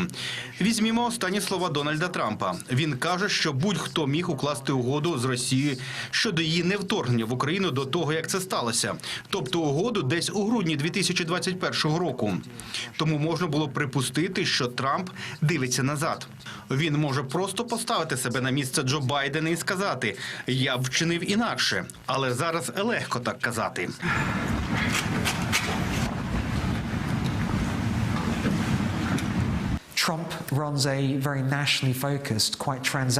Трамп використовує дуже національно орієнтований підхід щодо позиції Америки у світі, тоді як в адміністрації Джо Байдена у таких людей, як Джейк Салліван, Ентоні Блінкен та інших, у них глибоке розуміння, що таке холодна війна, 90-ті, початок 2000-х років, відчуття того, що Америка несе глобальну моральну відповідальність за безпеку в різних частинах світу.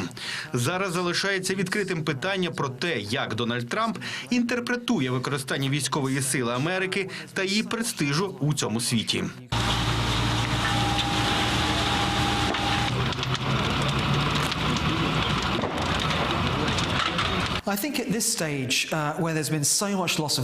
На цьому етапі, коли було стільки втрат з російського та українського боку, стільки ресурсів було витрачено Росією і, звісно, Україною, а також ключовими союзниками України, гарного результату немає. Це війна, яка закінчиться дуже безладним компромісом. І, можливо, вона закінчиться чи принаймні призупиниться наступного року, якщо план Трампа буде реалізований.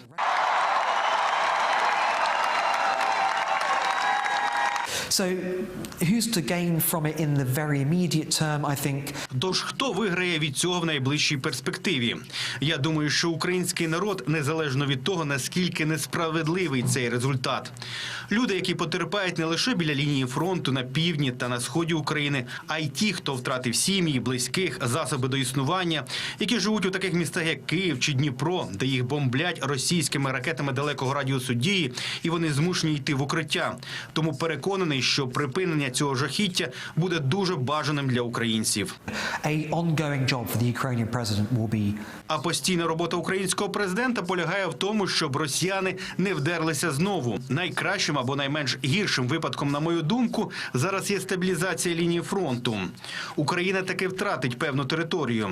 Вона висуватиме претензії на неї, але вона не зможе контролювати її.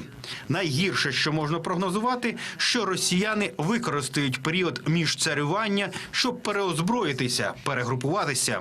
За іншого президента США через 4 роки, можливо, Путін або наступник Путіна побачить ще одну можливість повернутися і продовжити вторгнення. Це було бачення експерта, який прогнозував, які ж будуть дії Дональда Трампа для того, щоб покласти край війні в Україні. Я нагадаю, ми зараз дивимося ще закінчення і додивляємося. Тут Дональд Трамп після того, як вже другий раз промовив, він вирішив ще третій раз щось сказати. Він це ще говорить з того разу. Тому цьому нема кінця і краю. Маємо 47-го президента Сполучених Штатів.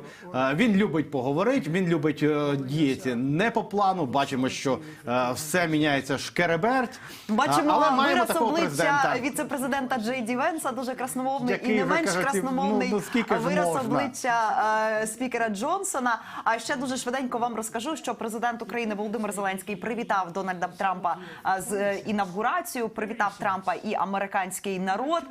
Далі цитата із допису президента Зеленського. Це день до змін, а також надій на розв'язання багатьох проблем, зокрема і глобальних викликів. Президент Трамп завжди рішучий і проголошена ним політика миру завдяки силі дає шанс на зміцнення американського лідерства і досягнення надійного і справедливого миру. І це найголовніше. Кінець цитати президента України Володимира Зеленського, який цим дописом... Ми подякуємо глядачам П'ятого каналу, які весь цей час були з нами, які відважно дивилися інавгурацію 47-го президента Сполучених Штатів. Ну і таки інавгурували Дональда Трампа. Тепер робіть з цим, що хочете. Ну, не ми, це не наш президент. Давайте нарешті приймемо цей факт. Але дякуємо, що були з нами. І ви далі залишайтеся з П'ятим каналом. Тут буквально за мить Яна Конотоп підіб'є підсумки всього цього дня, який точно, погодьтеся, увійде у світову історію. І не лише подіями в Україні, а й інавгурацію Дональда Трампа. Були з вами Катерина Кельбус і Михайло Прудник. І зараз вже наша зміна тут завершується. Ну і не забудьте дивитися П'ятий канал в Ютубі, там, де й далі йдуть трансляція всього, що відбувається у Вашингтоні у ці хвилини.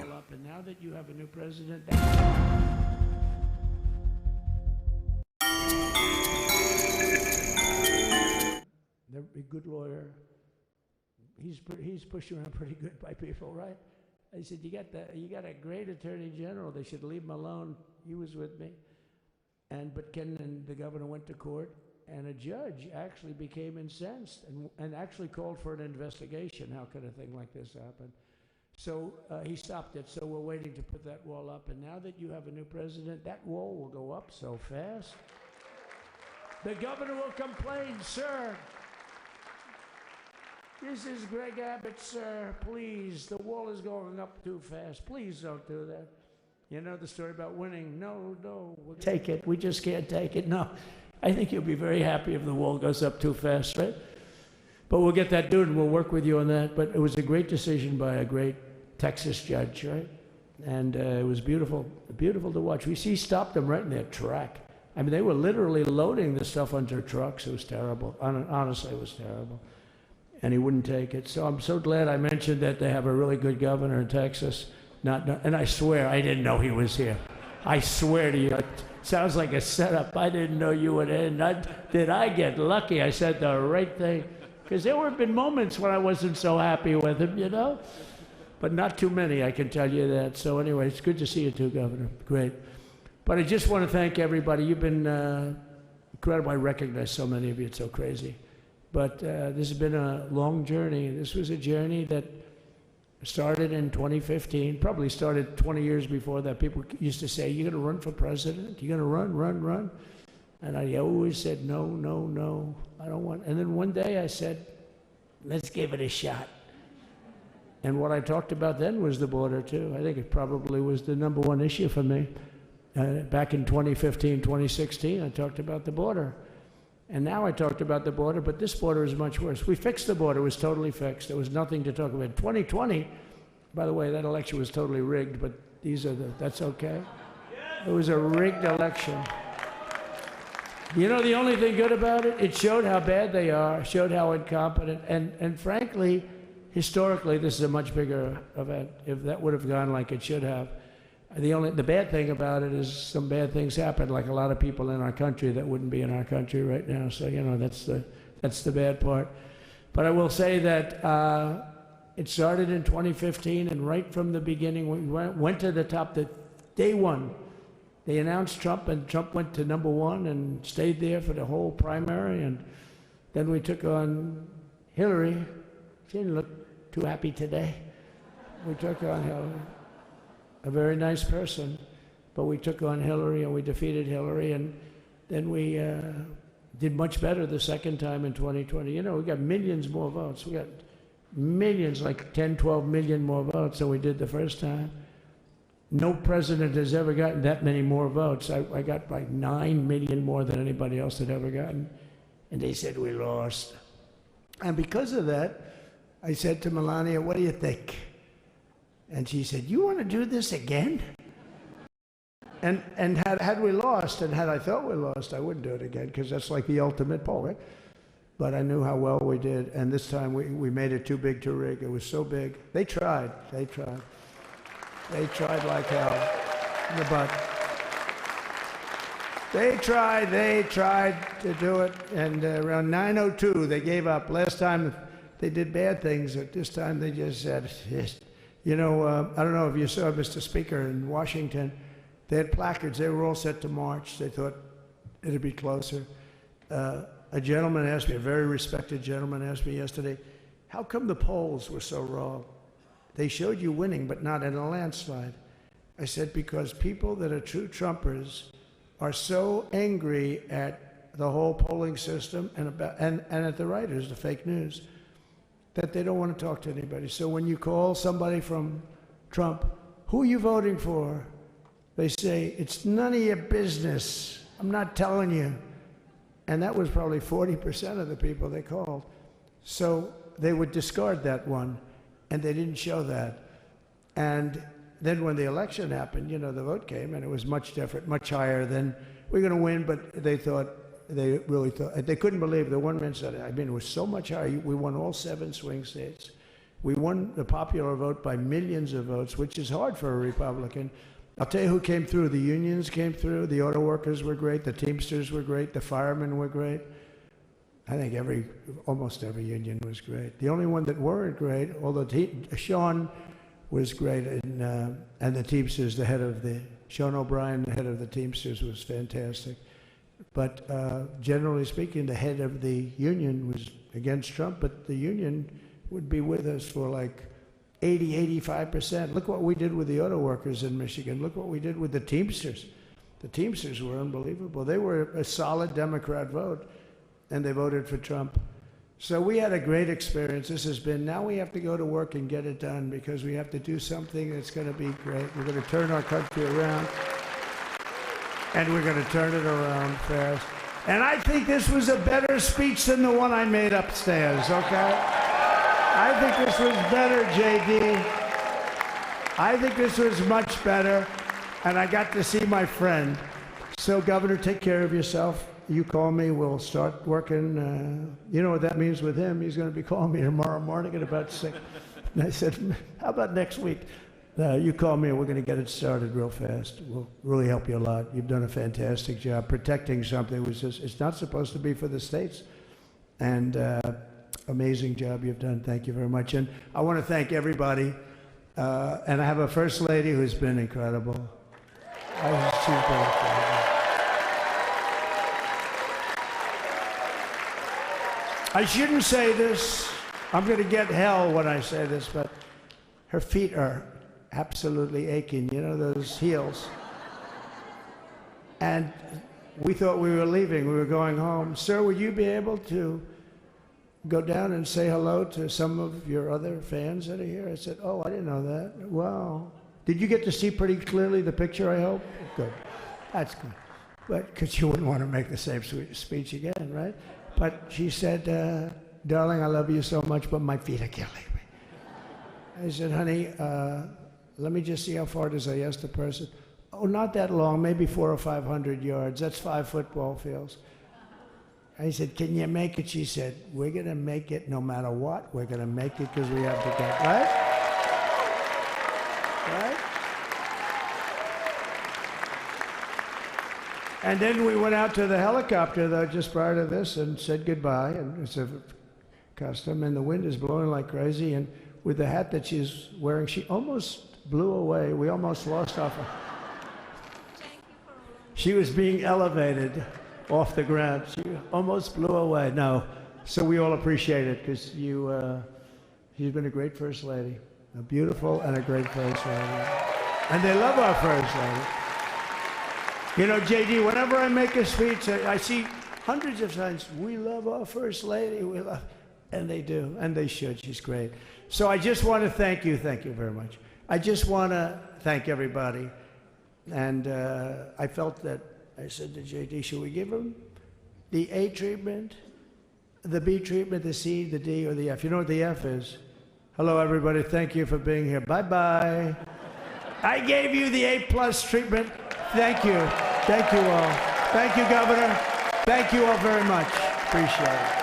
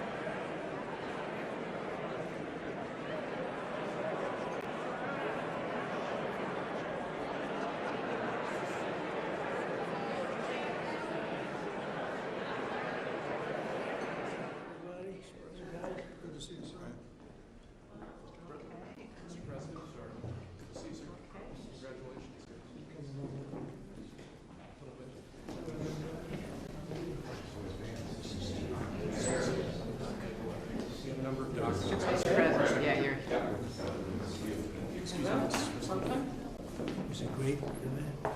We went to the helicopter. It was freezing. The sun is a little deceptive. Yes, it is.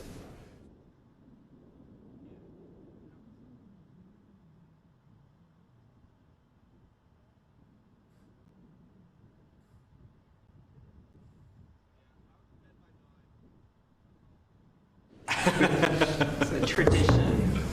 Sir, the first is 22 cabinet and cabinet level appointments for your signature. Okay.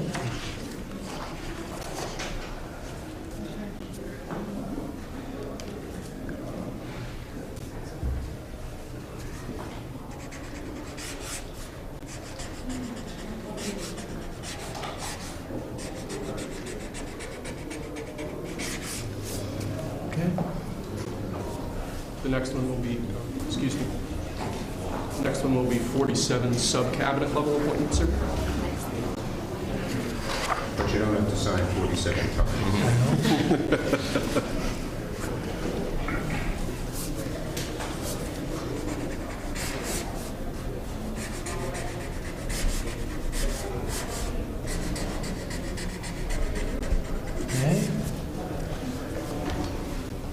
Thank you, sir. Now 31 acting designations and appointments to effectively take control of the government. Let's do that. That's important. That's important, isn't it?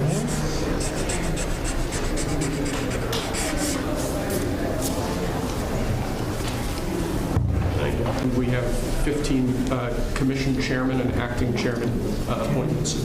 Send him. Commission chairman and acting chairman.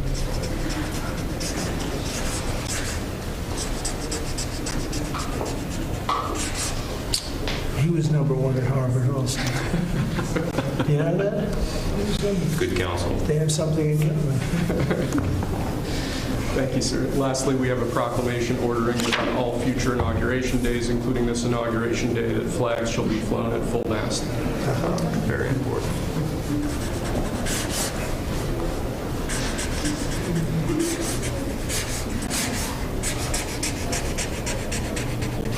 That was a beautiful place to have an inauguration tonight. The sound was so good. The temperature was 72 degrees, but the sound was so good. All right, so maybe something to think about. I don't know. Thank you. Okay. Good acoustics. Yes. All right. Now, That's thank it. you. We go to lunch. Great. Very Nice to good. meet you. Thank you very much. There we go. Take that. All right. See you. Thank you, Mr. President. Sir. Mr. President, did you have a good meeting with former President Biden? Very nice. Very nice. Beautiful custom. Mr. President, He goes back as long as Noah comes. Before that, it was a stagecoach. But I thought it was beautiful. Thank you. Great job. Great job. Thank you. Check. Mr. President, do you have any reaction to the pardons President Biden did at the last minute? Well, I'm not going to discuss it now. I think it was unfortunate that he did that. We won't discuss it now. There's plenty of time to discuss it. Thank you very much, guys. Should we go to lunch? Thank you very much. Okay. Head to lunch? Ready for lunch? Okay. Thank you.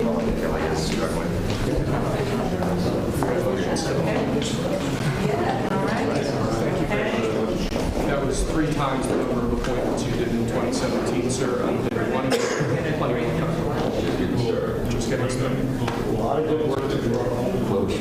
So where are we going to stop as good counsel? Check the review documents. So that's when they get green.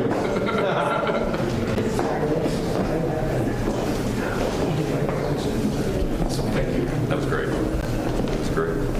That was great. Standing ovation. I liked it.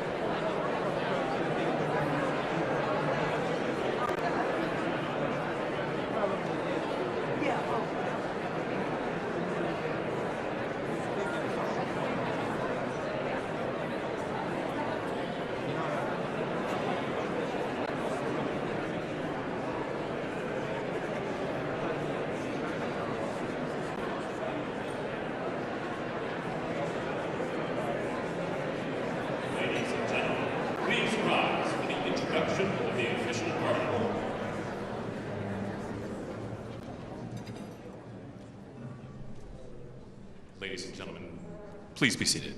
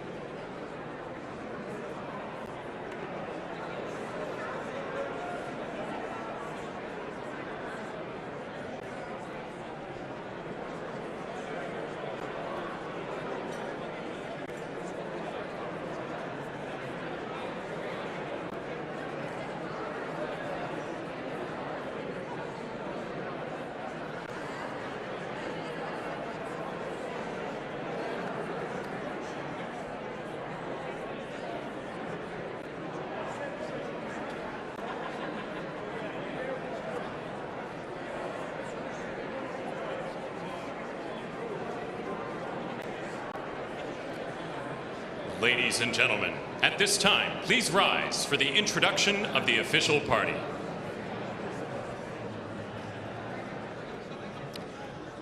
Please welcome members of the Joint Congressional Committee on Inaugural Ceremonies, the Speaker of the House, the Honorable Mike Johnson, accompanied by Mrs. Johnson, Senate Democratic Leader, the Honorable Charles Schumer, accompanied by Mrs. Weinschall Schumer, House Majority Leader, the Honorable Steve Scalise, accompanied by Mrs. Scalise, and House Democratic Leader, the Honorable Hakeem Jeffries.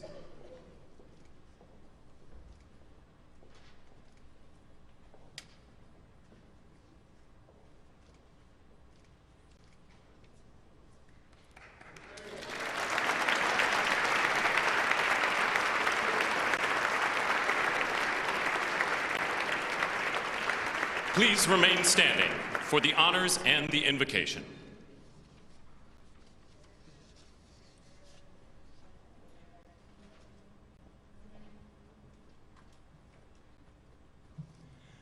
Ladies and gentlemen, escorting the Vice President of the United States, ranking member of the Joint Congressional Committee on Inaugural Ceremonies, the Honorable Deb Fischer and Mr. Fischer.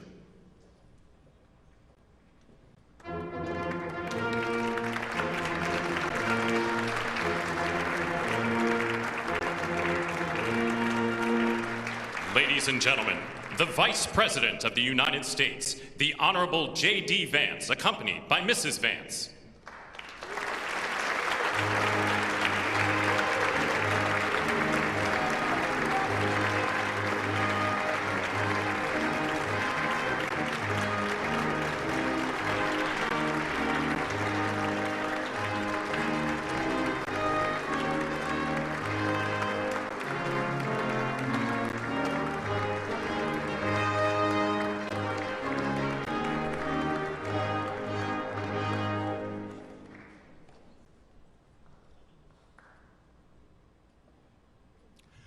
ladies and gentlemen, escorting the President of the United States, the Chairwoman of the Joint Congressional Committee on Inaugural Ceremonies, the Honorable Amy Klobuchar, and Mr. Bessler.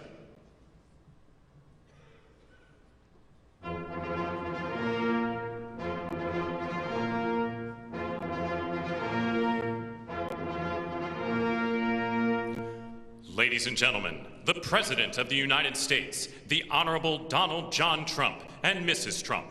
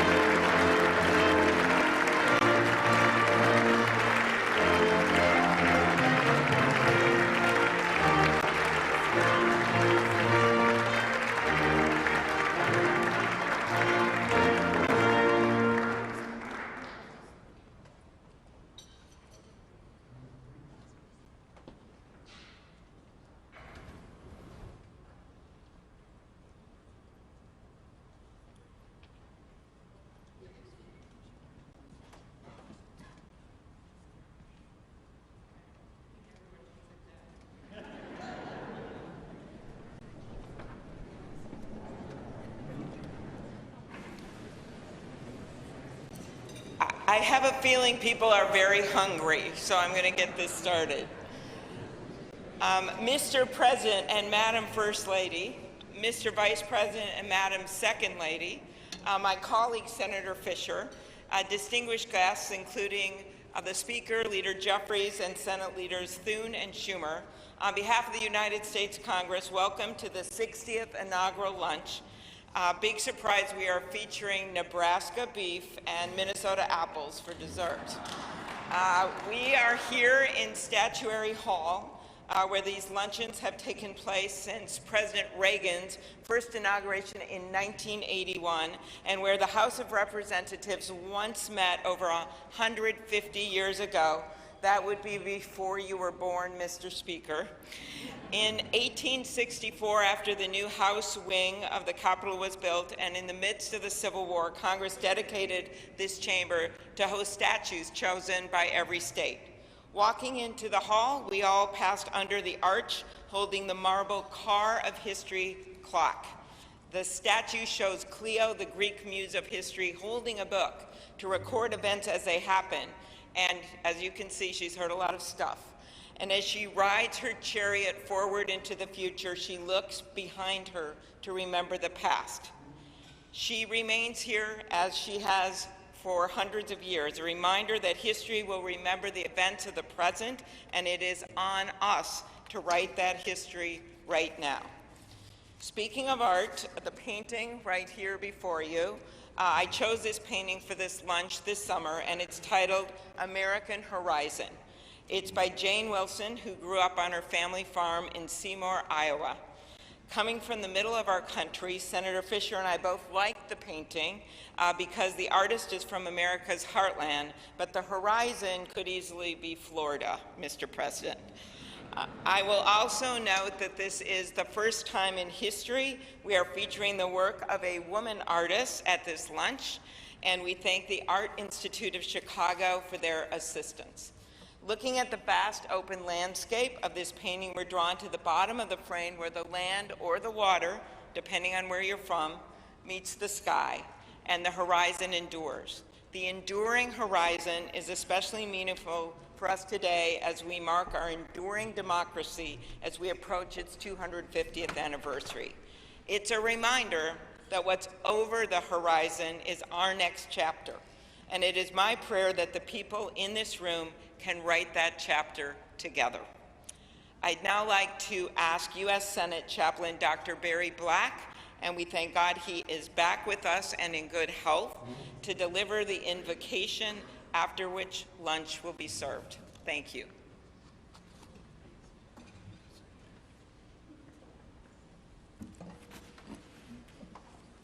Let us pray.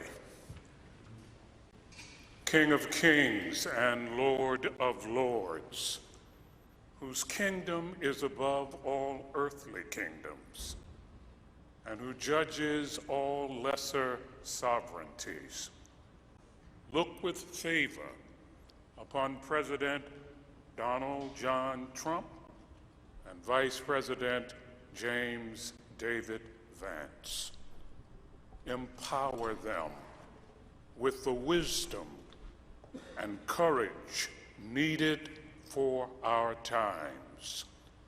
Protect them from the vicissitudes and challenges that obstruct the making of a world of justice, peace, and righteousness.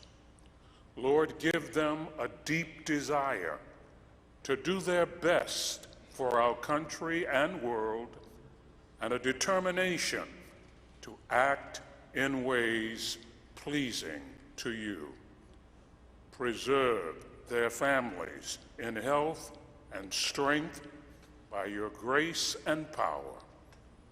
Bless now this luncheon as each of us finds your grace sufficient for every need. We pray in your sovereign name. Amen.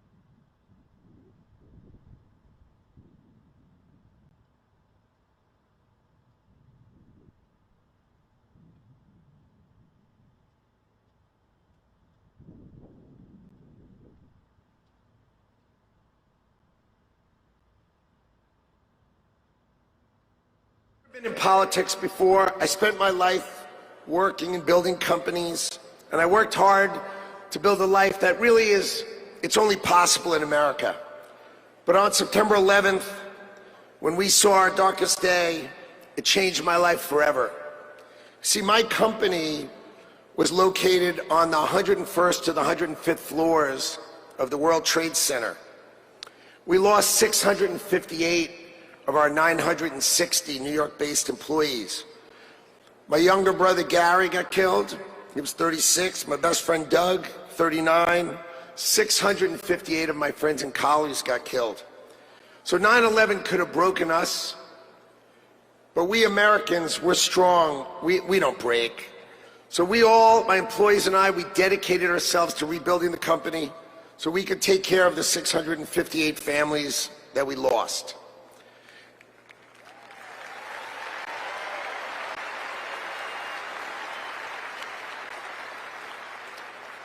And I want you to know, we received thousands and thousands of cards and letters, and most importantly, we received all of your prayers, and that mattered to us and helped carry us through. So the events of September 11th, they instilled in me a sense of community and dedication for the country. So when the president asked me to join him in his administration, I jumped at the chance. So I was the co-chair of their transition team, which helped pick for the president and helped sort of set him up so he could pick all the nominees. And then I'm really proud to tell you that he was nominated, President Trump has nominated me to be the next Secretary of Commerce for the United States to serve all of you.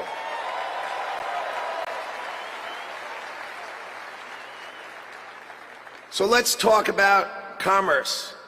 You see, we plan to end the decades of policies that threw American workers to the wolves. Factories were closed, jobs were lost, wages decreased. We left Americans out in the cold while country after country of this world took us to the cleaners and made money off of us. And that is going to end today.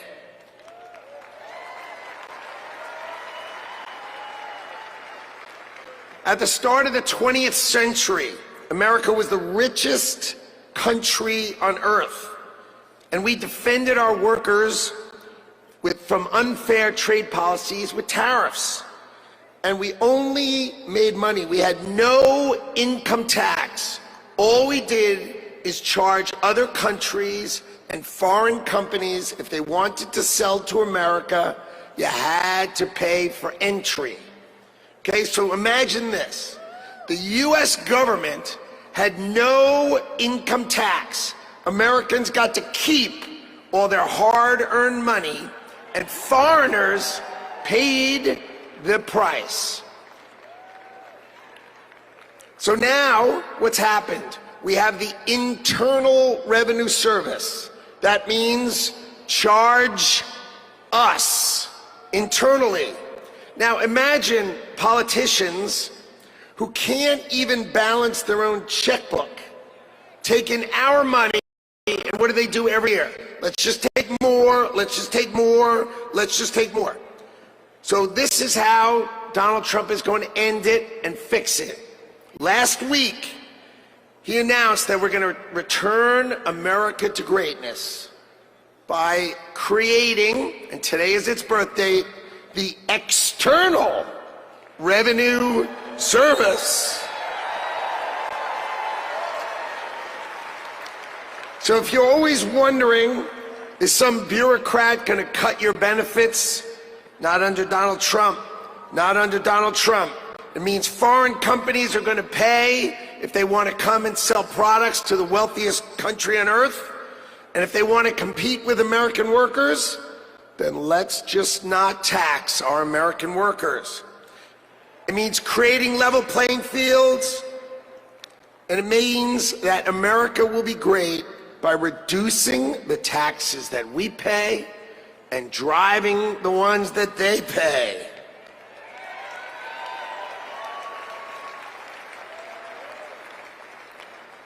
So what that means is the External Revenue Service will put up tariffs or walls that protect you. And that means if these companies don't want to pay, there's only one thing they can do.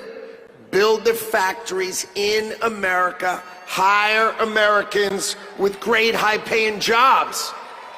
Let's double the size of our unions in America, but not just by adding more and more great-paying jobs. That's our objective. So today is the beginning of celebrating the return of common sense and the ending the decades of disrespecting the American worker and the disrespect and unfair treatment of our workers. Today, Donald Trump returns to the White House and prosperity returns to America. Thank you all.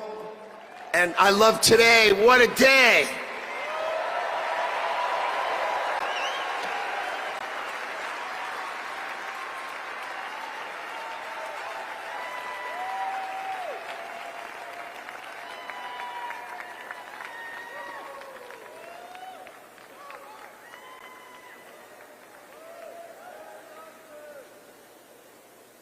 Ladies and gentlemen, please welcome to the stage Governor Glenn Youngkin.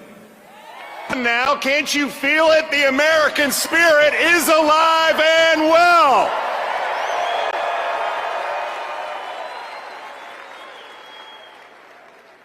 This is the dawn of the golden age of America because we inaugurated the 47th President of the United States of America, Donald J. Trump. Come on. What a day to be in Washington, D.C. You know, I live right across the river in Virginia. And by the way, in Virginia, we know that taxes have to be low, jobs have to be plentiful, and it's your money, not the government's.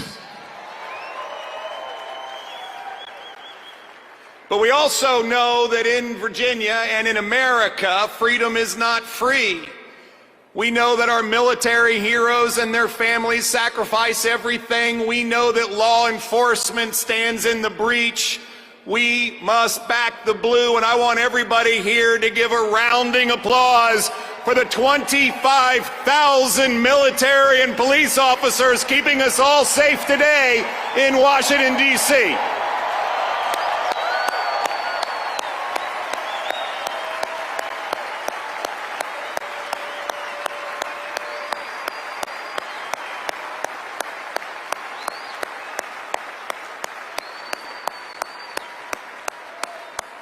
God bless America. My friends, we are standing here on the dawn of a new age, and we are seeing the sun set. The sun set on weakness, the sun set on wokeness, and the sun set on a wide open border that has turned every state into a border state.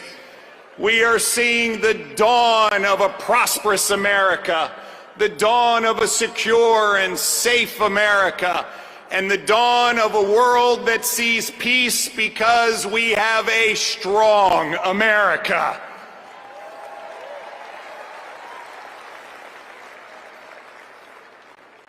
Our new president, Donald J. Trump, has never, ever lost faith in America. They tried to take him down legally. They tried to put him in jail. They tried to even assassinate him. And he never gave up on America, and America, we will never give up on him.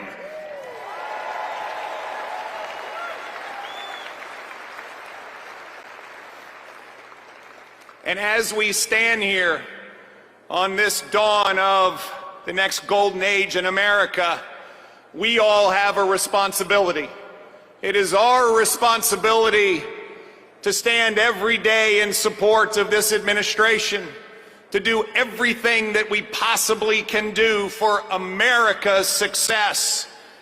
President Trump deeply believes this, and both he and J.D. Vance have already gone to work. He is signing executive orders. He is closing the border. He is bringing down inflation. He is stepping into the breach. Ladies and gentlemen, It is time for America to be prosperous again. It is time for America to be safe again. It is time for America to be strong again. And it is time for America to be great again.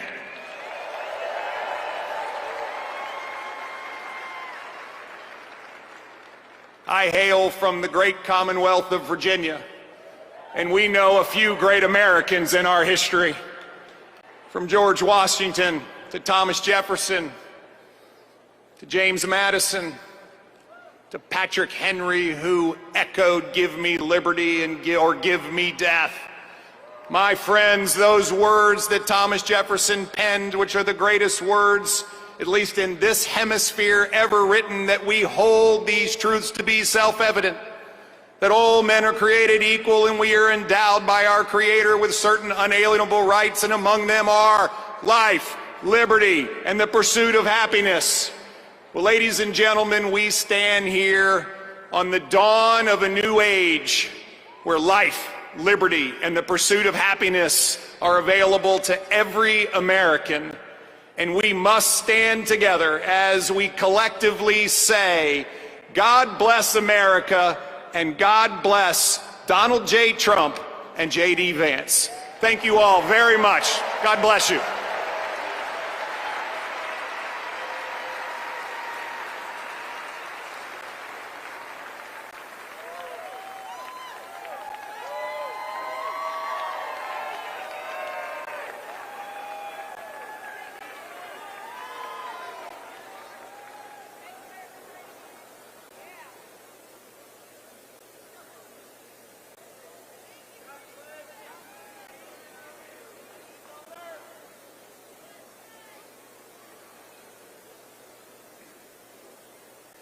Ladies and gentlemen, please welcome to the stage, Mr. Elon Musk.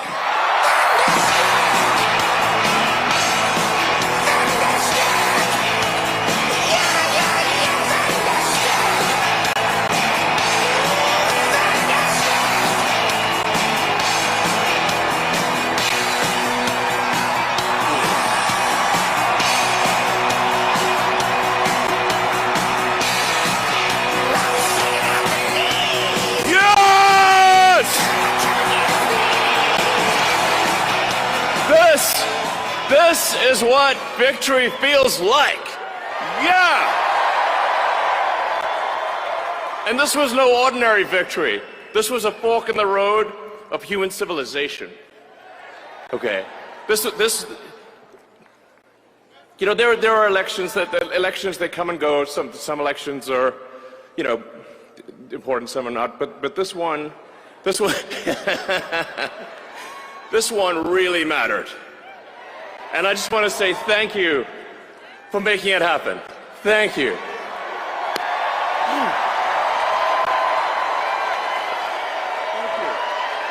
My heart goes out to you. It is thanks to you that the future of civilization is assured. Thanks to you. We're going to have safe cities, finally, safe cities.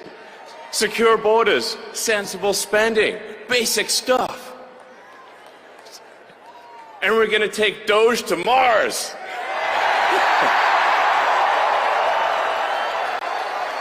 I mean, can you imagine how awesome it will be to have American astronauts plant the flag on another planet for the first time? Yeah! How inspiring would that be? You know, there's always problems in life. You know, there's this problem, solve that problem. But you know, there need to be things that inspire you. There need to be things that make you glad to wake up in the morning and say, I'm looking forward to the future. Yeah. And I love you guys.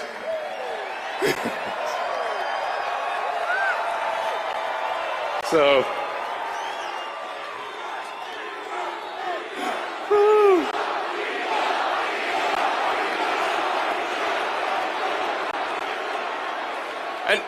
And let me tell you, I'm going to work my ass off for you guys. So, I really will. I really will. So, and yeah, but I'm super fired up for the future.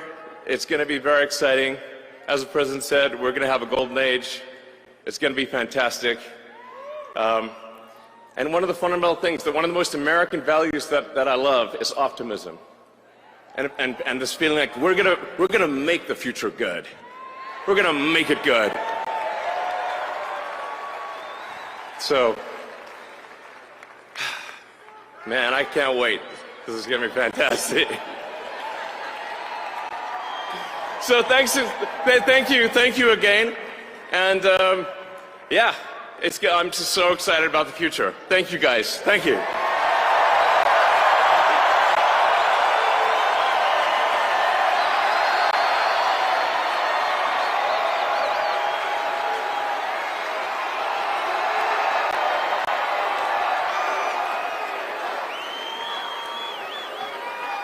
Ladies and gentlemen, please welcome to the stage, Kash Patel.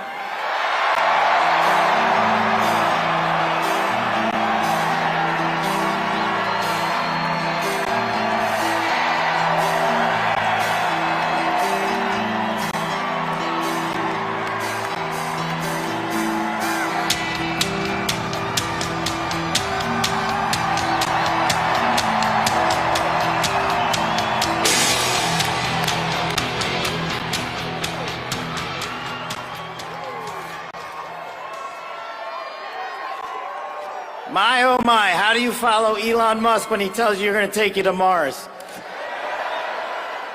I'll tell you how. He and I share something deeply. We love the American dream. And we have been given a gift by God today to usher in a new dynasty because we just inaugurated Donald J. Trump as our 47th president. And we just inaugurated J.D. Vance as our Vice President of the United States. And we did that because the American dream is alive and well, because you chose that our dream can be the dream for our children and the dream for our world. And we are at a crossroads here in America, but our future is bright because you had the courage to stand for your convictions. So I'm humbled here to talk to you about why I love the American dream. My story is pretty simple, it's unique, and some of you share in it. My parents were born and raised in East Africa. My father in the 1970s fled a genocidal dictatorship in Uganda, where he saw 300,000 of his countrymen murdered, where he saw what lawlessness would do if it was allowed to break through the system of constitutional justice. He fled, like so many others. He married my mother. They moved here. They waited in line. They stood in line because the American dream was worth standing in line for.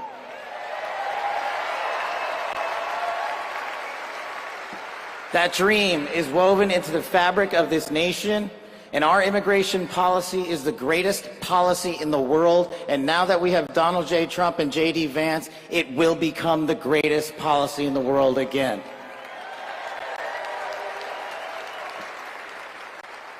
But dreams and hopes aren't enough, my friends. We got to get to work. And we got to accept the realities that too many of you know from your communities.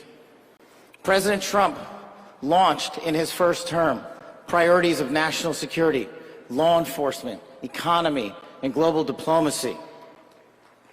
But now we have to retread some of that. And I'd just like to go over a few of the things that our community has been living under these last few years. In the last calendar year alone, we had 100,000 drug overdoses. In the last calendar year alone, we had over 100,000 rapes. In the last calendar year alone, we had 17,000 homicides. That is unacceptable in 2025 in the United States of America. That is why we need constitutional law and order. When I read the statistic that for the age group of 18 to 45, the #1 cause of death is CCP fentanyl. We are not prioritized to go after the threats that face this country and most of all, that face our future generations. But thank God we will be starting right now.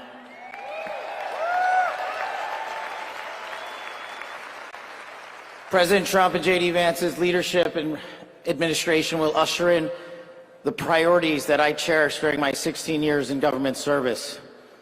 That we will always, always honor the men and women who wear the cloth of our nation and stand on that wall and tell you nothing's getting by them tonight. And so to them, thank you.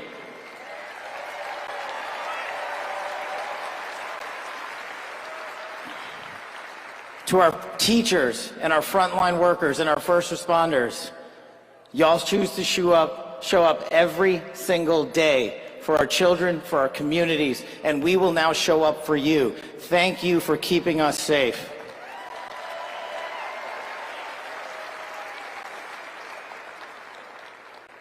To the men and women in law enforcement, and maybe I'm biased on this one, our police officers, our sheriffs, our federal agents are some of the greatest warriors that God has ever created. And we will put them first because they have our backs, and now we will have your backs.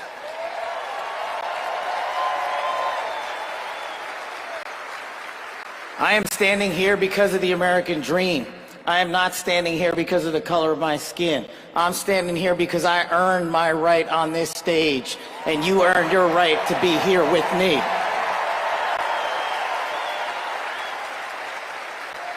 And I promise you this, with every fiber of my being, that our law enforcement, that our teachers, that our first responders, that our veterans, that our men and women in uniform who dare to serve this country and put themselves below the rest of our needs will be reprioritized to the top of the heap because they are standing on that wall, and we will not let that light go dark on them.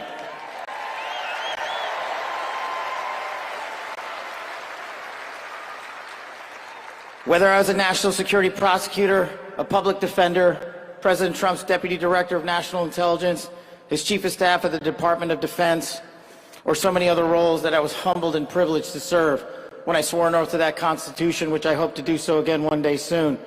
You have my word that you have ushered in a dynasty of change. You have ushered in a dynasty that will allow our children to live this American dream. My American dream.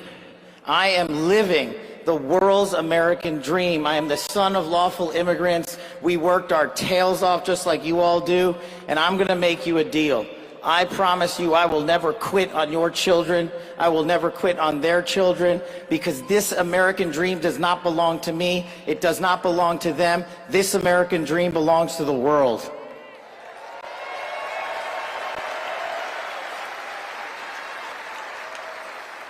So in closing, I just want to tell you this. It's pretty cool to be speaking in Capital One Arena right before the boss.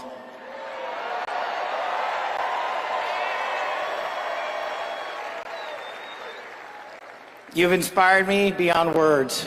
Your love, your devotion, your commitment to our country, everywhere I go, shows us that we are not only the beacon of hope, but we are the land of constitutional justice. We are the land under Donald J. Trump and J.D. Vance, where we are going to end the two-tier system of justice. We are going to remove the weaponization of the intelligence community for political purposes. And we are going to put the men and women of America first.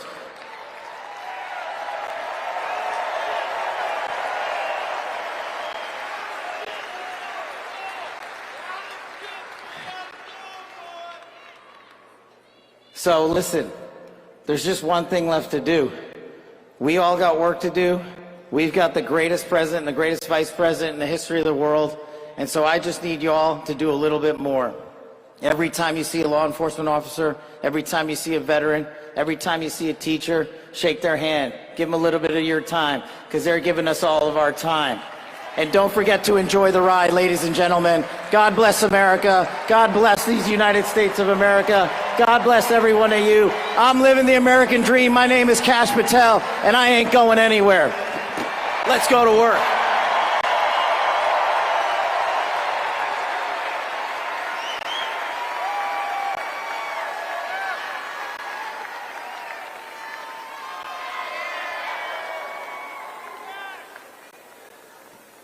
Ladies and gentlemen, please welcome to the stage, Dan Scavino.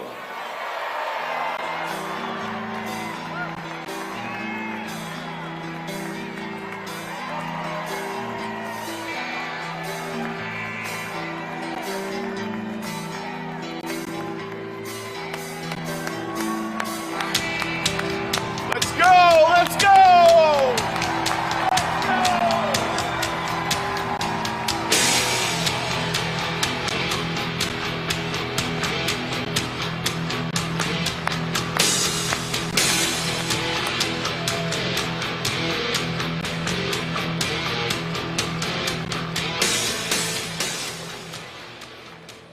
Hello, Patriots. How's everybody doing this evening? We're back!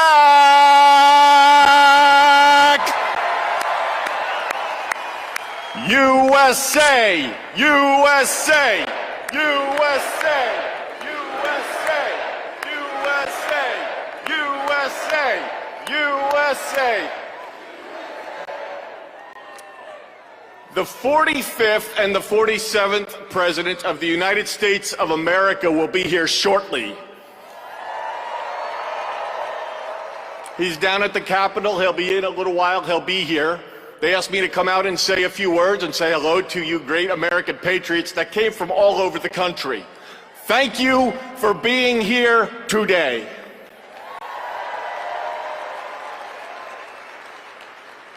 One thing I just noticed when we were leaving the Capitol after the swearing in that really hit me hard after the journey we have been on over the last 9 years, especially over the last 4 years. It really hit me when they took the presidential seal right here and put it on front of the podium for when the president gets here. President Trump often says to us on Team Trump over the years, "You're so lucky that I took you on this journey." In the good times and the bad times, no matter what would be happening, we'd be sitting on Trump Force One, Air Force One, in the Oval Office, at Mar-a-Lago, no matter where it may be. Good times, bad times. You are so lucky I took you on this journey. And you know what, Mr. President? You are damn right. You took all of us on this journey.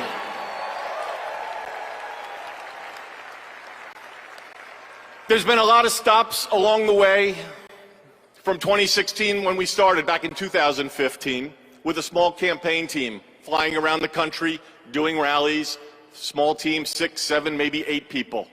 Then it continued to grow. Before you knew it, the GOP nomination was going to Donald J. Trump in Cleveland in 2016. Fast forward, he became the 45th President of the United States of America. He had a great 4-year term, and you know what's been great? The last 4 years have not been great in many senses, but he's back in office right now, and I'm just absolutely so pumped up for what this president is going to do. He loves each and every one of you in this arena. The guy cares. He has a fighting spirit, as you saw in Butler, Pennsylvania, with the assassination attempt that came a few months ago.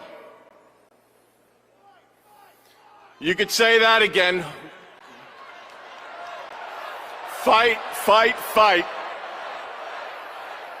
It's a moment that I will never forget, being there and in the hospital with him. I want to just give you a behind-the-scenes moment with the president and the heart that he has. We were in the hospital he had blood coming down his ear. He wanted to know how his staff was. Myself and Susie were with him, and Stephen Chung and Walt, and even the Secret Service. How are you guys doing? The guy just got shot in the damn head, and he's worried about us. Are you guys okay? He's on the phone with his family. Showed him a picture, the iconic photo of his fist raised in the air. Told him it was from Doug Mills from the New York Times, a great photographer. He looked at the picture, he's staring at the picture, one of the most historical photos of all time. There'll never be anything like it. He said, "Call Doug and see if he's doing okay." That's the attitude he had in that hospital.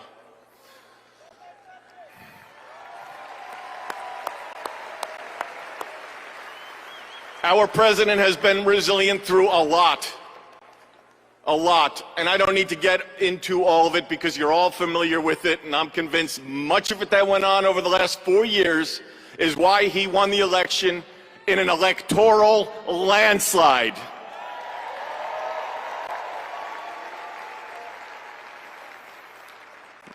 In Butler, Pennsylvania, when he got up and he raised that fist and he shouted, "Fight." He will do that for every one of you, for the United States of America. He will always put America first, without question. He loves what he does. He's got a great administration and a great team behind him. What a journey. McDonald's, drive-through window.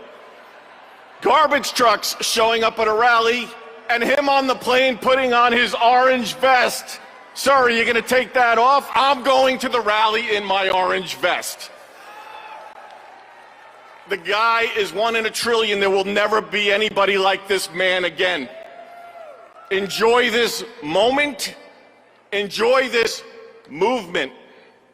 And together, we will continue to fight, fight, fight, put America first, and make America great again. God bless everybody here. We love you. Thank you.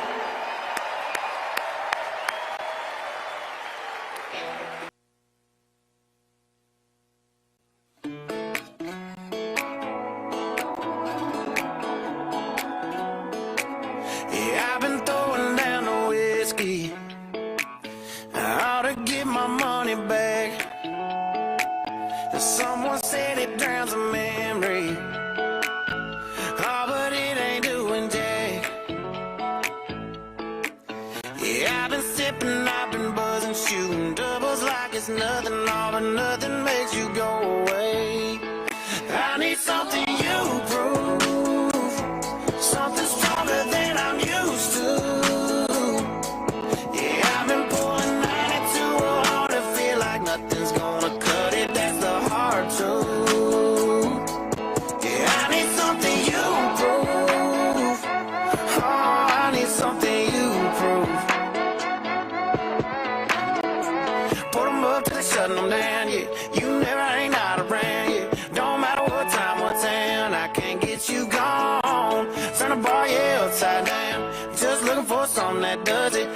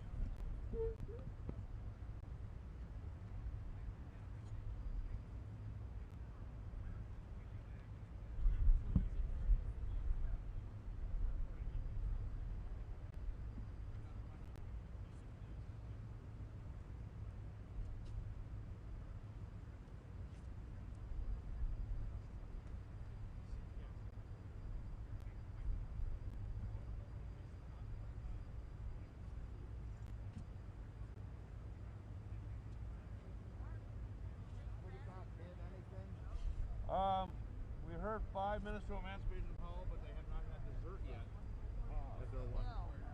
Somebody get out the cheesecake. Come on, serve it up.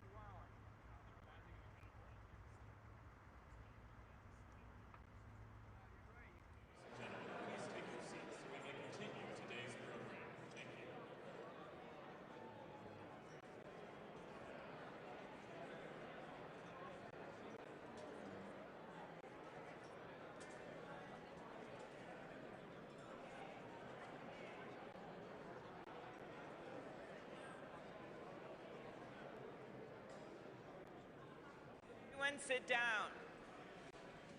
We're going to have a few toasts. And I hope everyone enjoyed the dinner. You are now eating the Minnesota apples in that dessert. At this time, I'd like to invite Leader Steve Scalise of Louisiana and Leader Hakeem Jeffrey of New York for the presentation of the flags to the President and the Vice President.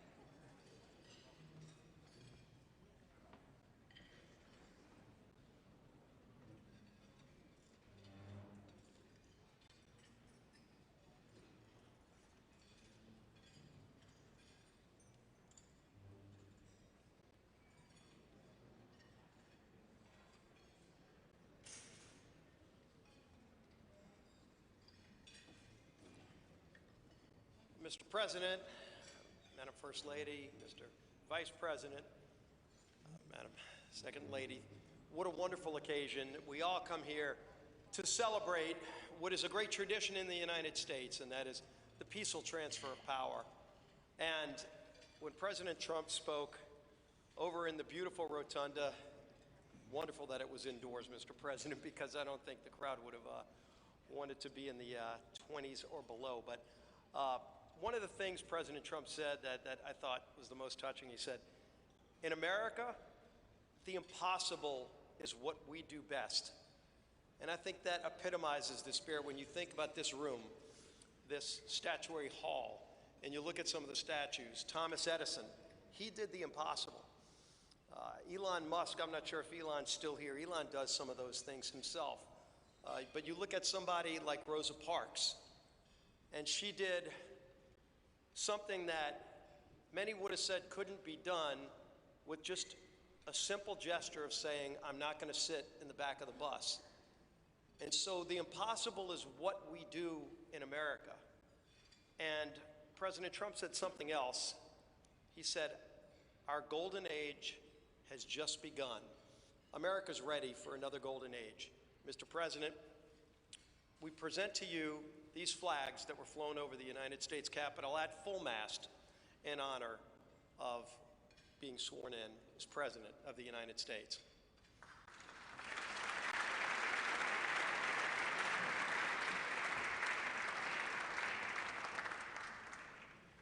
Thank you, Chairwoman Klobuchar, for your leadership of today's ceremonies. President Trump, Madam First Lady, congratulations. I have the honor of presenting the Vice President with our nation's highest symbol, the American flag. As a United States Marine, the Vice President put on the uniform to protect and serve America. Like so many men and women before him in our nation's history. Old Glory was adopted in wartime by the Second Continental Congress in 1777. A full 12 years before the office of the Vice Presidency was even created, or the House of Representatives convened for the first time. The resolution said that the flag would be 13 stars, white in a blue field, representing a new constellation, out of many, one. Some 250 years later, from Appalachia to Anacostia, Middletown to Mar-a-Lago, the Bayou to Brooklyn, we remain one nation under God. To Vice President Vance, Usha, and family, may God bless and watch over you as you begin this journey.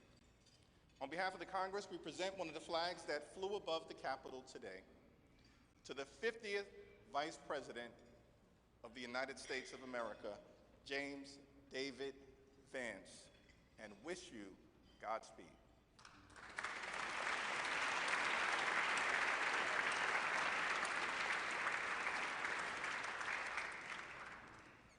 Thank you, Leaders Scalise and Jeffries. I now ask my friend Senator Deb Fischer of Nebraska, as in the beef you had for the entree, who has been an excellent partner in planning today's events, to come up and present the inaugural photographs. Well, my thanks to Chair Klobuchar for putting together and putting together again in the last 2 days the 60th inaugural ceremony here at the United States Capitol. Amy did a wonderful job along with all of the committee, all of our staffs, in order for this to come together and be a very memorable experience. It is a tradition that the committee give our new President and First Lady, our Vice President, and Mrs. Vance the official photographs taken at the swearing-in ceremony. And so it is such an honor to be able to have those presented to you. I hope you will display them with pride, with honor, and with a humbleness that I know you will carry with you every single day that you serve the people of this country. May God bless you all.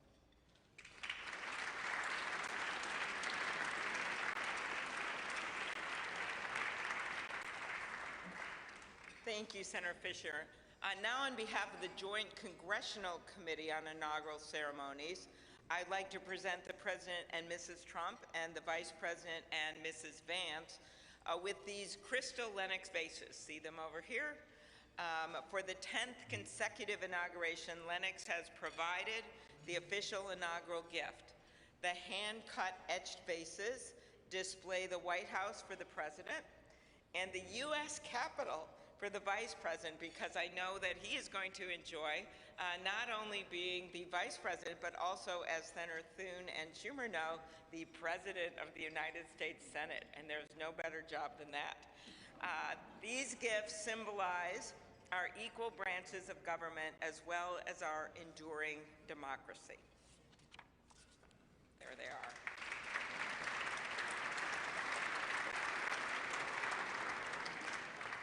I will now invite Speaker of the House, Mike Johnson of Louisiana, to give the toast to the Vice President.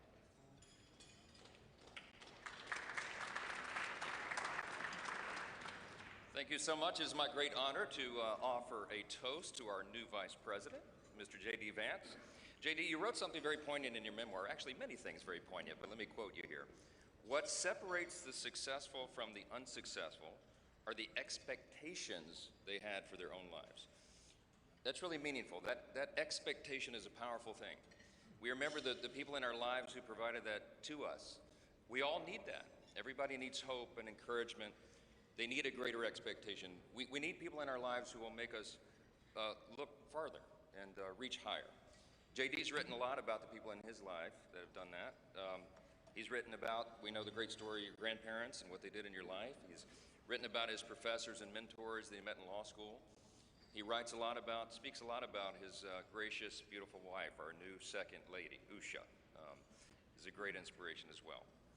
And JD, you yourself have been inspiring people. Your story really has. It's one of the reasons that I believe God has raised your platform as he has, because you've been so faithful to tell that story and to inspire so many others. And so our hope and our prayer is, as you continue to do this, that as you go to help us execute on the America First agenda, that you also do what you've been doing so well all along, and that is providing a model for what is possible in America. What a great story, what an inspiring story you've had, and it's just getting started. I pray specifically that you inspire a lot of the young men in America. Some of them feel hopeless and stagnant sometimes, and you're a great example to all of them and to all of us, that if you work hard and you play by the rules and you do the right thing, you can make a better life. You're now the Vice President of the United States, my friend. So everyone, will you please join me in raising a glass to our own mentors, the people who inspired all of us, to the possibilities of our own future, to these great new horizons. What a perfect choice this was for the painting, the artwork today, and to the great example of our new Vice President, Mr. J.D. Vance. You're here.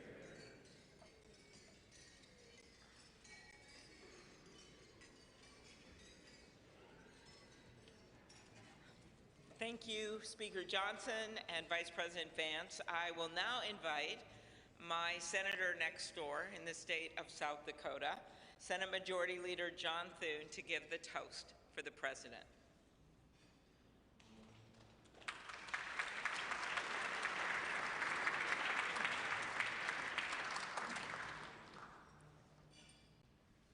Mr. President, Madam First Lady, congratulations. It is an honor for all of us to be able to be here today with you on this historic day as we celebrate your inauguration. Mr. President, one of the most important influences in my life when I was getting started in politics was Ronald Reagan. His philosophy of limited government, his belief in peace through strength, the strength of his convictions, were all things that appealed to me. But I was also drawn by his optimism and by his belief in America. And Mr. President, those are qualities that I see in you. One of the things that resonated throughout your campaign was the unshakable belief in our country and in her citizens. You remind us of everything that's possible in America. I'm looking forward to working with you over the next 4 years to build up our great country. It says in the scriptures that if you ask for wisdom, it will be given to you and given to you generously. And so I pray, and our prayer is, that God will richly bless you in the years ahead and grant you not only strength, but wisdom. And ladies and gentlemen, I ask you to join me in raising a glass to the President of the United States, President Donald Trump. Hear, hear.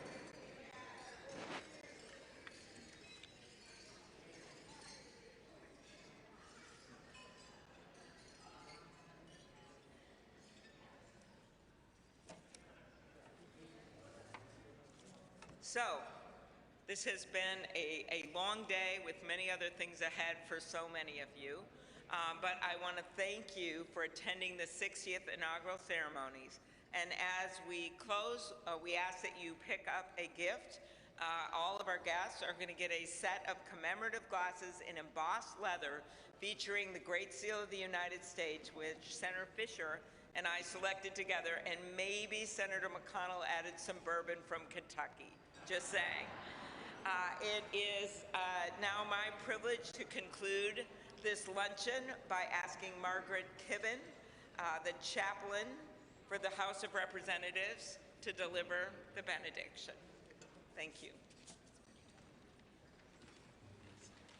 And we know we love this eagle podium. It's pretty good, Mr. President. Ladies and gentlemen, please rise for the benediction.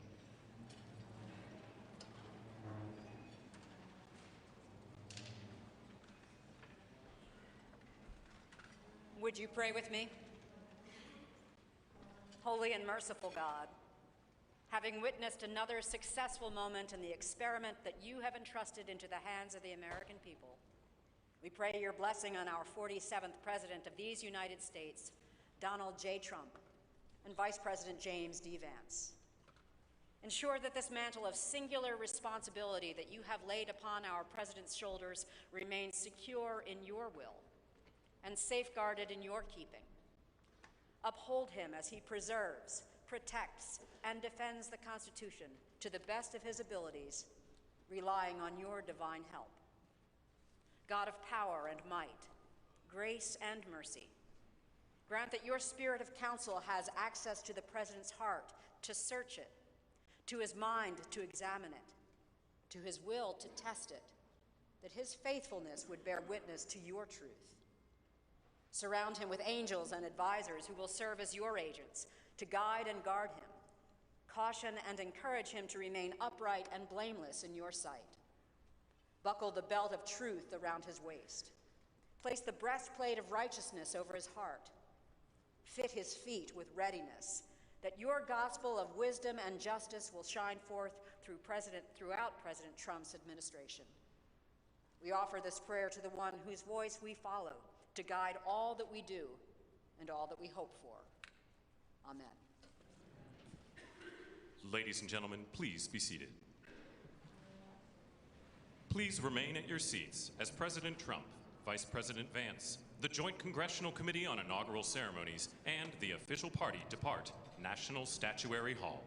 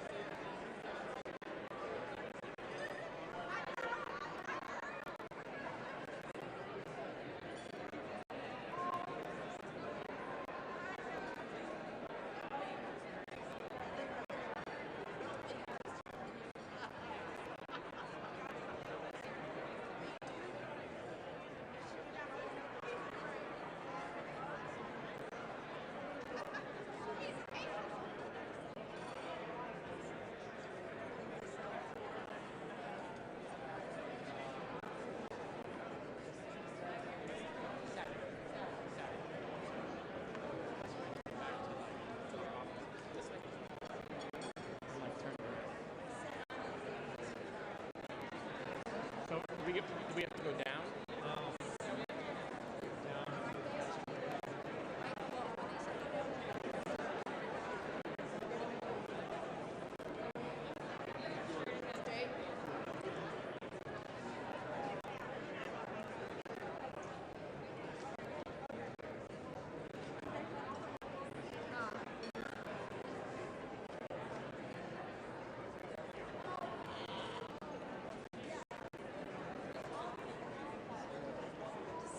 Step to the governor's mansion, and then 1600 Pennsylvania Avenue.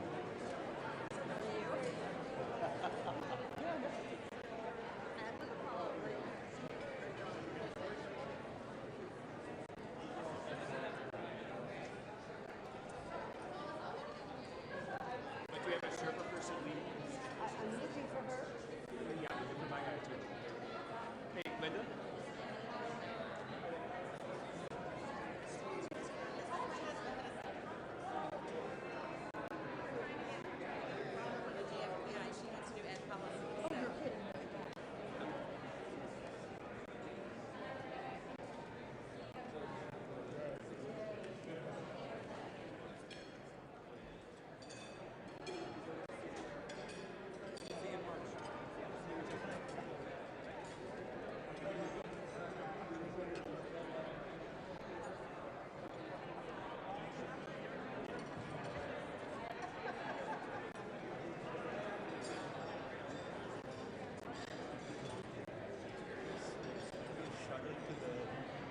Village Hotel, and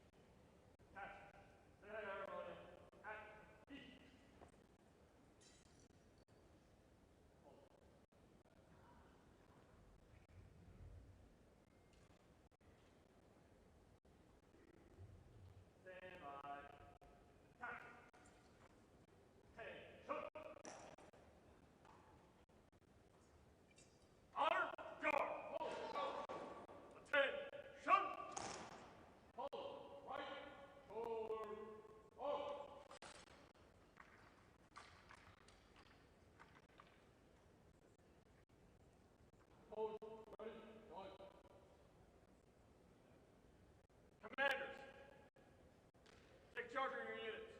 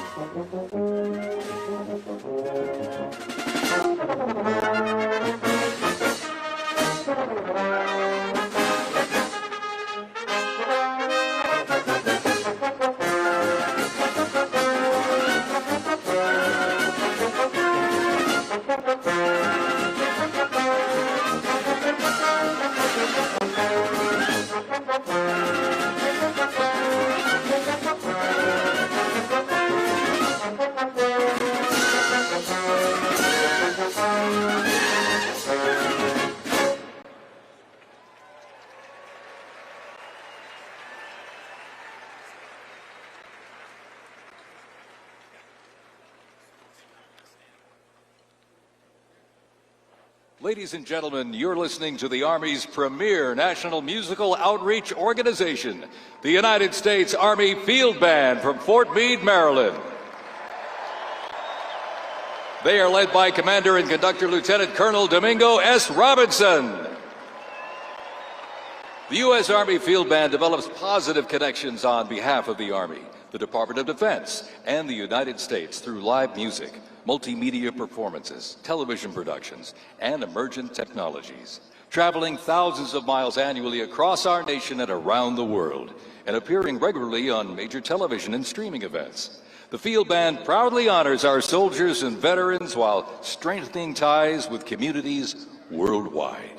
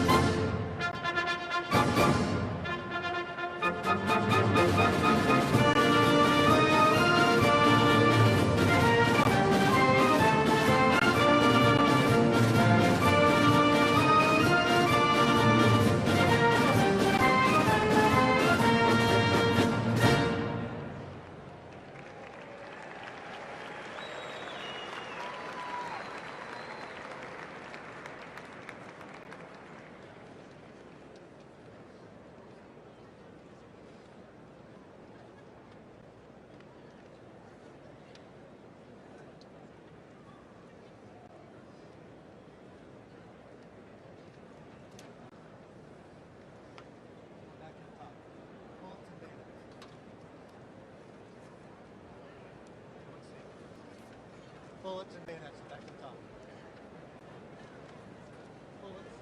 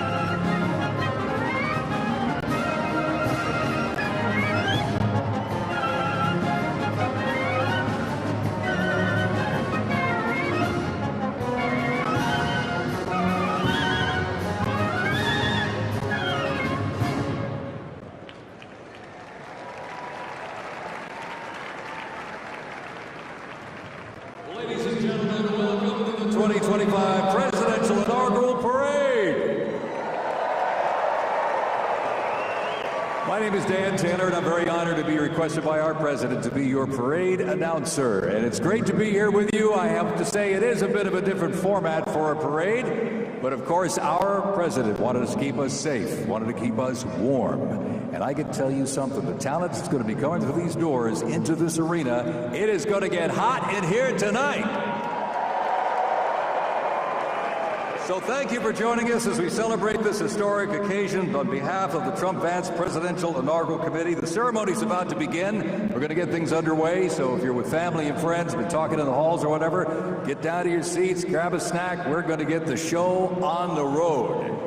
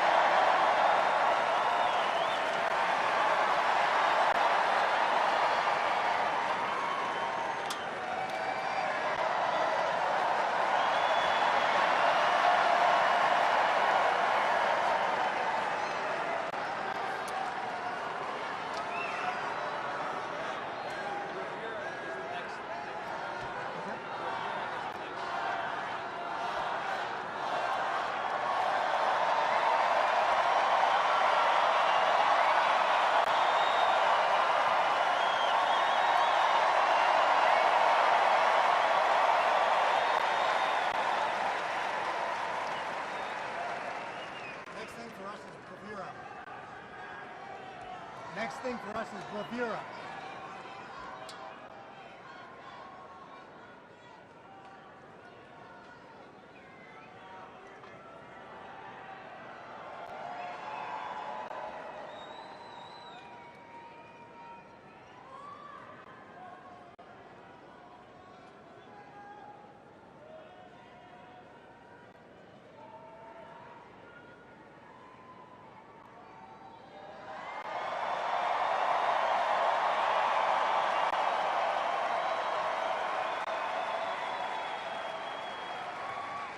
Ladies and gentlemen, we'd like to welcome the official fanfare music group of the President of the United States. Under the direction of Major Aaron Morris, the U.S. Army Band Herald Trumpets performing their fanfare that's actually written for the 47th President of the United States. Listen to this, it's amazing. This is Brass and Glory.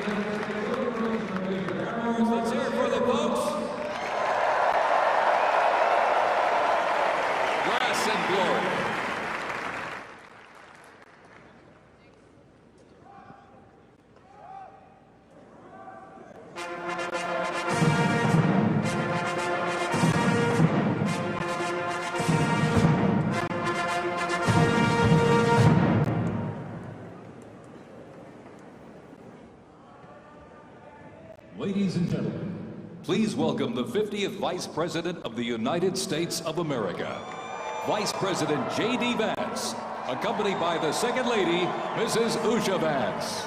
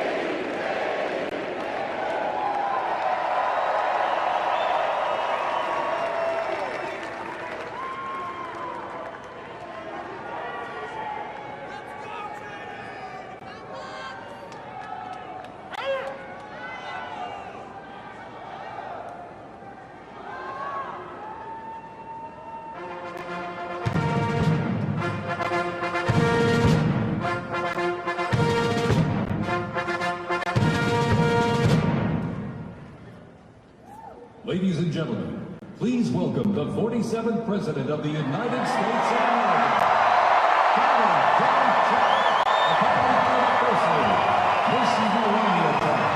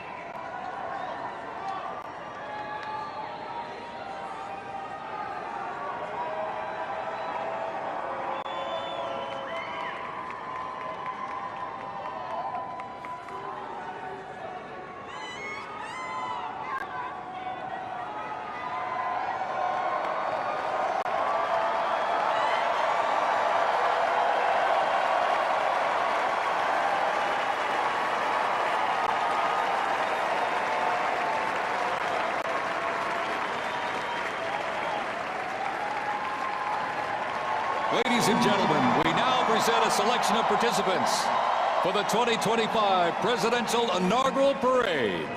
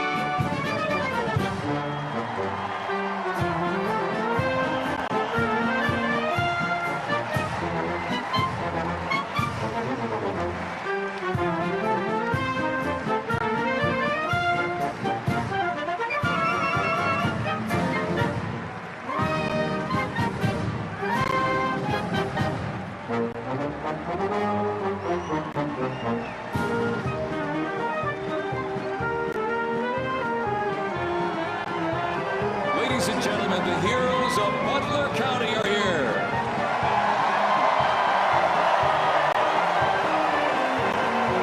And they are here to pay homage to the life, selfless community service and sacrifice of Corey Comparatori. Mr. Comparatori, a 10-year U.S. Army Reserve veteran and past fire chief to the Buffalo Township Volunteer Fire Company, who died during the assassination attempt on the life of President Trump in Butler, Pennsylvania, July 13th, 2024. Their formation consists of Pennsylvania State Police, local police, county sheriffs, emergency services unit, EMS, 911 radio dispatch, and hospital personnel, who all heroically stepped into action during the horrific attack. They are also paying tribute to the courageous service of first responders nationwide.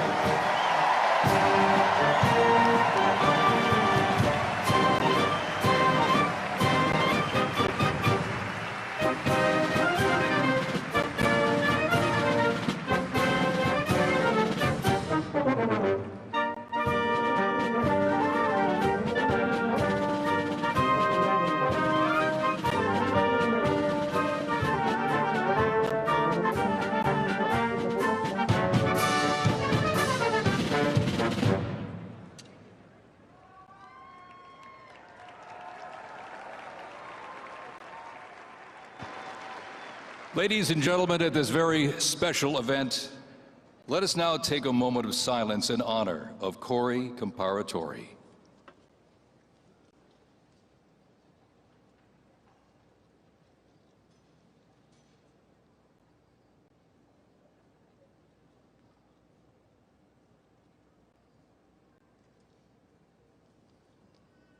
Thank you very much, ladies and gentlemen.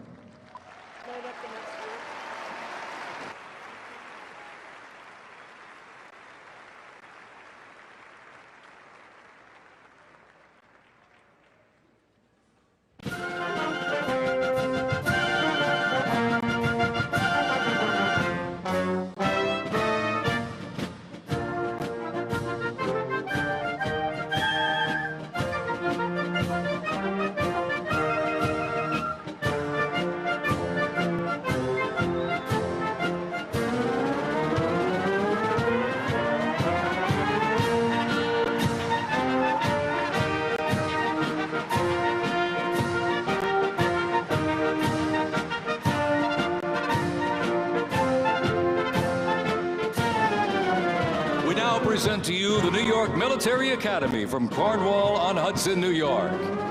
New York Military Academy stands out due to its unique connection to the president himself. President Trump is a 1964 graduate and has been enshrined as one of our alumni of distinction.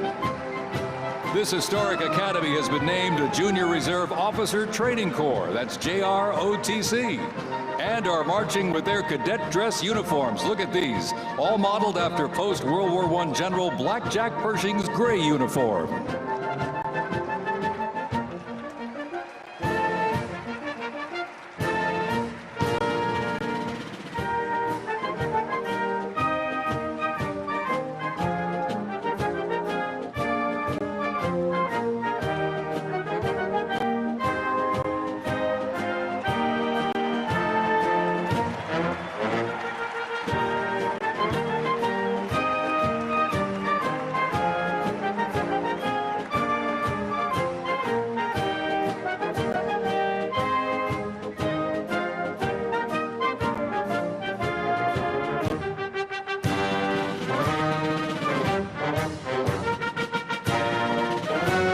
Introducing the Palm Beach Police and Fire Honor Guard unit, representing the town of Palm Beach, Florida.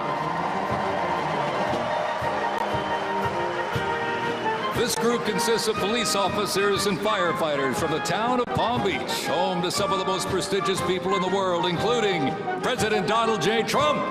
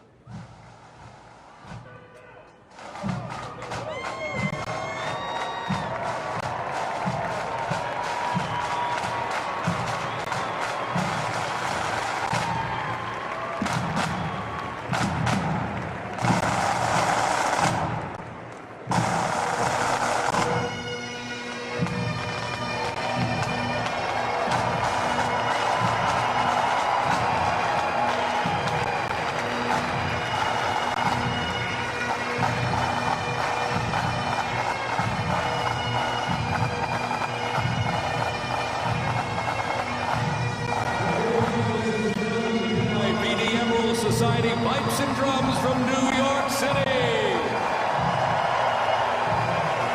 They have performed internationally in Ireland, Canada, Australia, Germany, and Switzerland. And as of this past December, the band has had the distinct honor to perform at the 75th commemoration of the attack on Pearl Harbor in Oahu, Hawaii. The band has also played for hospitalized children, military veterans, as well as the 1980 and 2005 presidential inaugural parades, and His Holiness Pope John Paul II. The NYPD Emerald Society Pipes and Drums formed way back in 1960. And you know, they are the oldest, largest police pipe band in the United States, comprised of all active and retired police officers of various ranks and assignments. Listen to those bagpipes. Let's hear it for them, folks.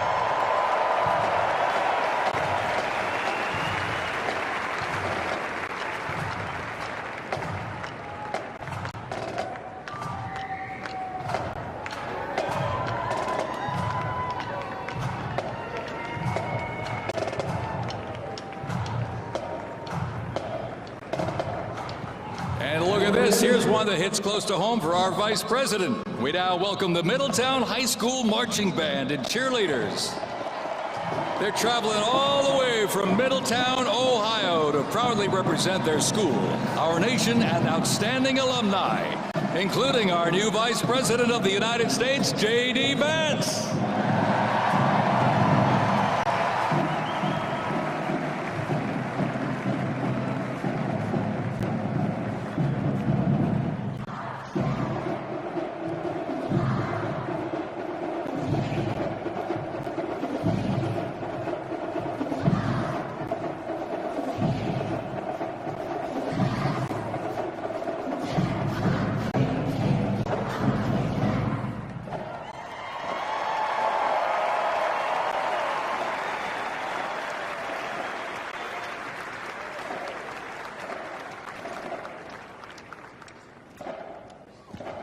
The band has performed in countless parades, community and sporting events, as well as competitions. They have also always qualified for the Ohio Music Educators Association state finals for 23 years straight. How about that?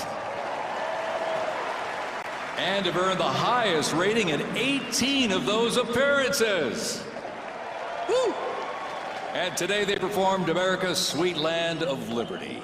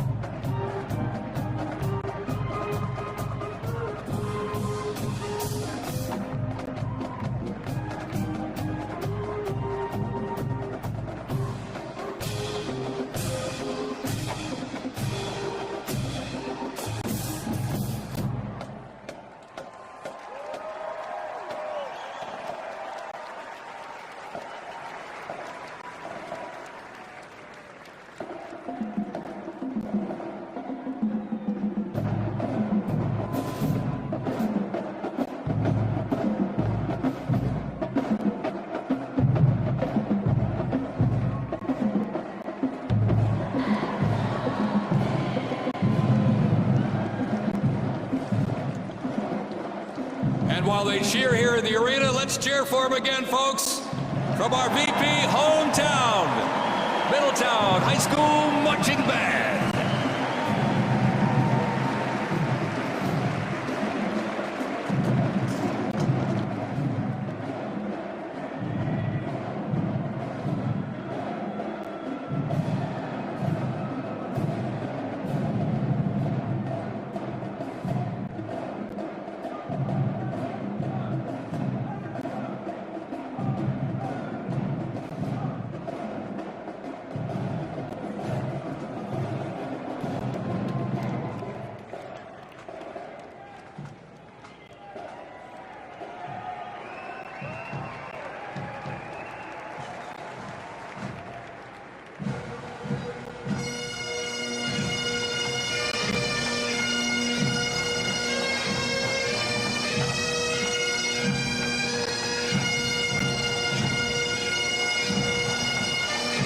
Ladies and gentlemen, entering the arena right now, traveling from Boca Raton, Florida, the Florida firefighters, pipes and drums.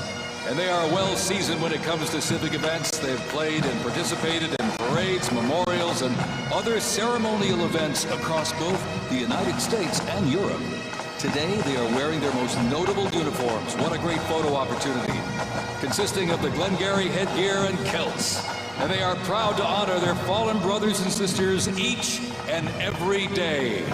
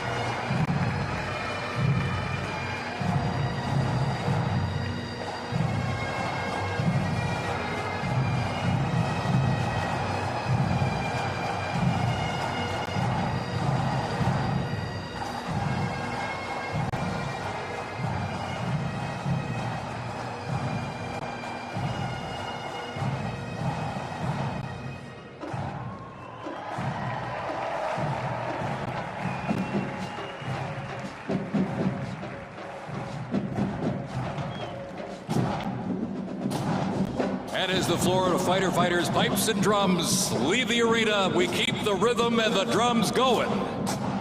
Please welcome the Stewart's Creek High School Marching Band. Traveling all the way from Smyrna, Tennessee, they are proud to represent the volunteer state in the 2025 Presidential Inaugural Parade.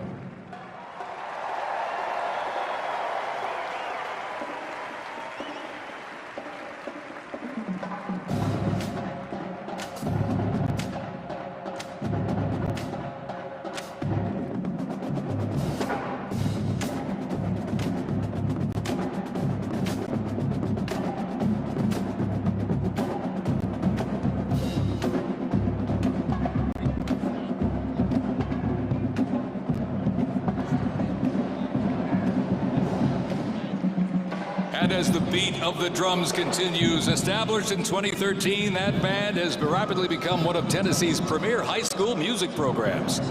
This band has participated in numerous civic events that honor significant moments in our nation's history, like the 75th anniversary of the attack on Pearl Harbor, Captain Jeff Cuss, United States Marine Corps Memorial Dedication, Chicago Thanksgiving Day Parade, and a Lincoln Memorial performance as well. The Stewart's Creek High School Marching Band, everybody! Make them feel welcome here in D.C.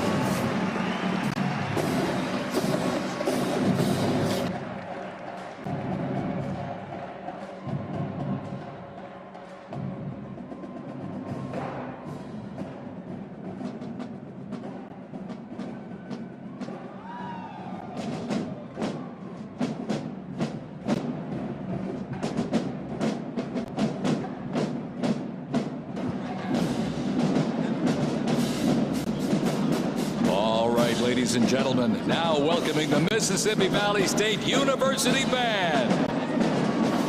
They're traveling all the way from Itabita, Mississippi. Look at this, gang. This is the Mean Green Marching Machine. They are proud to represent historically black colleges and universities at the 60th presidential inauguration.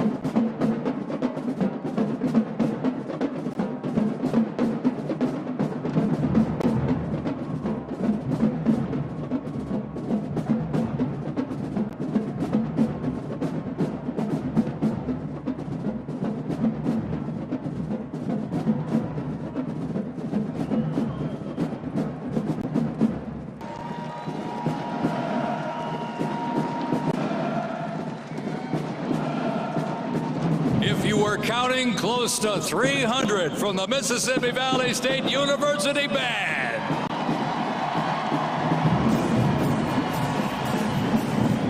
You know, since its founding, the band has consistently played a significant role at their university and across the United States. They have performed for athletic events, Mardi Gras parades, Rose Bowl parades, and many, many more.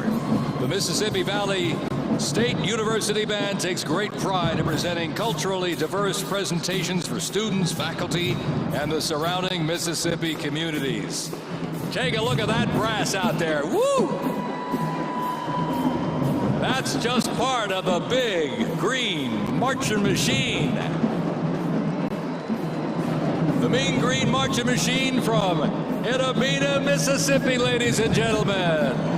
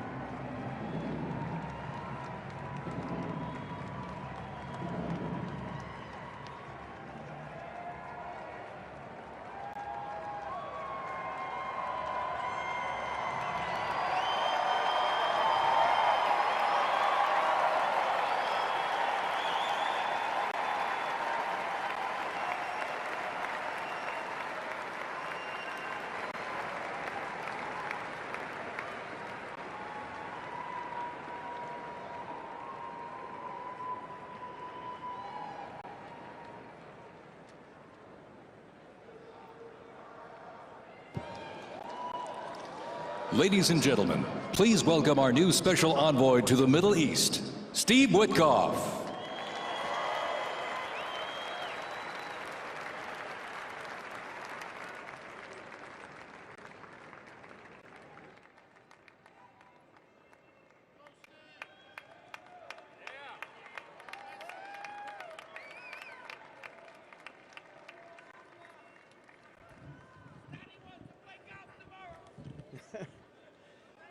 Good evening, everybody.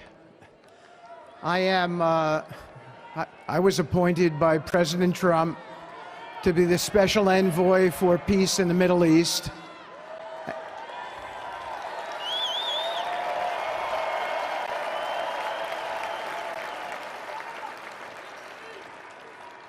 And I'd like to describe to you some of the things we're doing and how it informs on President Trump's policies.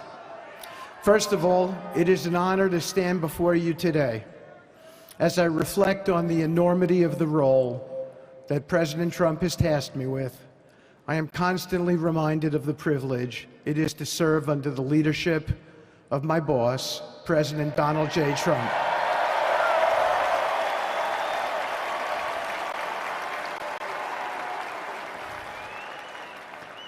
His presidency has provided a clear, bold vision for the Middle East, and it is this vision that guides every step I take in the mission.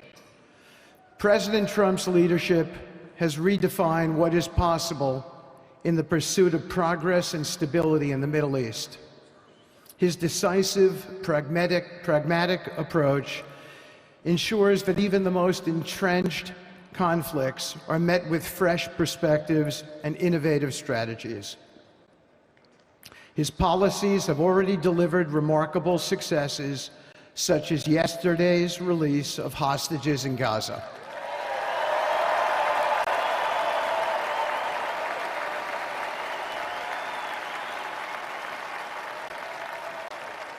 Thank you.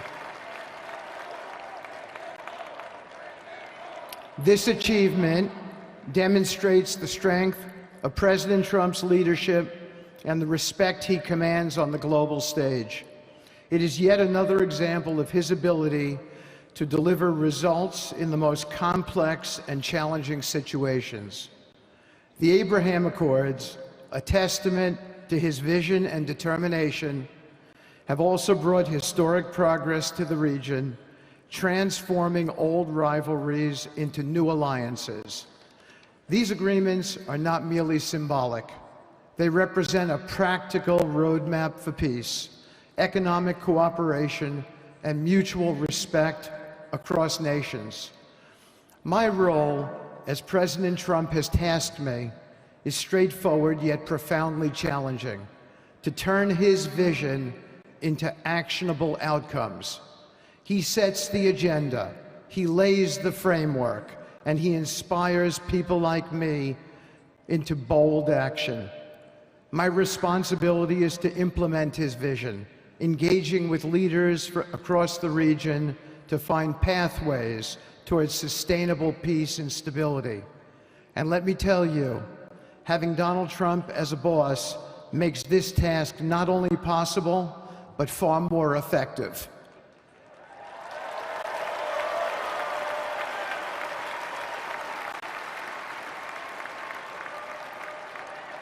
President Trump's reputation as a leader who delivers results resonates far beyond Washington. Leaders in the Middle East know he means what he says. His ability to cut through bureaucratic gridlock and focus on tangible results is the game changer. It allows me to approach delicate negotiations with the confidence that the full weight of the United States is behind me. The principles President Trump has laid out for our approach to the Middle East and foreign policy in general are fourfold, and they are clear. 1, respect for sovereignty.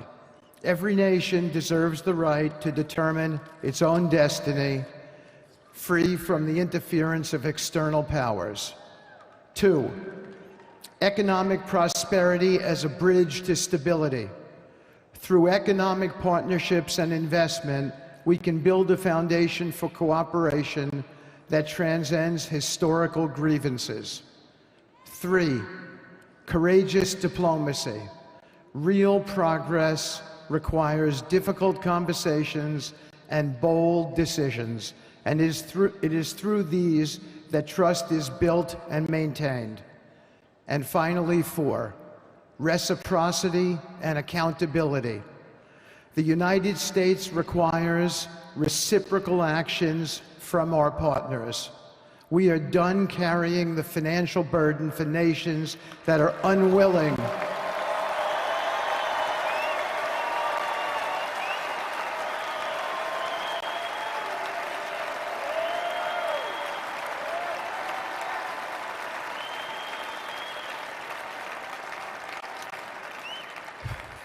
We are done carrying the financial burden for nations that are unwilling to fund their own progress. The days of blank checks are over.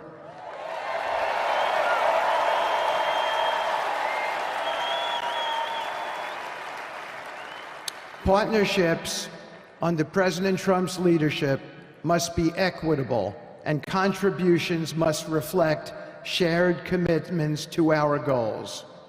In my work, I've seen firsthand how these principles resonate. They provide a foundation that transcends politics and speaks to the shared humanity of all people in a region. Leaders across the Middle East recognized that this Trump administration is serious about results, not symbolic gestures, but real, meaningful progress that improves lives. Thank you.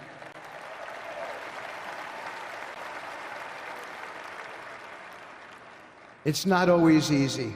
There are moments of deep challenge and frustration. Decades of mistrust cannot be undone overnight.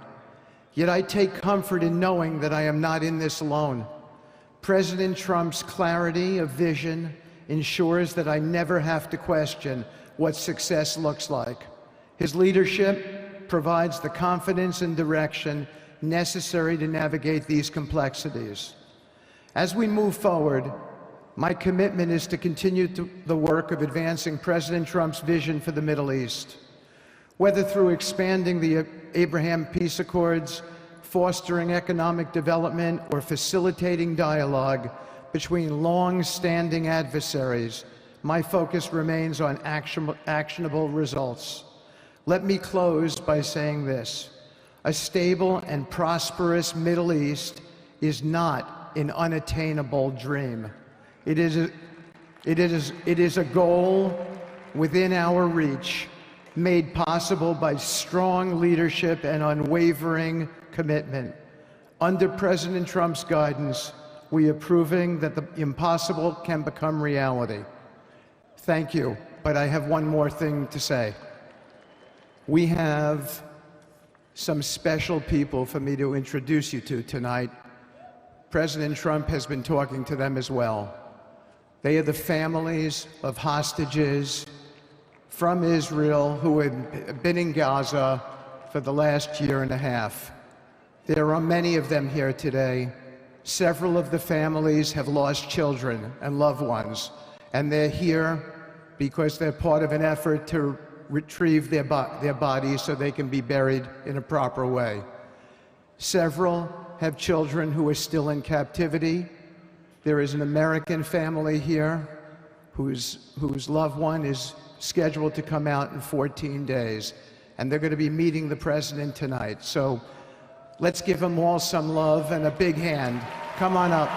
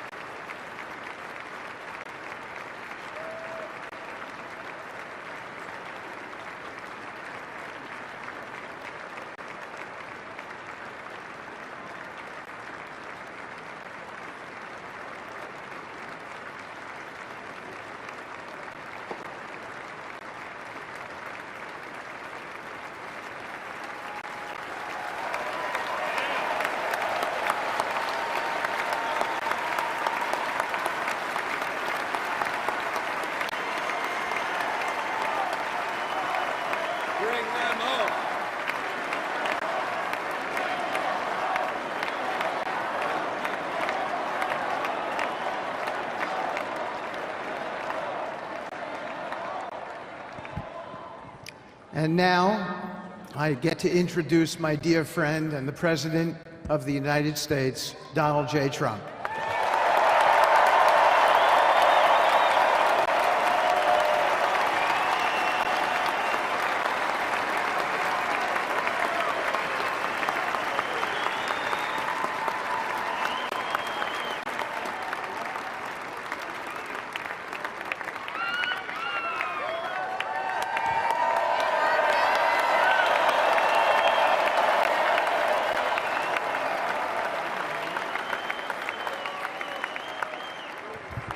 Thank you very much, everybody. Appreciate it. Thank you.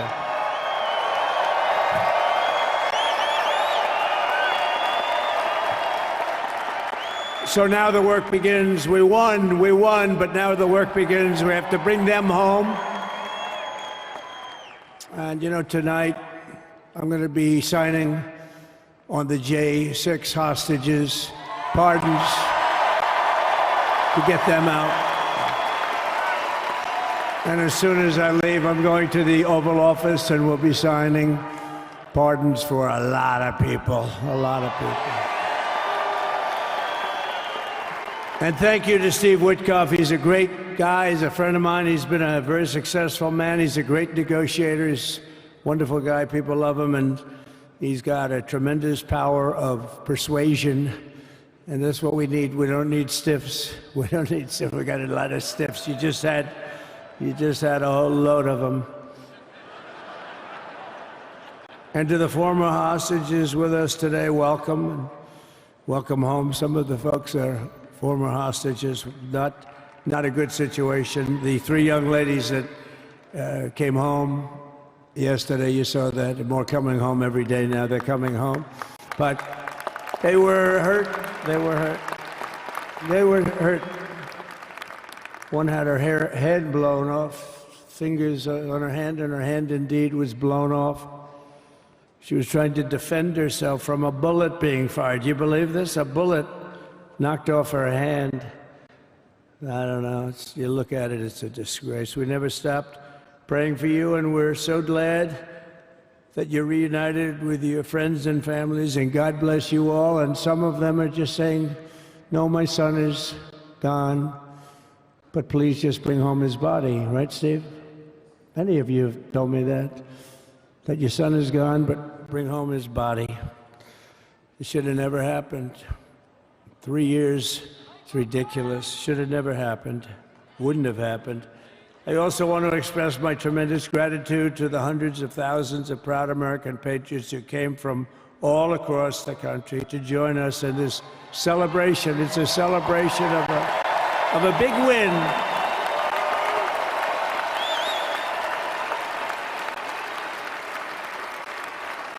And you're witnessing the dawn of the golden age of America. That's what it's going to be. We're bringing it back. We're going to bring it back fast. We're going to bring it back fast. Let us also thank the incredible service members, National Guardsmen, Police, Secret Service, and law enforcement personnel who are keeping us all safe, even though, and they are great people. New York's finest. I grew up with New York's finest, and we got to give them their authority back. You won't have any crime. There'll be no crime. You give them little authority back. The whole way they run things in this country now, it's disgraceful. But it's going to change rapidly. We're going to make our cities safe again, too. Even though we're indoors, we've had a magnificent inaugural parade. And let's give a big round of applause. They were great. To all of the incredible performers and hardworking men and women who made it possible. Those people, really talented, amazing people. I also want to thank my wonderful family for being here, especially my beautiful wife, our First Lady, Melania.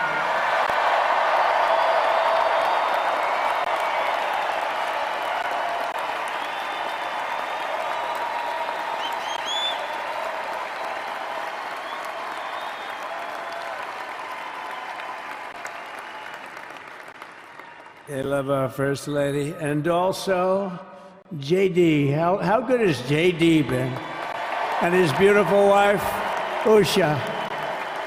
How good is JB? JD has been great. He's another good negotiator, Steve. He's a great negotiator, too. We need negotiators in this country. But so many of the people on the stage behind, not only family members, as an example, Lara Trump, the wife of Eric, she was the head of the Republican Party along with my friend Michael. Stand up, the two of you. What a job. What a job they did. They worked so hard. They knew there'd be rigging, but they said, we're going to make it too big to rig, and we did. We made it too big to rig. We won every swing state by a lot.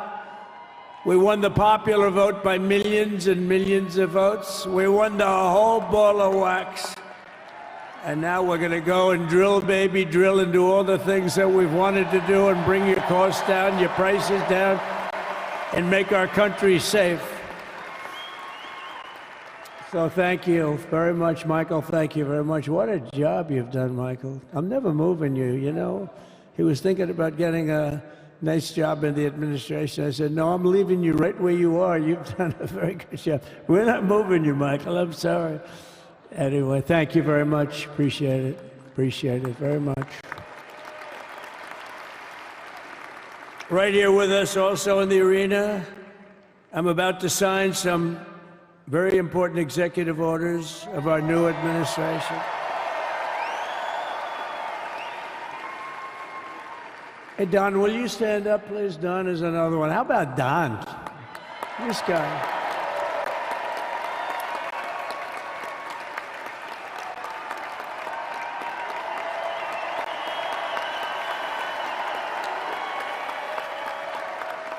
He's a popular one. He goes out and speaks. He gets a big crowd. He's a little on the rough side sometimes, but that's what you want. He's done a fantastic job, and he loves our country. Thanks, Don. Great job. You've done a great job. And Ivanka.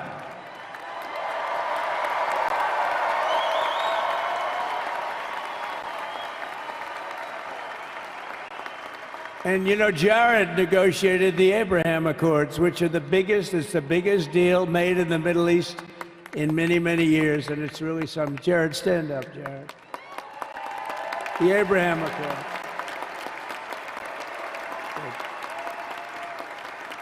And Tiffany's going to have a little baby.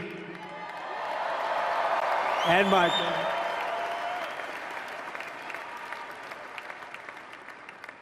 And then I have a very tall son named Barron. Has anyone ever heard of him?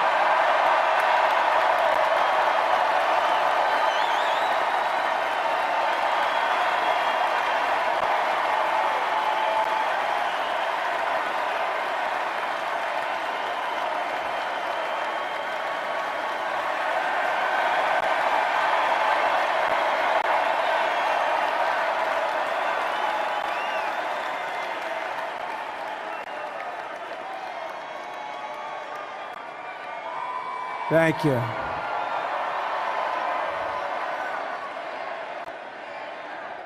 He knew the youth vote. You know, we won the youth vote by 36 points. And he was saying, Dad, you got to go out and do this one or that one. And we did a lot of them. And he respects them all. He understood them very well. And he said, Dad, you got to go out, do Joe Rogan, do all these guys. And we did. We did. And Joe Rogan was great. They were all great, right? Aaron, they were all good. He understood the market. Another famous one, how about Kai? Stand up, Kai.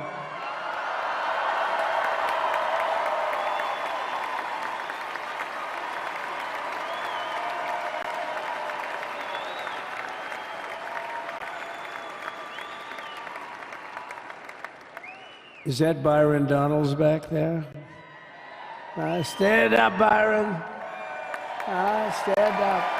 What a future this one has. What a future. That's great, Byron. Thank you very much. And how about Lutnick, Secretary of Commerce? He's going to take in more money than any country has ever even thought about. He's going to take in some money.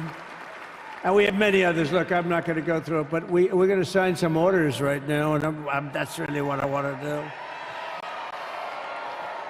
So we're going to sign executive orders. First, I'll revoke nearly 80 destructive and radical executive actions of the previous administration, one of the worst administrations in history. Maybe not one of them, the worst. Anybody that would allow millions of people to pour through our borders from jails, prisons, mental institutions, insane asylums, gang members to be taken off the streets of Venezuela and deposited in our country, and many, not just Venezuela. You know, crime in Venezuela is down 74% because they took their criminals and gave them to us through an open border policy of the previous administration.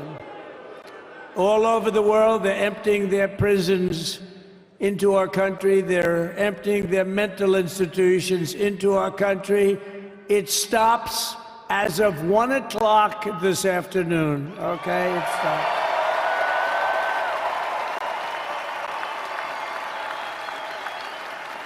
So I'm revoking nearly 80 destructive, radical executive actions of the previous administration. They'll all be null and void within about, what, 5 minutes? Is that them over there? 5 minutes?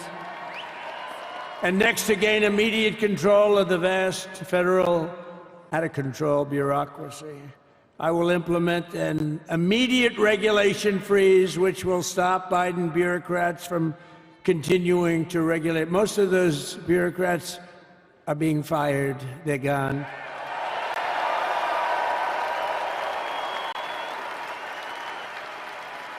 Should be all of them, but some sneak through, but we have to live with a couple, I guess.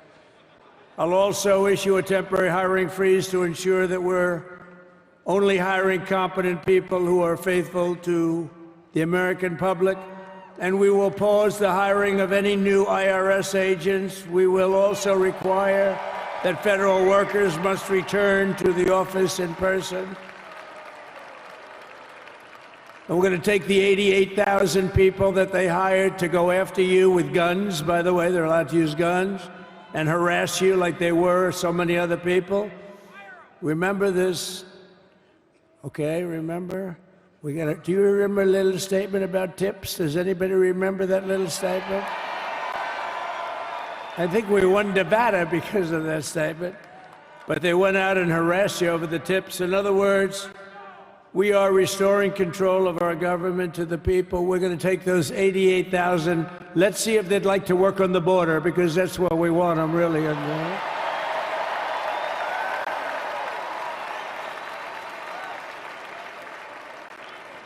So we're going to have no tax on tips, right? No tax on tips.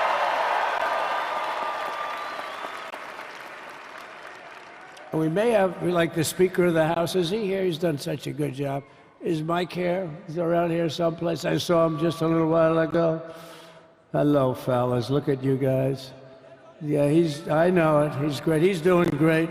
They're all doing good. The Republican Party has never been unified like it is right now. They want to save our country. And we're going to more than save it. We're going to make it greater than it's ever been before by a lot. Next, I'm going to sign a presidential memorandum directing every member of my cabinet to marshal every power at their disposal to defeat inflation and rapidly bring down the cost of daily life, because your costs have gone through the roof in the last 4 years. Perhaps you didn't notice. Does anyone notice their costs are like double, triple, quadruple? You can't buy bacon. Apples have doubled in price. You want an apple, anybody? Pay twice what you did 2 years ago. We'll put more money in your pocket, and we'll bring back the American dream and to reduce energy costs and liberate our economy. So we have more oil and gas than any country in the world, and we're going to use it. We're not going to do the wind thing. Wind. Big, ugly windmills, they ruin your neighborhood, they ruin you. If you have a house that's near a windmill, guess what? Your house is worth less than half. And did you see up in New England with the whales? You see what's happening? So they had 2 whales killed in about 14 years. Last year and the year before, total, they had 28. So if you're into whales, you don't want windmills either. and they're the most expensive form of energy that you can have by far. And they're all made in China, by the way, practically all of them. And they kill your birds and they ruin your beautiful landscapes. But other than that, I think they're quite good, right? Now, remember when we used to joke and kid when we were kidding, but we don't kid anymore? They want to watch the debates on television. They want to watch your favorite president on television. But the wind isn't blowing, so we can't watch television that night, Gladys. Remember? Gladys, I'm sorry, the wind is just not blowing. We're not watching Trump tonight. But I'm immediately withdrawing from the unfair, one-sided Paris Climate Accord ripoff. The United States will not sabotage our own industries while China pollutes with impunity. You know, China, I mean, look, they use a lot of dirty energy, but they produce a lot of energy. And when that stuff goes up in the air, you know, it doesn't stay there. It's not like you got a wall. We love walls, don't we? Not like you have a wall around and it doesn't. It floats into the United States of America after 3.5 to 5.5 days. It floats across the oceans and it comes right over your neighborhood and it falls into your neighborhood. So they all say, we have to fight for cleaner air, but the other dirty air is dropping all over us. So what the hell are they talking about? Unless everybody does it, it just doesn't work. You know, we had the cleanest air and the cleanest water that this country's ever had under the Trump administration, and we didn't do anything to stop jobs and stop production. Believe me, you're going to see a lot of companies come pouring back because tariffs. I always say tariffs is the most beautiful word to me in the dictionary. Then I was reprimanded by the fake news. They said, what about love, religion, and God? I said, I agree. Let's put God number one. Let's put religion number two. Love, I don't know. We got to put that number 3, I guess, right? And then it's tariff. Because tariffs are going to make us rich as hell. It's going to bring our country's businesses back that left us. And I'll also sign an executive order to immediately end federal government censorship of the American people. In America, we believe in free speech, and we're bringing it back starting today to stop the weaponization. Oh, do I know about that? These creeps. Deranged Jack Smith. You ever hear of him? Deranged. He's a deranged prosecutor. He's sick. They suck him on me. He's now been reduced to getting on an airplane, going back to The Hague or wherever the hell he came from. We got to get rid of that guy. Hey, was he one of the many people that got a pardon today? Did they pardon Jack Smith? You know, did you know that Biden, while I was making my speech, pardoned his whole family?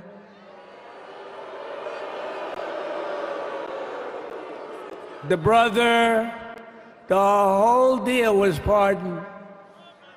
Can you imagine that? While I was making my speech. Did everybody hear my speech? Did you like my speech?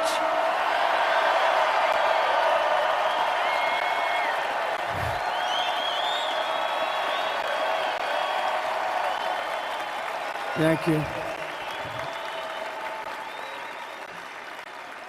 I mean, the only thing wrong with it is I had a lot of tough things to say, and I have some great people that work for me. Sir, this is such a great speech. It's so unifying. Don't talk about Biden with his pardons of his family. We want a unified country. They said, don't talk about the J6 hostages that you're going to be releasing today. Sir, don't put that in your speech, please. I said, but I want to put it in my speech. I said, sir, it won't be unified like it is. It's so beautiful the way it is. And it is getting great reviews. You know, if I put things like that in, I'll get terrible reviews. One little paragraph that's a little bit wrong, the fake news goes crazy, right? So I said, all right, I won't put it in my speech, but you know what? I'm speaking in front of a hell of a lot of people at a place called Capital One Arena, and I'll talk about it there. So we're going to be going over the beautiful Oval Office, one of the great offices in history. Even if it wasn't beautiful, it's the Oval Office, but it is beautiful. And we love the Oval Office. It all starts with the wars start and end there. Everything starts and ends at the Oval Office. We love it. But we're going to go to the Oval Office. We're going to release our great hostages that didn't do, for the most part, they didn't do stuff wrong. You take a look at what went on, and look what happens in other parts of the country. In Portland, where they kill people, they destroy the city, nothing happens to them. In Seattle, where they took over a big chunk of the city, nothing happened. Minneapolis, where they burned down the city, nothing happened. Essentially nothing happened. All they want to do is go after the J6 hostages. A 76-year-old grandmother was arrested the other day because she was looking, I think because she was looking at the Capitol or something like that. No, we're not going to put up with that crap anymore.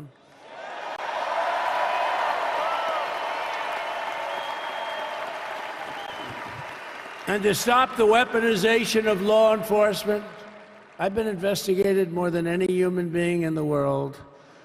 I believe I have the all-time record. Every day a subpoena. Every single day would get subpoenas. I was more than any person. Alphonse Capone, remember I used to talk about it? Now, Alphonse Capone, Scarface, he was a pretty rough guy. He was investigated about 1/100th what Trump was investigated. My father's looking down at me, my mother, how the hell did this happen? You know what it is? They investigated their political opponent, the opponent of Biden, and then ultimately Kamala. Has anyone ever heard of Kamala?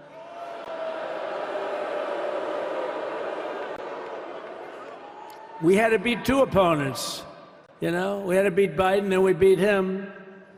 Now he goes on top. The guy was like 39 points down. I think I could have beaten Trump.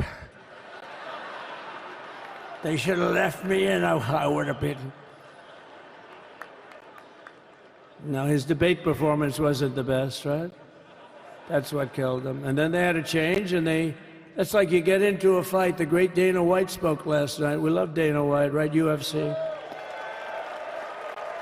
That's like he puts in two fighters, one of them's getting creamed, getting really beaten, and they say, all right, take him out, let's put somebody else in to finish up the fight. That's what they did to us.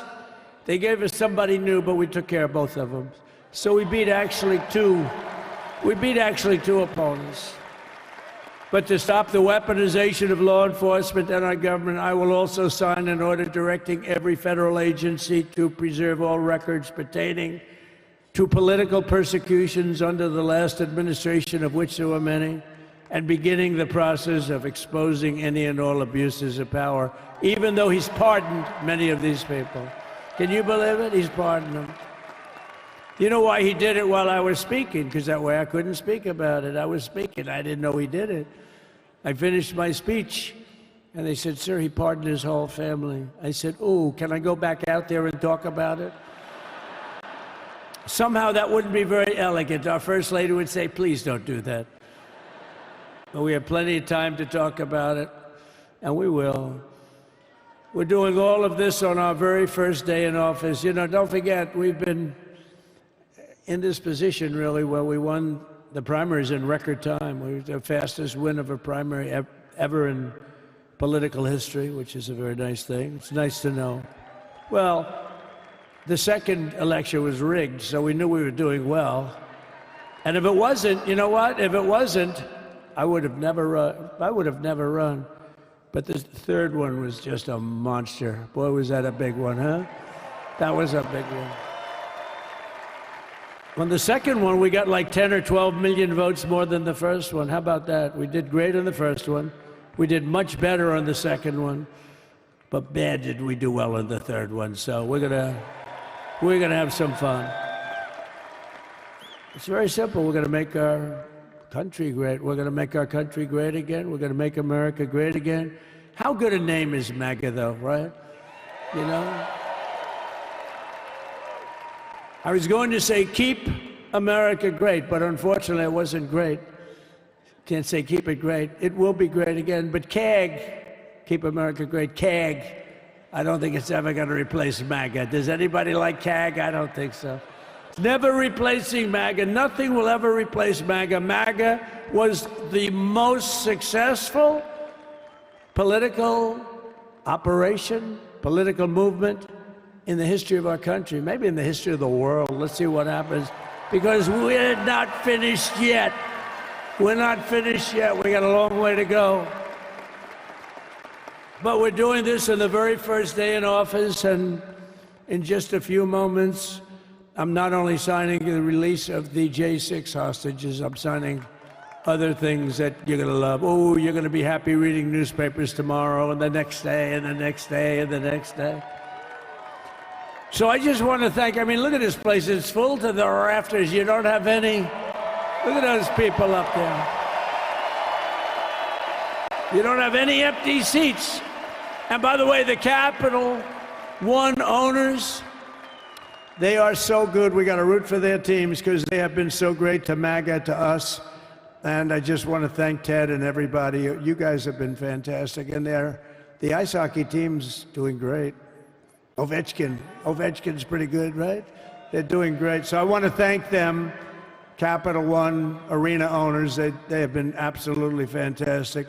And thank you once again to everyone. And I can only tell you, you're going to be very happy. You're going to watch a lot of good things happen. We got to stop some wars that are happening and going on. Some stupid things are happening. The war with Ukraine would have never happened, and it has. As you know, Israel would have never been hit on October 7th, and none of you would be up here. None of you would even know anything about this tragedy that you're going through right now. But Iran was broke. Anybody that bought oil from Iran, they couldn't do any business with us. You're not going to do business with America. China passed, everybody passed. They were broke. They didn't have money for Hamas. They didn't have money for Hezbollah. And your sons would be alive, and they certainly wouldn't be incarcerated like they are. It's a shame, but we're getting a lot of people out in a short period of time. So I'm going to go right over to here, and I'm going to sign in front of you. Is that okay? Good.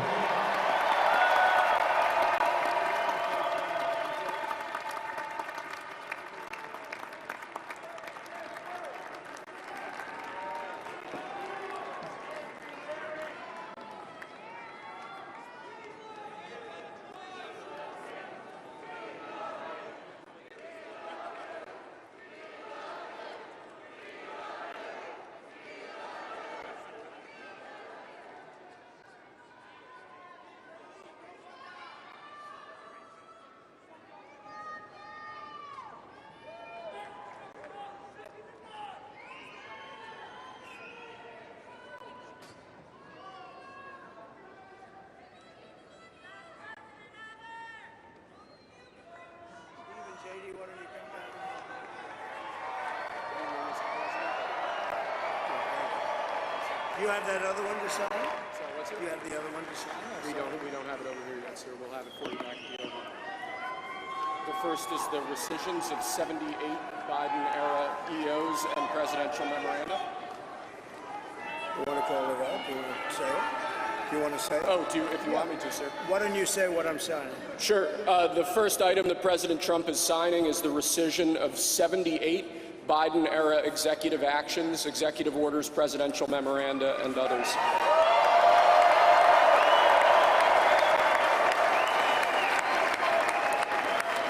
Thank you, sir.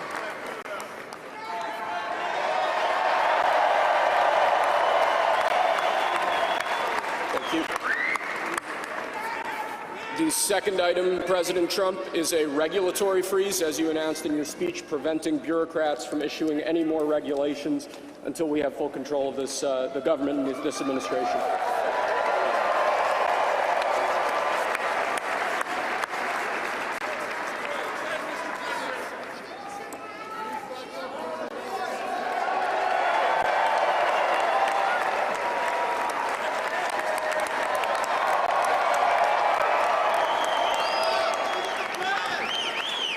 Sir, can I have a pen?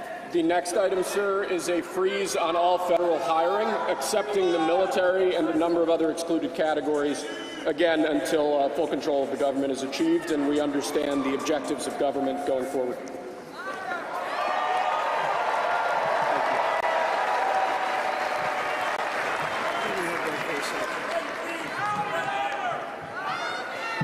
Could you imagine Biden doing this? I don't think so. I don't think so. Sir, the next item, as you announced in your speech, is a requirement that federal workers return to full-time in-person work immediately.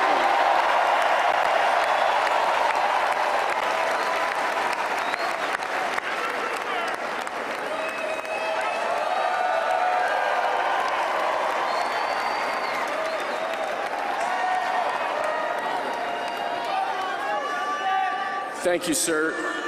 Next, we have a directive to every department and agency in the federal government to address the cost of living crisis that has cost Americans so dearly.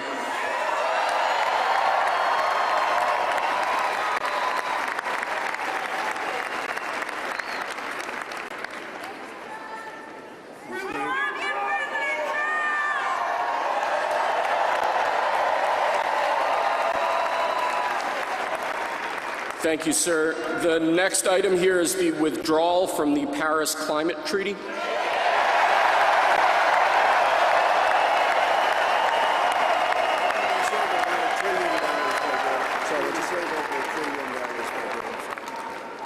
Yes, sir.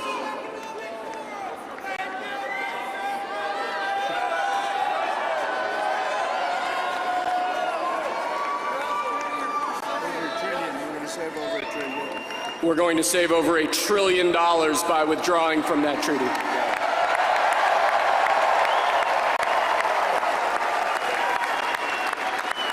And the next item, sir, is a letter that will be transmitted to the United Nations explaining that we are withdrawing from the Paris Climate Treaty.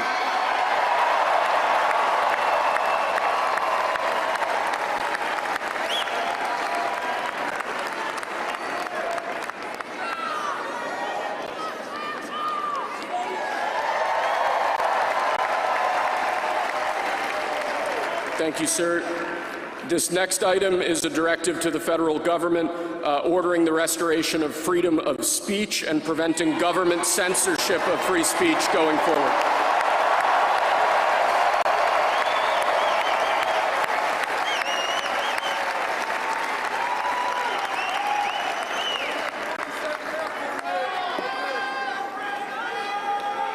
And lastly, sir, before we go back to the Oval Office to sign a large number of other items, is a directive to the federal government ending the weaponization of government against the political adversaries of the previous administration, as we've seen.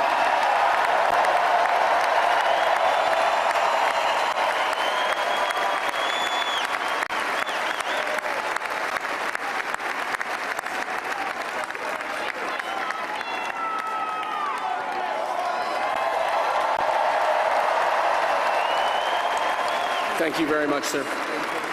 Appreciate it.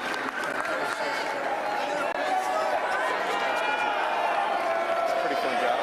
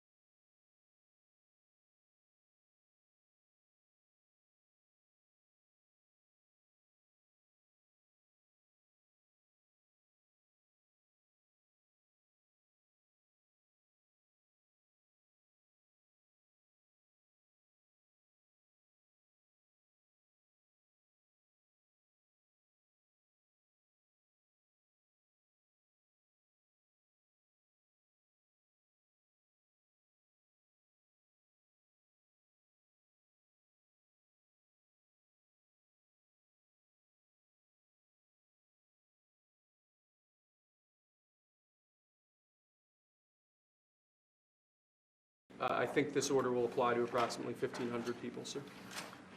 So this is January 6th. These are the hostages. Approximately 1,500 for a pardon. Yes. Full pardon. Full pardon or commutation? Full pardon. We have about 6 commutations in there where we're doing further research. Nice to see you again.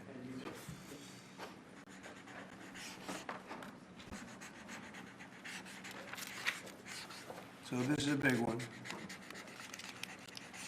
Anything you want to explain about this? We hope they get them. We hope they come out tonight, frankly. They're expecting it. Approximately 1,500 people. Six commutations. Were there any cases you did not commute or pardon people? We're looking at different things, but the commutations would be the ones that we'll take a look, and maybe it'll stay that way, or it'll go to, full pardon. And the order does require the Bureau of Prisons to act immediately on receipt of the pardons and Right. commutation orders. Sir, this is an Why don't we get that down so they can get them going right now? Yes, sir. Is that okay? Yep, absolutely. This is a proclamation guaranteeing the state's protection against invasion based on the current crisis at the southern border. It invokes various executive powers relating to the ongoing invasion at the southern border.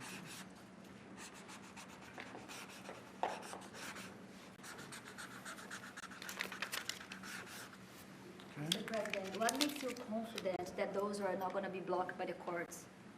I don't think they will. I don't think they can be. They're very straight up. Why don't you take that and go over here? Could you get him over here, not on the side angle? Do you mind? Just go right over here with your friends. Okay? Sir, this is an executive order realigning the United States refugee admission program to better align with American principles and American interests.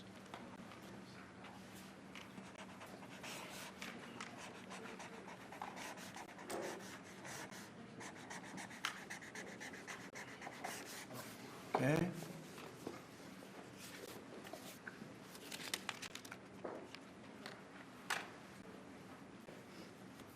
Okay, thank you, sir. This next executive order is about protecting America from foreign terrorists and other national security and public safety threats. Again, crisis at the border, but it goes beyond that and it implicates other executive powers as well. Okay?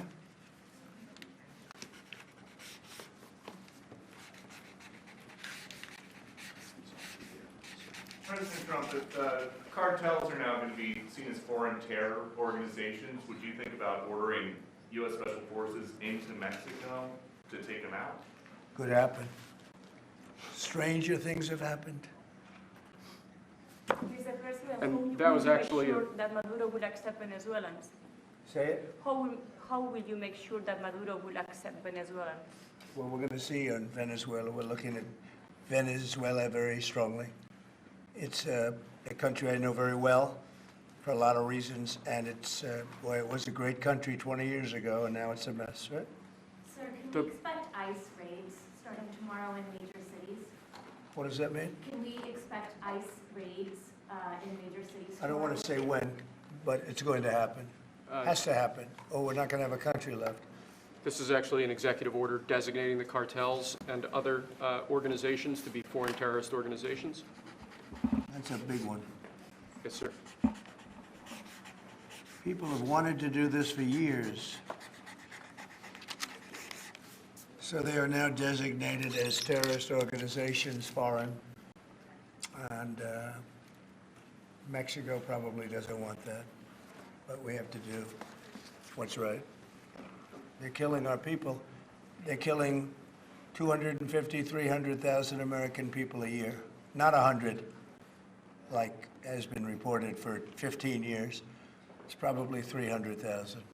This is an executive. So if Mexico doesn't want that, how are you going to deal with this? I don't know. You'll have to ask them.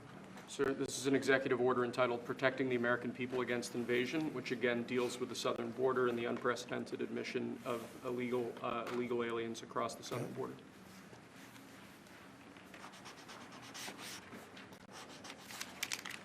What do you see the biggest national security threat to the U.S., Mr. President? What's going to be your priority on foreign policy? Say? What's going to be your priority on foreign policy? What do you see as the biggest Well, national foreign security policy is a threat? big statement. I mean, my priority on foreign policy, it's going to be to keep America safe. Very simple. It's a big question, though. That's a very big question. Who is going to be the first foreign leader that you plan to meet, or who are you going to call tomorrow on your first day in I've office? already been meeting people. I've been meeting them. I've been talking to them. I met with Prime Minister Trudeau, who I call Governor Trudeau. I met with numerous foreign leaders. Go ahead. Sir, this next order relates to the definition of birthright citizenship under the 14th Amendment of the United States. Yeah, that's a good one. Birthright. That's a big one. What about that one in the course? That one is likely to be passed. Could be. We think we have good grounds, but you could be right. I mean, you'll find out. It's ridiculous. We're the only country in the world that does this with birthright, as you know. And it's just absolutely ridiculous, but, you know, we'll see. We have very good grounds. Sir, People have wanted to do this for decades. Sir, this is a proclamation declaring a national emergency at the southern border of the United States. That's a big one. A lot of big ones, huh? You know what that means, right? President Trump, did President Biden leave you a letter? He may have. Wait. Don't they leave it in the desk? I don't know. Oh. What's in there? Thank you, Peter. It could have been years before we found it. Wow. Thank you. What does it say on the outside? Maybe we should all read it together. Let's read it. Well, maybe I'll read it first and then make that determination. That sounds great. Peter, thank you very much. I may not have seen this for months. Happy to help with the passing of the torch. I did. I left him one in the desk, just like this. What are you talking about with him? Unification of our country. You know, I didn't know that he gave a pardon to his family because he did it during my speech. He didn't tell you in the limo? No, he didn't tell me. No. He did it. They released it during my speech. During my speech. So all I could do was say, excuse me, I'd like to come back and speak some more. So, no, we were surprised by that. It's bad precedent, obviously. Where are you thinking on tariffs on Mexico, given these actions you're signing on the border? Well, we're thinking in terms of 25% on Mexico and Canada because they're allowing vast numbers of people. Canada's a very bad abuser also. Vast numbers of people to come in and fentanyl to come in. When do you think you would enact those? I think February 1st. Are you planning on giving notice of that? I think we'll do it February 1st. 25% on both, sir? Sir, On each. On each, yes. this is an executive order taking a large number of executive actions to secure our southern border. Okay? Sounds reasonable. President Trump, we remember 4 years ago, Barack Obama had told you that the top threat to the country was going to be North Korea. Did Joe Biden tell you what he thinks the top threat to the country is right now? No. Why not? I think we have a lot of them. Right now, I think we have a lot. I think North Korea turned out to be good. I was very friendly with him. He liked me. I liked him. We got along very well. They thought that was a tremendous threat. Now, he is a nuclear power, but we got along. I think he'll be happy to see him coming back. And I think he has tremendous condo capability. He's got a lot of shoreline. Thank you, sir. Are you going to work with countries from South America to coordinate on immigration? About who? About immigration in general. This is an executive order. Sorry, sir. I'm fine with legal immigration. I like it. We need people, and I'm absolutely fine with it. We want to have it. We need it because we're going to have a lot of companies coming in to avoid tariffs. You know, if you don't want tariffs, all you have to do is build your plant in the U.S., so we're going to have a lot of workers coming in.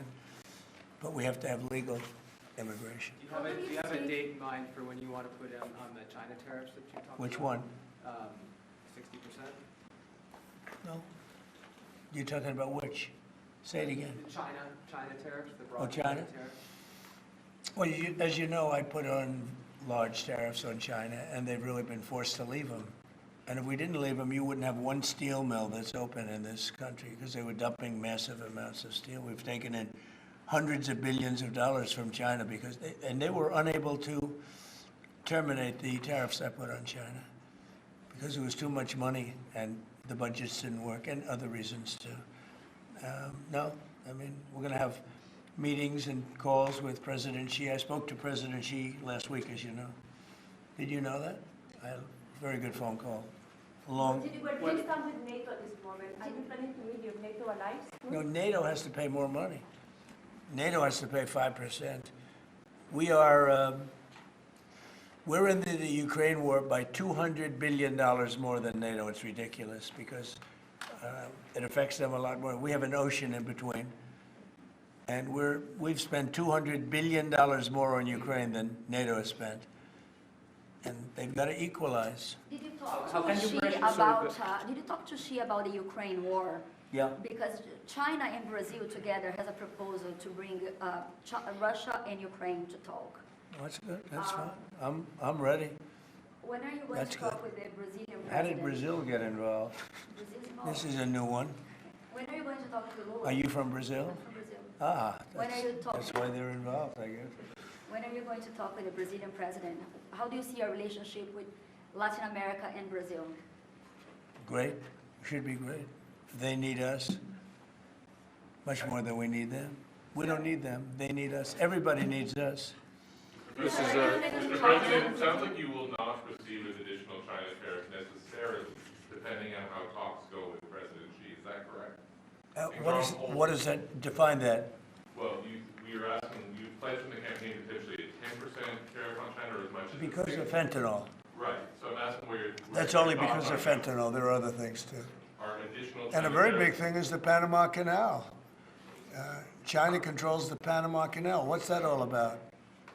They're not supposed to be good. When Jimmy Carter gave it, which was a terrible mistake, he didn't do it. He didn't give it to China. He gave it to Panama. And China controls the Panama Canal. So are China tariffs And we're not going to allow that to happen. Are they still on the table or is that... We're not going to allow that to happen. Thank you, sir. What can we expect of the countries in NATO that spend the least amount of money, like Spain, France, below the 5%? Spain is very low.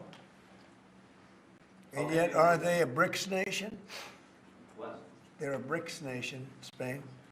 You know what a BRICS nation is? Well, you'll figure it out. But, and if the BRICS nations want to do that, that's okay, but we're going to put at least a 100% tariff on the business they do with the United States. You know what the BRICS is, right? You guys know. Brazil, You know what I'm Russia. saying, right? You know what I'm saying. Sir, this is It's not even a threat. In fact, since I made that statement, Biden said, well, they have us over a barrel. I said, no, we have them over a barrel. And there's no way they're going to be able to do that. This is an executive order relating to... Tariffs, those countries, like Spain? As a BRICS nation, yes. But how They'll is have the a BRICS 100% tariff if they so much as even think about doing what they thought. Can you explain how is Which, and therefore they'll give it up immediately. So will China give it up. Sir, this is about reforming the system of hiring in the federal government to ensure that merit is the lodestar of hiring decisions as As opposed per to the Supreme Court. other matters. Yes, sir. This is a big deal, merit. Our country is going to be based on merit again. Can you believe it? Mr. President, you had said you would end the Russia-Ukraine war on your first day in office. Where do things stand right now, and how do you intend? Well, this is only half a day. I have another half a day left. We'll see. We Sir, want to get it done. This is an order creating and implementing the Department of Governmental Efficiency, known as DOGE.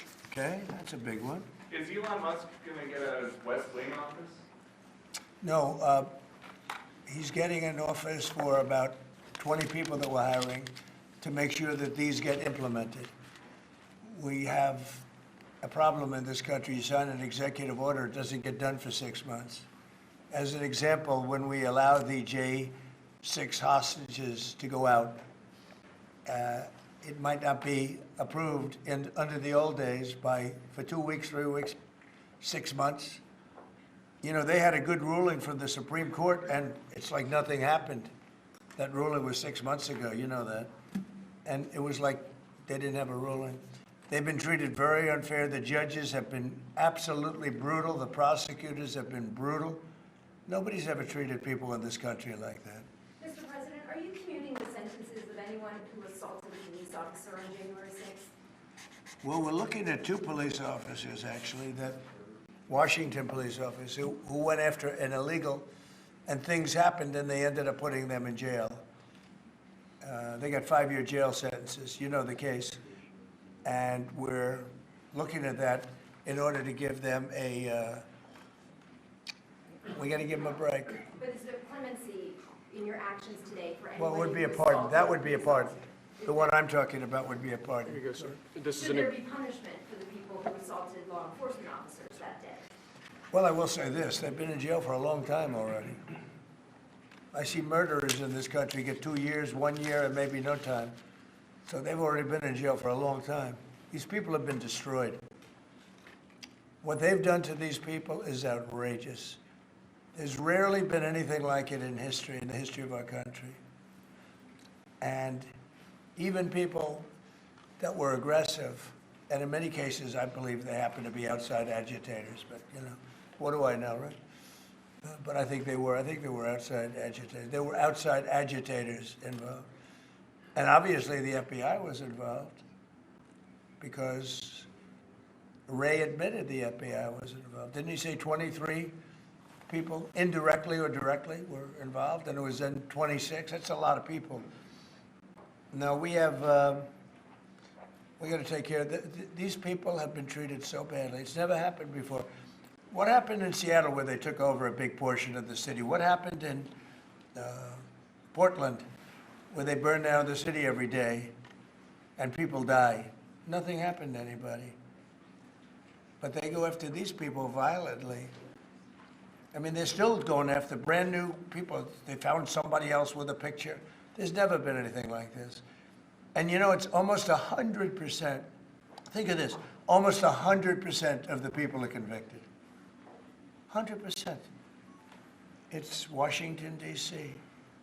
People go into a trial and they say, oh, I have a wonderful lawyer and I didn't do anything wrong.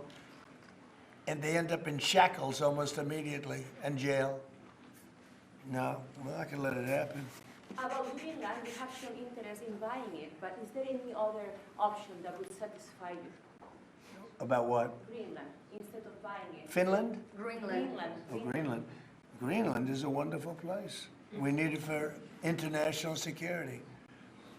And I'm sure that Denmark will come along. I think, you know, it's costing them a lot of money to maintain it, to keep it. The people of Greenland are not happy with Denmark, as you know. I think they're happy with us. We had representatives, my son and representatives went up there 2 weeks ago, and they like us. So we'll see what happens. But Greenland is necessary, not for us, it's necessary for international security. You have Russian boats all over the place, you have China boats all over the place, warships, and they can't maintain it. When are you going to be talking to Vladimir Putin? Who? Do you plan to meet President Putin, sir? I'll be meeting with President Putin. When do you plan? I don't know, I can't, it's being set up. What your first trip foreign that might be, sir? So first foreign trip typically has been with UK, but I did it with Saudi Arabia last time because they agreed to buy $450 billion worth of our product. I said, I'll do it, but you have to buy American product, and they agreed to do that. They bought $450 billion. It was the least reported story I've ever been involved in. And now, where are you planning to go now? Well, I don't know. If Saudi Arabia wanted to buy another 450 or 500, we'll up it for all the inflation. Mr. President, you say you were going think to I end the probably go wars first day. How do you plan to end the Ukraine war?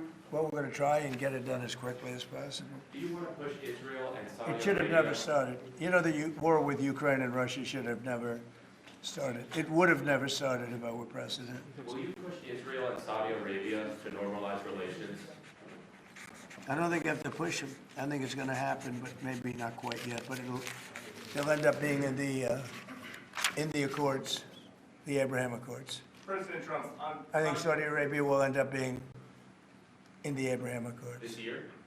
Could be, but, you know, soon, not in a very long way. Ooh, look at that, it says TikTok. My, what is that all about? First, we have Alaska, sir. This is an executive order relating to unleashing Alaska's potential as an energy reservoir for the entire nation. And what about Anwar? I believe that would be included in aspects of the order. So we're opening up Anwar. On the TikTok piece, President Trump, you and your members of your team now used to warn about the dangers of TikTok spying on Americans. What changed that you're not worried about that anymore? Well, it depends on the deal. I mean, I may not do the deal or I may do the deal. TikTok is worthless. Worthless. If I don't approve it, it has to close. I learned that from the people that own it. If I don't do the deal, it's worthless, worth nothing. If I do the deal, it's worth maybe $1 trillion, $1 trillion. So if I do the deal for I'm talking about doing it for the United States. If I do the deal for the United States, then I think we should get half. The TikTok CEO. In other words, wait, I think the U.S. should be entitled to get half of TikTok. And congratulations, TikTok has a good partner. And that would be worth, you know, could be $500 billion or something. It's crazy, the numbers are crazy.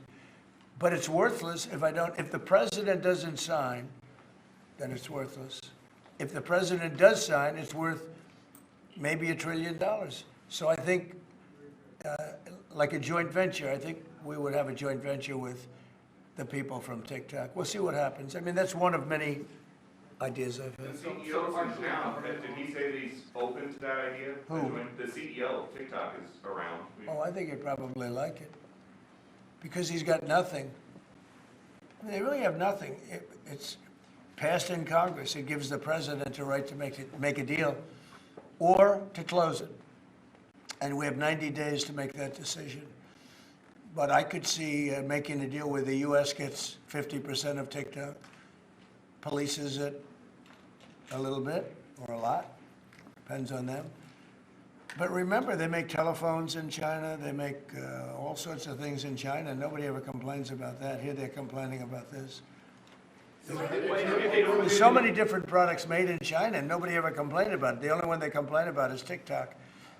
And TikTok is largely young people. I guess I have a warm spot for TikTok that I didn't have originally. But, you know, I went on TikTok, and I won young people up by 36%, Peter. And Republicans typically don't do too well with young people. But it's a different Republican Party. Would the U.S. government buy a portion of TikTok then, or how would it get that 50%? No, you'd take 50% of TikTok for the approval that TikTok could continue in business. And they'd have a great partner. The U.S. would be their partner. But the U.S. essentially would be paid for doing that half of the value of TikTok. Would there be a private sector owner as Could well? be, yeah, it could be a lot. Tell you what, every rich person has called me about TikTok. You wanted to block TikTok. Why did you change your mind? Because I got to use it. And remember, TikTok is largely about kids, young kids. If China's going to get information about young kids, I don't know. I think, to be honest with you, I think we have bigger problems than that. But you know, when you take a look at telephones that are made in China and all the other things that are made in China, military equipment made in China, TikTok, I think TikTok is not their biggest problem. But there's big value in TikTok if it gets approved. If it doesn't get approved, there's no value. So if we create that value, why aren't we entitled to like half? Sir, if they don't come to 90 days, will you shut them down? Does Biden ever do news conferences like this? How many news conferences, Peter, has he done like this? Like this? None. 0. And it would be 0 for the next infinity. For infinity, it would be 0. Mr. President, when you plan to talk to President Musk, going to help implement the executive orders? I think you mentioned implementation. Elon, no. Elon's very busy sending rocket ships up to various places with lots of satellites on them. What is your reaction to the confirmation of Marco Rubio, and what does it mean for Latin America? Which one? Marco Rubio. Marco Rubio. You said Marco. Marco Rubio. Yeah, he's, I think he's great. I think Marco's doing a fantastic job. I think he's going to get a lot of votes. I think he's going to be at 90% or something. I mean, I'm hearing very good. People know him. They know him in the Senate. They know he's good. He's doing a good job. I don't know. I can't tell you. I don't know what's going to happen with that he's got some very strong ideas, though. Marco? You signed Which one did you sign, Mr. President? Did you sign the TikTok order? Yeah. Yes, that was just signed. President Marco Rubio's ideas is Just signed it. How many still did you sign? changing Are you going to Venezuela, sign? changing power. Are you still committed with Maduro leaving power in Venezuela? Well, we're going to find out about that too, because we're going to probably stop buying oil from Venezuela. We don't need their oil. Another embargo like the first term? No, it could be, but we don't want to buy, we don't have to buy their oil. We have plenty of oil for ourselves, so President Trump, that'll change Venezuela quite a bit. President Trump, there was a lot of concern about this during the campaign. A question that only works today. Are you a dictator on day one? No, no. I can't imagine even being called that. No, I believe in the sanctity of the vote. The Democrats didn't because they cheated like dogs, but I believe in the sanctity, and this was too big to rig. This last election was just too big to rig. But no, really the opposite. When do you plan to speak to President Putin? Could be very soon. And you talked a bit about Ukraine and Russia, but how long do you think it would take to end that conflict? And I have to speak to President Putin. We're going to have to find out. He can't be thrilled. He's not doing so well. I mean, he's grinding it out, but most people thought that war would have been over in about 1 week. And now you're into 3 years, right? So he can't be thrilled. It's not making him look very good.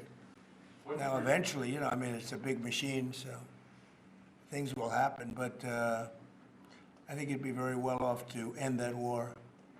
We have numbers that almost 1 million Russian soldiers have been killed. About 700,000 Ukrainian soldiers are killed. Russia's bigger, they have more soldiers to lose. But that's no way to run a country.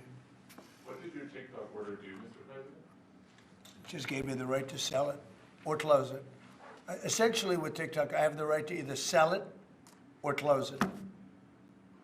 And we'll make that determination. And we may have to get an approval from China too, I'm not sure. But I'm sure they'll approve it. And if they don't approve it, it would be somewhat of a hostile act, I think. But it's good for China if it gets approved. Mr. President, so you're not guaranteeing that TikTok will be around after 90 days from today? No, but it could very well be. It makes sense for it to be, because it's got tremendous value. But if we create the value by approving, you know, in other words, that approval gives it tremendous value. If that's the case, then we should be entitled to 50% as a country. You understand? You haven't heard that one before, right? That's called a joint venture. And nobody ever thought that way before. Well, I don't know. I think you have a lot of people that would be interested in TikTok with the United States as a partner. Mr. President, what was it like walking into the Oval Office this evening? Oh, what a great feeling. One of the better feelings I've ever had. Do you like this town better now than in 2017? Well, we're very experienced now. You would say nobody's ever had experience like I have. I've dealt with some very good people. I've dealt with some very bad people, and I know who the bad ones are and the good ones are. You know, don't forget, I was very successful in primarily the real estate business. And people used to say, who's worse, a politician or a vicious real estate developer? And I'd always say, you know, the real estate developer is far worse. But after about 3 months and getting to know scum like Adam Schiff and other people like that, I said, no, actually, real estate people are quite nice by comparison.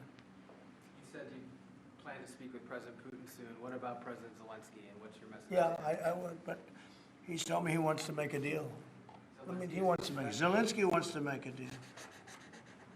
I would say that the one attack by Israel really set them back. It really set them back.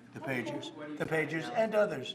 You know, the attack on air defense was a bad attack for Iran. What are you signing now, sir? It's an executive order relating to reforms to the federal workforce, including to the senior executive service. We're getting rid of all of the cancer. I call it cancer. The cancer caused by the Biden administration. How confident are you, Mr. President, that you can keep the ceasefire in Gaza and conclude the 3 phases of this deal? I'm not confident. That's not our war, it's their war, but I'm not confident. But I think they're very weakened on the other side.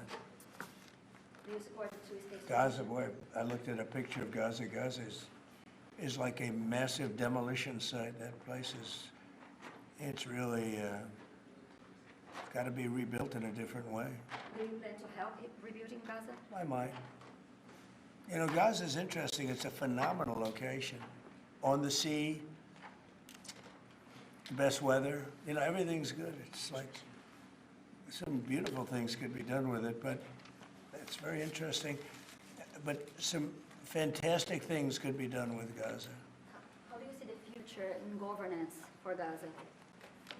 Well, it depends. I can't imagine you could have, well, you certainly can't have the people that were there. Most of them are dead, by the way, right? Most of them are dead. But they didn't exactly run it well. Run viciously and badly. So you can't have that. Mr. President, on TikTok, sir, do you pause any decision on Chinese tariffs until you know what the resolution on TikTok will be? Are those things No, connected if at all? China didn't approve it, we could put tariffs on China. Don't forget, China charges us tariffs, and we charge them very little, except for what I did. I put a lot of, we took in hundreds of billions of dollars. But until I came along, China never paid 10 cents to this country. They ripped us off, and they never paid anything. But like, if we wanted to make a deal with TikTok, and it was a good deal, and China wouldn't approve it, then I think ultimately they'd approve it, because we'd put tariffs on China. Maybe. I'm not saying I would, but you certainly could do that. And if we said, well, if you're not going to approve it, then that's a certain hostility, and we'll put tariffs of 25, 30, 40, 50%, even 100%. And if we did that, I think they'd approve it. President Trump, you've seen the other living presidents a couple times in the last few months. If you ever had to call on one of them for advice about anything that's going on here, which one would you call? It's an interesting. Well, I thought Bill Clinton was a very good politician. I don't think he was used properly. I think they disrespected him. When Hillary was running, he came back and he said, you know, you better get up to Michigan and Wisconsin. You remember that, Peter? Every house has a Trump sign on it. And they all laughed at him because the Republicans hadn't won Michigan or Wisconsin for decades, long time. And they all laughed at Bill Clinton. Like, the hell does he know? And he turned out to be right, because I won both of them. And then we just won both in this election, too. We won Wisconsin and Michigan and every other swing state. We won all the swing states, all 7. They talked about 7 swing states. We won them all. So, but Bill Clinton he had a great political sense, I think. You looked like you were having a good conversation with President Obama at President I Carter's was. funeral. And you'd like to know what it was? Oh. Everybody wants to know. I know, I wouldn't want to, but we were having some crazy conversation. Why do you asking a question like that? I don't think you want to know. You might not. You might be insulted. It's an executive order relating to holding former government officials accountable for unlawful disclosure of sensitive information. This next one, sir, is a declaration of a national energy emergency. So you also That's a big one. You know what that allows you to do? That means you can do whatever you have to do to get out of that problem. And we do have that kind of an emergency. President Trump, at some point will you use your powers of the presidency to tell Americans who are concerned about drones? Yeah. A few weeks Good. ago, Yeah. what exactly I will. happened? Can you tell us now? In fact, I'd like to know, because I just got here. What do you think? I just came here. I've been here for what, 15 minutes now. Do people listening, because this is going out loud. And I got to read this letter too. Because of you, I found this letter. I can read it for you. It's interesting. Yeah, I know you would. Your father would too. But is it anything, these drones, is it anything that people need to be worried No, about? I think it's terrible. I would like to find out what it is and tell the people. And can you commit to some kind of... In fact, I'd like to do that. Could we find out what that was, Susie? Okay? Yeah, why don't we find out? Immediately. I mean, I can't imagine it's an enemy, or there would have been, people would have gotten blown up all over. Maybe they were testing things. I don't know why they wouldn't have said what it was. They had a lot of them flying over Bedminster, which is interesting. And with the events today, and yesterday. Was everything moved inside just for cold weather, or was there some kind of security concern? No security. Because they had everything shut down to drones. You know, you can shut that down pretty easily if you're sophisticated. They're very sophisticated, these people. No, it was just cold weather. And we made a good move because, first of all, I thought it was incredible in the Capitol today. You know why I liked it? Because I got great reviews on that speech. I got great reviews. Can you believe it? They actually were fair. Maybe the fake news is changing. Unleashing energy production. Yeah, unleashing energy production. But I thought it was, I think having it in the Capitol is great. It's obviously, you can take care of the people you have to take care of. The city was booming. And if we would have done it outside, people would have been hurt because it was really cold. You know, it was like, looked sunny. But when you stood outside for 10 minutes, people were running back in. It was really cold and really windy. The wind brings it down a lot. So we made the right decision. You couldn't have stayed, I don't think you could have had it out. You know how cold it was today. It was, people went out for a little while just to test it. They couldn't stay out more than 10 minutes. They all came back in. So we would have had a disaster if we did that, and people would have been hurt. President, the unlawful disclosure, EO, is that related to the Hunter Biden situation? Which one? The one on unlawful disclosures by federal officials, is that related to No, I think it's just more general than that. It's not Hunter Biden. I was surprised that President Biden would go and pardon his whole family, because that makes him look very guilty. You know, I could have pardoned my family. I could have pardoned myself, my family. And I said, if I do that, it's going to make me look very guilty. I don't think I'd be sitting here, frankly. If I did that, I don't think I'd be sitting here right now, because I would have shown that you're guilty. But by pardoning his brother or brothers, by pardoning all of those people that he pardoned, by pardoning J6, the Unselect Committee, they destroyed all of the documents. They deleted all of the information. There's no information. And a lot of the information pertains to Nancy Pelosi because she was given 100, I mean, you know this, it's on tape with her daughter. Nancy Pelosi was responsible for not taking advantage of 10,000 soldiers or 1,000. You wouldn't have you could have used 400. It was a relatively small crowd. It wasn't the crowd that was at the mall. It was a small crowd. So I was a little bit surprised that he did it, because it makes him look guilty. I mean, he's going to have to live with it. Now, with that being said, it's unbelievable precedent it creates for a president. But the precedent is unbelievable. Now maybe every president that leaves office, they're going to pardon every person they ever met, so they don't have some lunatic like deranged Jack Smith, who's a total lunatic, by the way. Not a smart guy either, he's a dummy. But we beat the hell out of him. And I helped my reputation. Do you think you'd have to do the same thing at the end of this term? Well, I guess now I have precedent to do it. I wouldn't want to do that, no. I think it makes you look very guilty.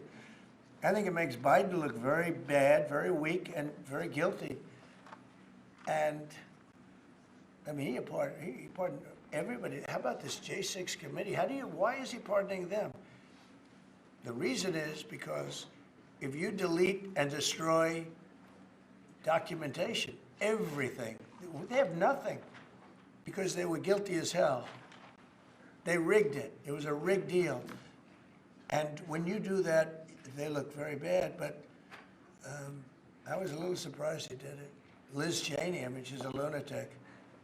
And she lost by the greatest margin in the history of a politician running for Congress, like 40 points. The reason it was the greatest is because anybody losing that badly is going to drop out. But she's a nut job. She doesn't drop out. You know, she just keeps chugging forward. And she lost by almost 40 points. That's the biggest number anybody's ever lost by. But why would Biden do that? He pardoned her and pardoned everybody. The reason is that they destroyed documents. And if you're even in a civil case, which this wouldn't be, I mean, people go to jail for a long time for doing that. What's this one? That's unleashing American energy, sir. It relates to easing permitting processes and other regulatory systems to ensure that we can produce energy efficiently to drive the American economy forward. President Trump, looking around the office, we noticed some changes from the way the flag pad is set up. Can you confirm that you have added back the Diet Coke flag? I think this, first of all, I just got here. So my people came in. They have extraordinary decorator sense, right? Let me just see some of the pictures. That's a good one. I could live with him. I could live with George Washington, I can tell you. I could live with Thomas Jefferson. I could live with most of them. They took a very safe route. They don't have any bad ones up there. Withdrawing from What is this one? Withdrawing from the World Health Organization, sir. Ooh, that's a big one. So we paid $500 million to World Health when I was here, and I terminated it. China, with 1.4 billion people, we have 350 to pay. We have, nobody knows what we have because so many people came in illegally, but let's say we have 325. They had 1.4 billion. They were paying 39 million, we were paying 500 million. It seemed a little unfair to me. So that wasn't the reason, but I dropped out. They offered me to come back for 39 million. In theory, it should be less than that, but you know. And when Biden came back, they came back for 500 million. He knew that you could have come back for 39 million. They wanted us back so badly, so we'll see what happens. Pretty sad though, think of it. China pays 39 million and we pay 500 million. And China's a bigger country. Mr. President, you spoke about inflation today in your remarks. What actions are you taking today that will have a direct impact for Americans on their everyday costs to bring the costs down? The biggest thing and factor for inflation is energy. They screwed up my energy policy. And then they went back to it. You know, they heard it really badly, and then they went back to it, and they started drilling more, but by that time it was too late. Many of these things that we're signing and that Doug Burgum is going to be signing, and Chris Wright, who's phenomenal, you know, Energy, Department of Energy, we're going to be taking a lot, we're going to make a lot of money from energy. We have more than anybody else. We're going to make a lot of money from energy. We're going to make a lot of money from tariffs. You know, European Union charges us, they have a VAT tax of 20%, but it's really much higher than that. And that's the equivalent, almost the equivalent of a tariff. And they're tough. They're very tough. They don't take our cars. They don't take our farm product. They don't take almost anything. And yet we take their cars and we take their farm product. We take a lot from them. So, you know, we have like a $300 billion deficit with the European Union. So we'll straighten that out with either tariffs or they have to buy our oil. The one thing they can do, our oil and gas, the one thing they can do to catch up quickly, buy our oil and gas. And they should do that. Will you travel to China this year? Yeah, could be. I've had the invite. Mr. President, I would do it, yeah. I would do it. Talking about the European Union and the tariffs, like, what do you mean when you say that European Union country like Spain is part of BRICS? That are what? BRICS. Oh, BRICS. No, I was talking about BRICS. BRICS are 6 nations. I think it's 7 nations. And they were looking to do a number in the United States. And if they do that, they won't be happy about what's going to happen to them. Are you still considering a universal tariff, Mr. President, on all countries? I may, yeah, but we're not ready for that yet. We may wrap it, because essentially all countries take advantage of the U.S. We don't make any good deals in the U.S. It's amazing in a way that we exist. We don't make good deals. We don't have any good deals. We have a deficit with almost, not all, there are a couple, I won't tell you their names, because I don't want them to find out about it because they'll feel stupid. But there are a couple of countries that actually don't make money with us. But I don't want to let you know because they'll immediately change that. But we're gonna do. I tell you what, our country has an amazing economic future. I really believe that. What kind of universal tariff, if you did do one Well, you put a universal tariff on anybody doing business in the United States because they're coming in and they're stealing our wealth, they're stealing our jobs, they're stealing our companies, they're hurting our companies. So you put a tariff on to keep them from doing that. Mr. President, you surround yourself with a whole bunch of billionaires today. President Biden, as in his farewell address, warned about an oligarchy. I was wondering if you could respond to that. Well, he had a lot of guys, and then they found out that he didn't know what the hell he was talking about, and I think they deserted him. They deserted him, those same guys. Look, I don't make pretenses, smart guys, but there are a lot of smart people around, but they did desert him. They were all with him, every one of them. Now they're all with me. I don't know. It's not going to get anything from me. I don't need money. But I do want the nation to do well, and they're smart people, and they have, you know, they create a lot of jobs. And if they don't do it, China's going to do it. You know, what they've done is they've taken industries and they've taken it away. They outsmarted China. And, you know, we sort of like that. It's okay. They've done a great job. A lot of them, not all of them. Protecting women from radical gender ideologies. Ooh. Mr. President, going back to the World Health Organization, you were the president during COVID. Don't you see the importance of an organization like that to coordinate a global response? Sure, I do, but not when you're being ripped off like we are by the World Health. World Health ripped us off.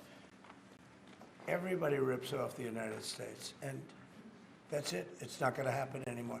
Thank you very much, everybody.